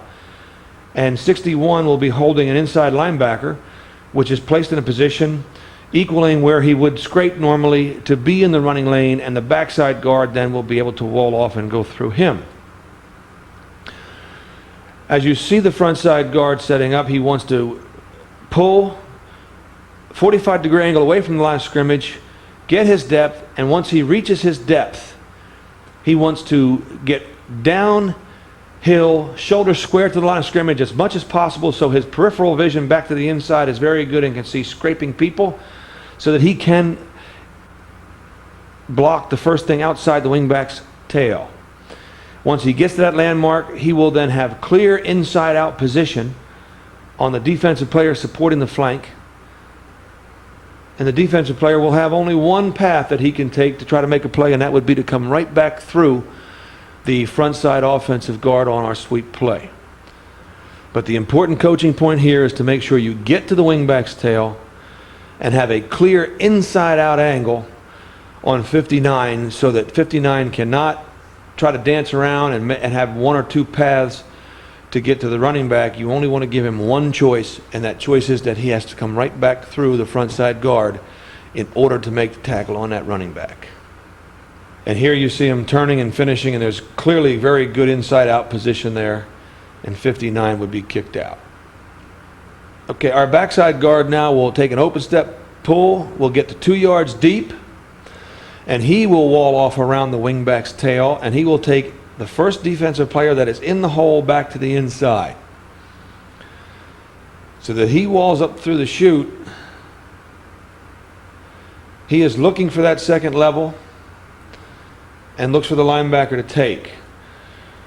There's a very important relationship between front and backside guard that you want to make sure that this drill teaches, and that is that the backside guard can see the front side guard, the front side guard cannot see the backside guard, so the backside guard must control his speed so that the front side guard gets to the wingback's tail first, and the backside guard should be just inside and just behind the front side guard, so that as they go ahead and finish, the front side guard turns out and the backside guard goes through to the inside, and you get this nice lane, running lane created for the running back who makes that good 90-degree cut coming up through the line of scrimmage.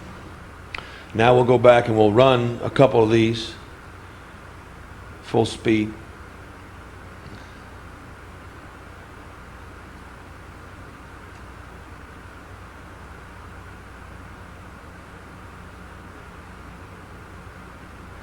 And you can see the meshing of the guards, and the landmarks are very good at getting them where they should be at.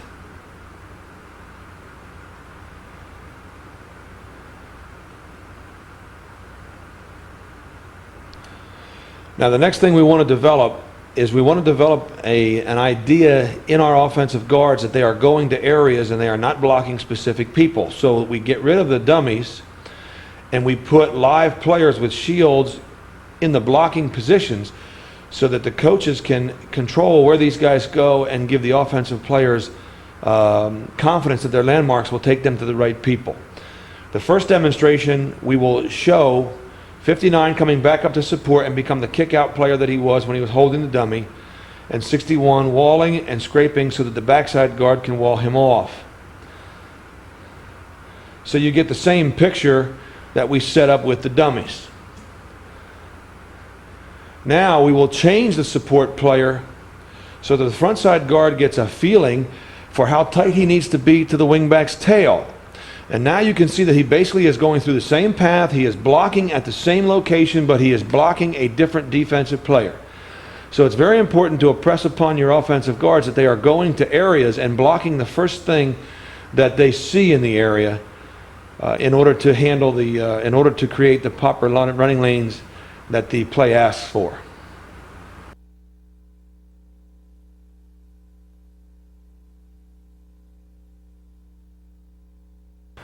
All right, we'll move away from the sweep drill and move into the waggle drill. This again now will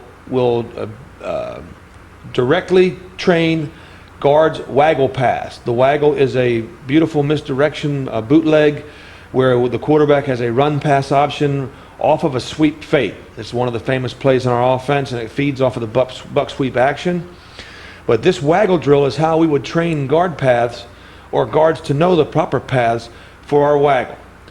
We'll start off with the front side guard, which would be the right guard, in this case number 54. He is to pull on an open pull, crossover, and with speed run to a point that is 2 yards deep and one full man outside the second man from the ball. And once he gets to that position, that is called the hook position, and he will pivot at that depth. This is very important, that he does not pivot and curl up into the line of scrimmage, because he would give away some of his reaction time if he does not pivot properly with that 2 yards depth. Once he has pivoted in the proper hook area, now he will aggressively come back and block the man that we are trying to hook and get outside of. Again, this is the hook area here, and it's important that you establish that position before you move towards an aggressive block with the man on the perimeter. You adjust your aggressive block. You would not allow a man to penetrate across your face once you get here, And if a man is trying to scrape outside across your face, then you would get your head up the field, strike the blow, and prevent that from happening. Here, this is a demonstration of poor technique where the frontside guard now has moved too close to the line of scrimmage. He is beyond the hook position, and now the defensive end that we're trying to hook could beat him penetration-wise into the backfield and make a play on the quarterback before we'd have a chance to block him. As you can see here, maintaining your depth allows the offensive guard to stop any penetration move that the defensive player on the perimeter would try to make to try to get to the quarterback, and the quarterback then would in turn be successful in getting outside of the frontside guard and having a true run pass option. Now, important point to note is that you have this hook position, but in reality any hook is just trying to get outside position on the second man from the football. So if that defensive player tries to make a hard inside move before you've gotten to what you know is a traditional hook position, then he's giving you the position you're trying to work for to begin with, and all you need to do is cut off your path as soon as you have outside in position on that man and go ahead and effectively block him inside. Now, the backside guard has a lot of traffic and a lot of landmarks and technique problems. He first has to take one flat open step so that he does not get any depth to run over the quarterback. We're talking about number 51 right now. He must then cross over and gain depth at the same time he's looking for the fullback coming forward and go behind the fullback without stopping and waiting for him. He then gets to a point that is 3 yards deep, all right, which is what this cone is set at. He should run in front of the cone as he did. And now his job is to stop any minor penetration that would cross his face. If that doesn't happen, the second option is to kick out any man containing the quarterback at the flank, which is what we have this drill set up for here. If there is no man containing at the flank, then he is to carry his speed to the line of scrimmage and wait at the line of scrimmage until the quarterback yells go. A very important coaching point of the backside guard is to make sure that once you see a man containing the perimeter, it is important for us to know that we have to get inside this man to kick him out. So once we get 3 yards deep, we're going to be deeper than the perimeter player. We need to work back up to the inside to take the inside away and create a trapping concept at the perimeter and work up inside with our right shoulder and swing our body in a proper manner to kick this man out. So the quarterback then would have a lane between the front side and the backside guard that he could run through. And here you see number 51 getting the proper inside position so that 68, if he wanted to make a play on a quarterback running between the guards, would have to come right back through him in order to make that play.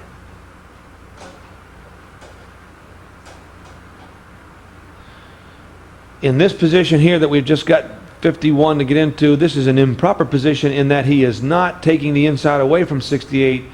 He is running right at the middle of him, and now the perimeter player, who is number 68, does not have, he has the opportunity to either fall back inside or outside depending on where the ball carrier tries to go.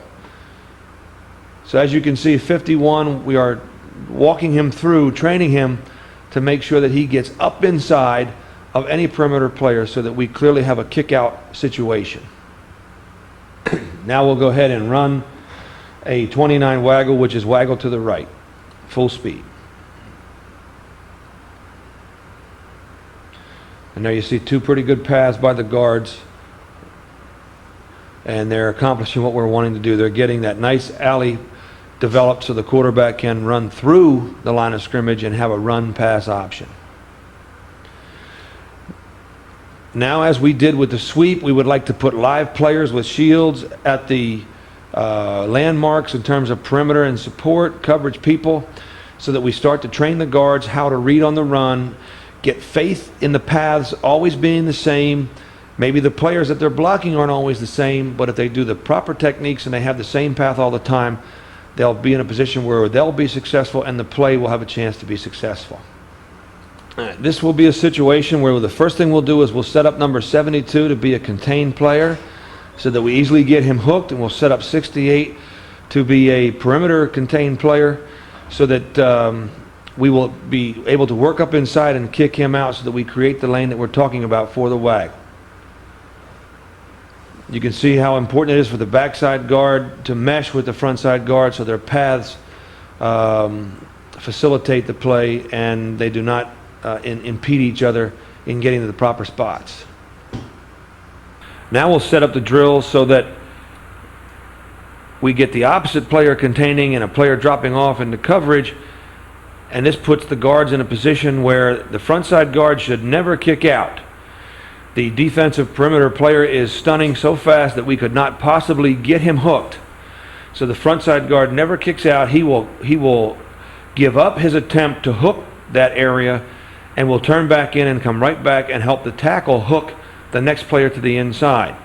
The backside guard very easily can see what the frontside guard is doing, and as soon as he gives up his initial hook, then the backside guard will work inside the first thing outside the frontside guard so that he can get in a kick-out position, and we still have created a lane for the quarterback to break contain with and have a true run-pass option.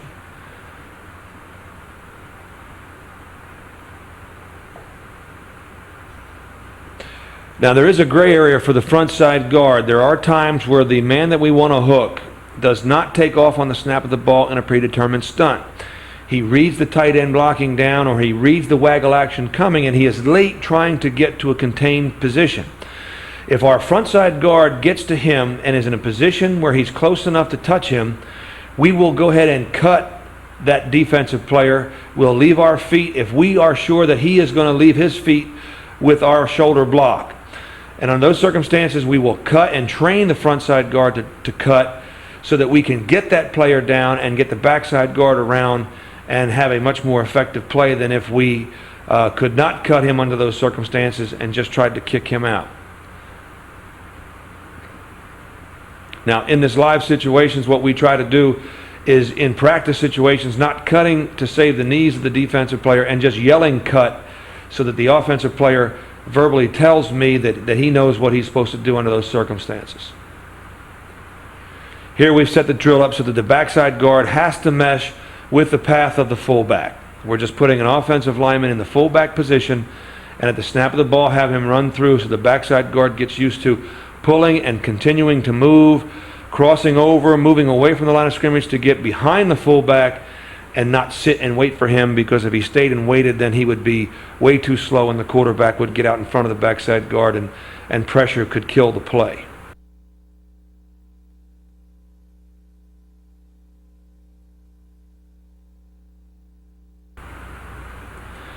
The next thing we'd like to do is set up a drill where we're teaching the offensive lineman how to gut properly. What we call gut, it's an exchanging of assignments between, in this situation, the center and the guard, where we can have the center block to his right to take advantage of the angle that the defensive front is giving us, and we will pull the right guard behind the center and up through the line of scrimmage to block the linebacker.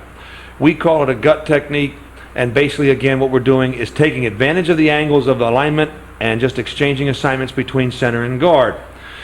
The techniques that are important here would be for the center to always take a weight change step with his right foot. He's not trying to take a big step, so that his hip is open. When he steps with his left foot now, his right hip is open and he can adjust to movement by number 70.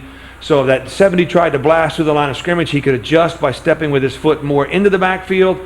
And if 70 tried to cross his face, he could adjust by stepping more straight up the field and stepping through 70's crotch as he tries to ride over top of the face of the center, blocking back. The important steps and techniques of the right guard, as you see here, would be to open step and drop his right shoulder so that he is as tight to the center's block right as possible. There wants to be no space between the center's tail and the right guard's right shoulder as he turns vertically up the field. If there is any space, it is to the advantage of the linebacker to be able to slide between the guard and the center as the guard guts around. So it's very important for the guard to stay tight to the tail of the center and be going vertically up the field as he comes through the line of scrimmage to handle any linebacker playing to the line of scrimmage or stunning forward in a predetermined stunt. And obviously we're set up so that we can run the mirror and get a maximum number of repetitions for everybody in a short period of time.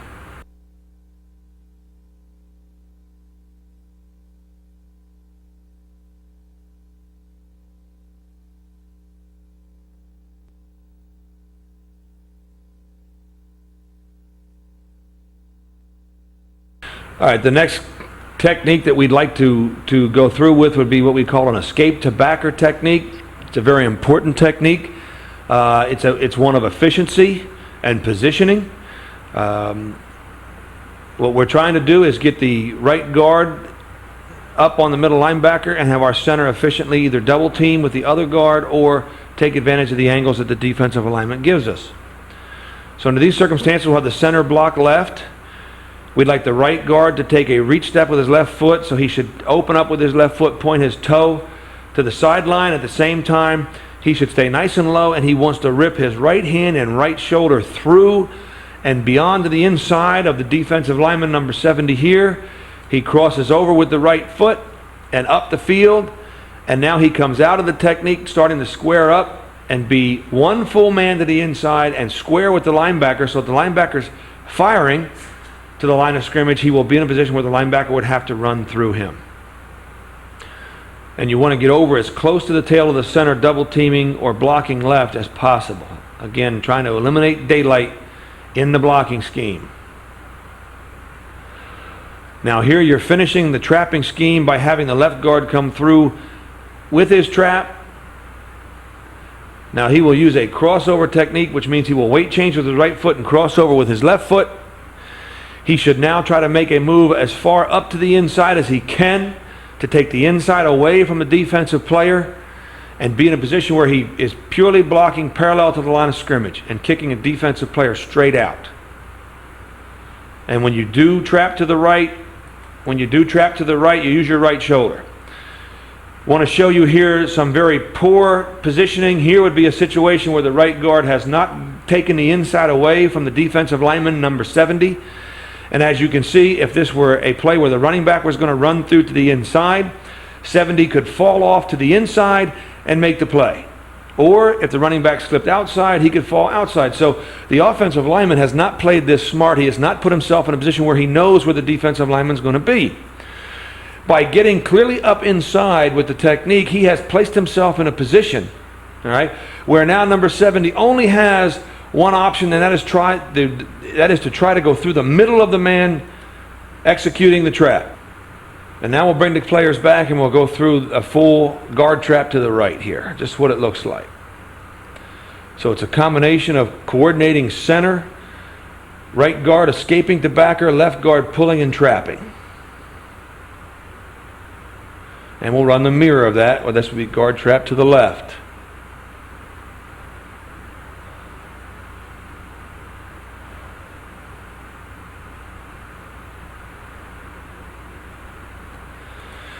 Now, when we have a defensive lineman that we are trapping towards, playing the inside shoulder of an offensive lineman that normally would try to escape to backer, we obviously can't send him in there because we would just clog the hole and bring the defensive lineman down to the inside. So what we will do is use an influence technique. We will pull away with the right guard here to try to pull number 70 outside with the influence of the pull by the guard. And this will set up the trap. A lot of times this helps. Pull that man across. It's a different look to the defensive tackle, and we can finesse him into coming up the field. The other type of influence that we like to use, depending on what backfield action the play calls for, is a pass protection influence, and we like to play it very stiff at the line of scrimmage, very aggressive at the line of scrimmage, so that we do not allow the defensive lineman a chance to see us drop fast and look inside for some type of influence like he's trained. If we step right up strong and get our hands into the defensive lineman immediately, normally that gets him in a pass rush mode. He starts to play higher. He does not look inside for the trap, and you get some very physical contact in that defensive tackle with this type of a technique. It's important that you tell the man trapping that, yes, you do have one offensive player in contact with the defensive player that you're trying to block initially, so obviously we must make contact above the waist when we do try to trap, when we use this type of an influence technique.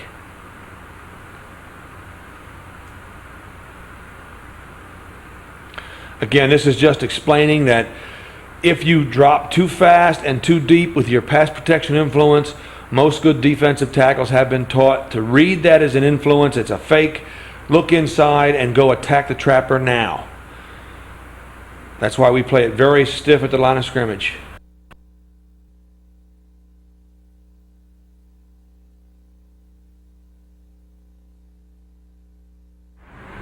My name is Brian Boussard. I'm the receivers and tight ends coach here.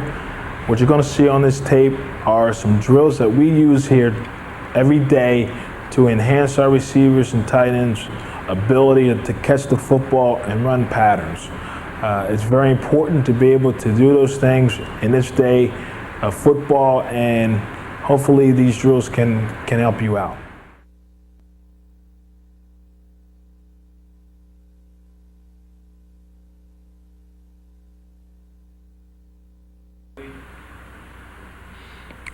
What I'm doing right now is every time before practice, I will start with just stance and start.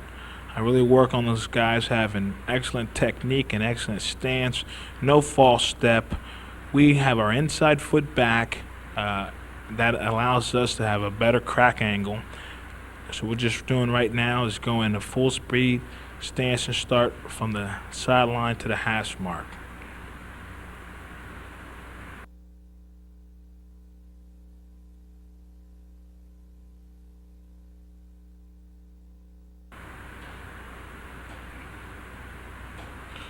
This next drill we have is called a stutter and go.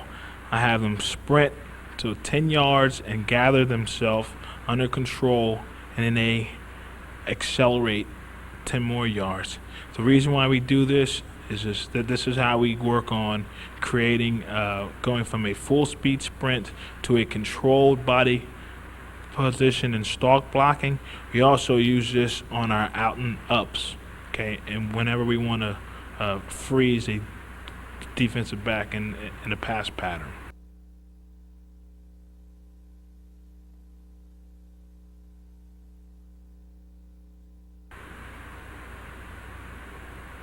This next drill is what I call a weave run.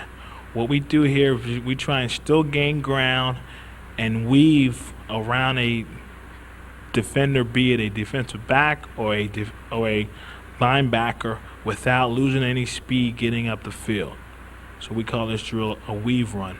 What we try to do is on every third step, we just kind of change directions real quick. We don't want to have any gather in our steps. We want to make it as smooth as possible.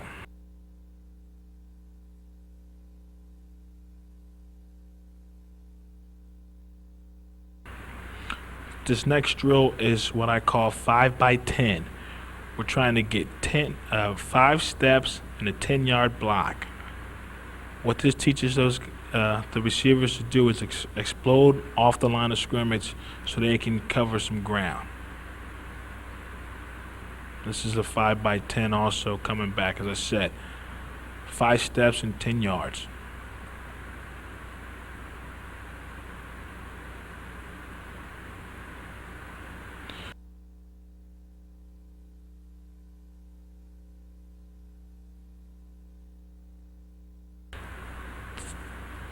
The next drill is a 3 by 5. We're trying to get 3 steps in 5 yards.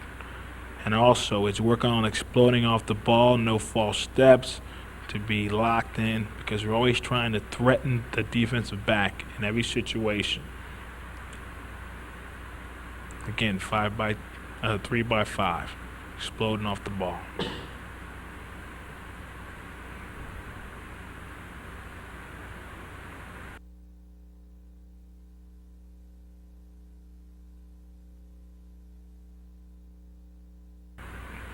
Okay. Whenever we have a situation where we can, I work with those guys on releases versus a defender, whether it's a tight end in a 3-point stance or a wide receiver off the ball getting jammed. In this drill, we're working on our rip techniques. I do not allow the tight ends to do any other move off the line of scrimmage besides rip. To us, a rip is a power move. Okay, and we always wind up, working at power moves so we can explode off the ball. I always constantly work with the wide receivers on making different moves and different drills and different techniques to get around a defensive back trying to jam you. And it comes with work, it comes with practice. We do a lot of of work on accidentally, just trying to get the defensive back to give us a body lean where now I can take advantage of him so I can get up the field into my pass pattern. The one good thing with the pop-up bag, it allows us to get a lot of reps quickly.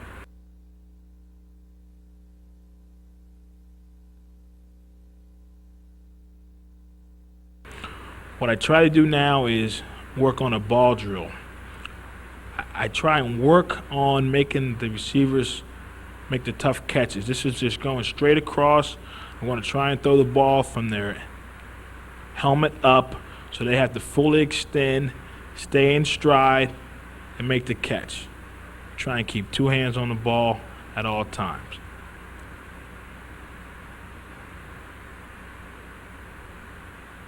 Coming back, I'm trying to throw the ball behind their back shoulder so they get used to having the ball thrown a little bit behind them where they have to adjust their body, maintain concentration on the pass, make the catch, and continue upfield.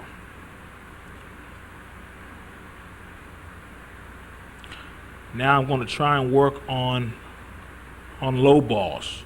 I'm trying to throw the ball from the waist down where they have to bend at the waist, not dive, make the catch, and continue upfield.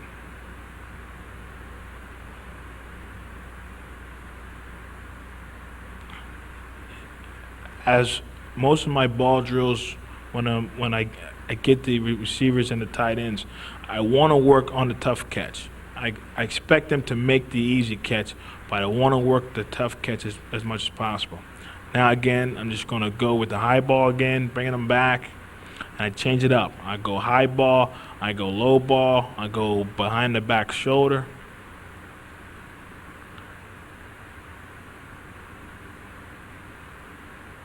Just to get them used to making a tough catch in practice, so when it happens to them in a game situation, they've worked on that enough.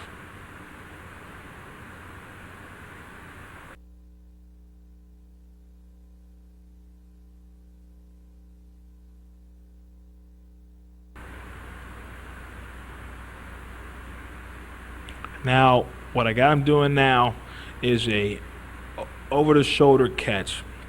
We'll have them jogging in place. This drill allows them to work on their footwork. I'll have them look over their left shoulder and try and throw the ball over their right shoulder. So they have to adjust to the flight of the ball in the air. This is a great drill on footwork. I try not to have them hop. I want them to spin under control with good foot action when they make the catch. Also, this drill makes them use their hands. They can't catch the ball with their body.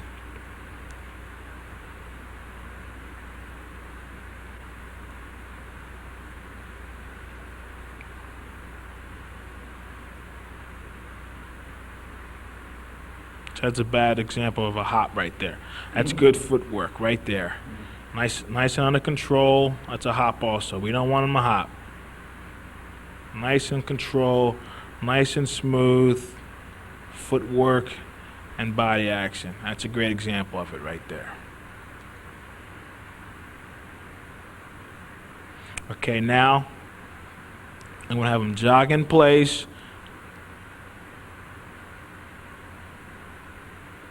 And I'm going to try and throw the ball over their shoulder.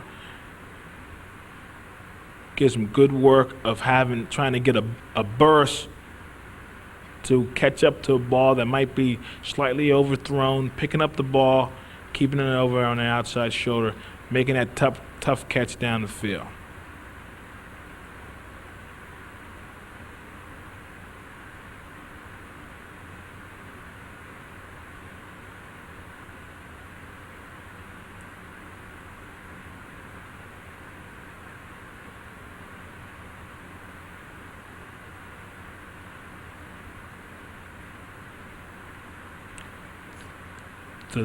The one good thing about this drill is that when I have them jogging in place at first, like I said, it makes them accelerate. It makes them pick up the velocity of the ball and the peak of the ball.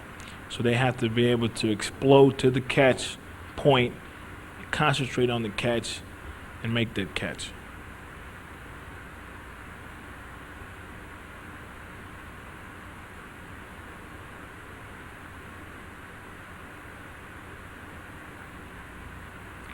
Okay, now on this drill, what I do is I have him work up the field for 2 steps, plant, come back towards me, just like it's going to be a curl cut for the wide receiver, a choice route from a tight end.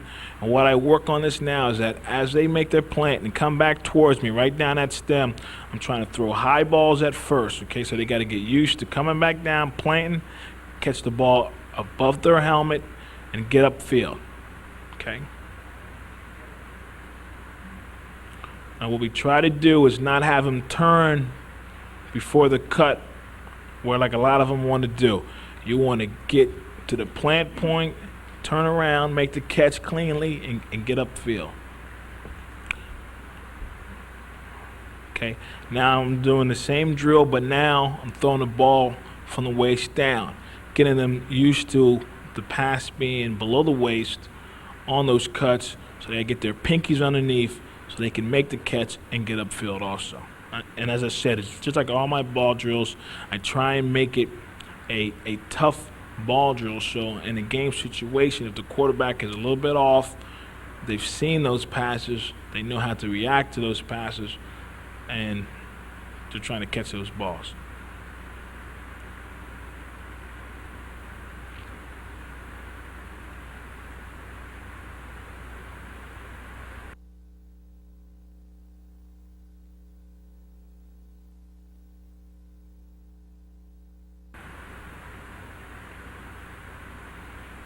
Okay, what this drill is here is a concentration drill.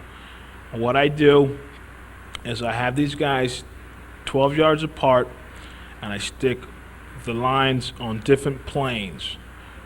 The line that is the distraction line, which is on my left-hand side, they will be in front. The line that is the pass catching line is behind. And what I want them to get used to is catching the ball through hands and through traffic. A lot of times, you know, especially when you're running a lot of those end cuts and things, you can get someone to flash right in front of you, so you got to keep your concentration. So I try and work this drill in as much as possible just to get great concentration on the football, you know.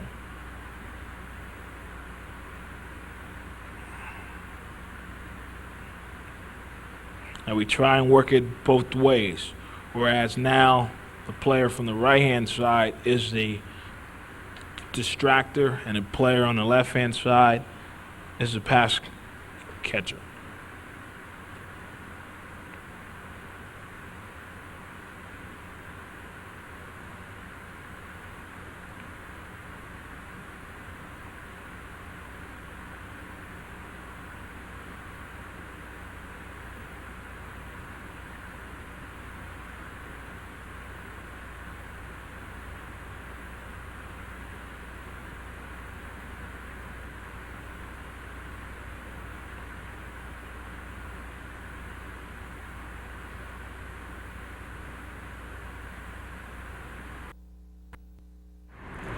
Hopefully what you see on this tape will help you out at your school. We do a lot of those drills, as I said, help our receivers and tight ends to become better football players. And in this day and age of football, where teams have to throw the ball, you need these drills and you need these techniques to enable to make them the best possible football player. Thank you.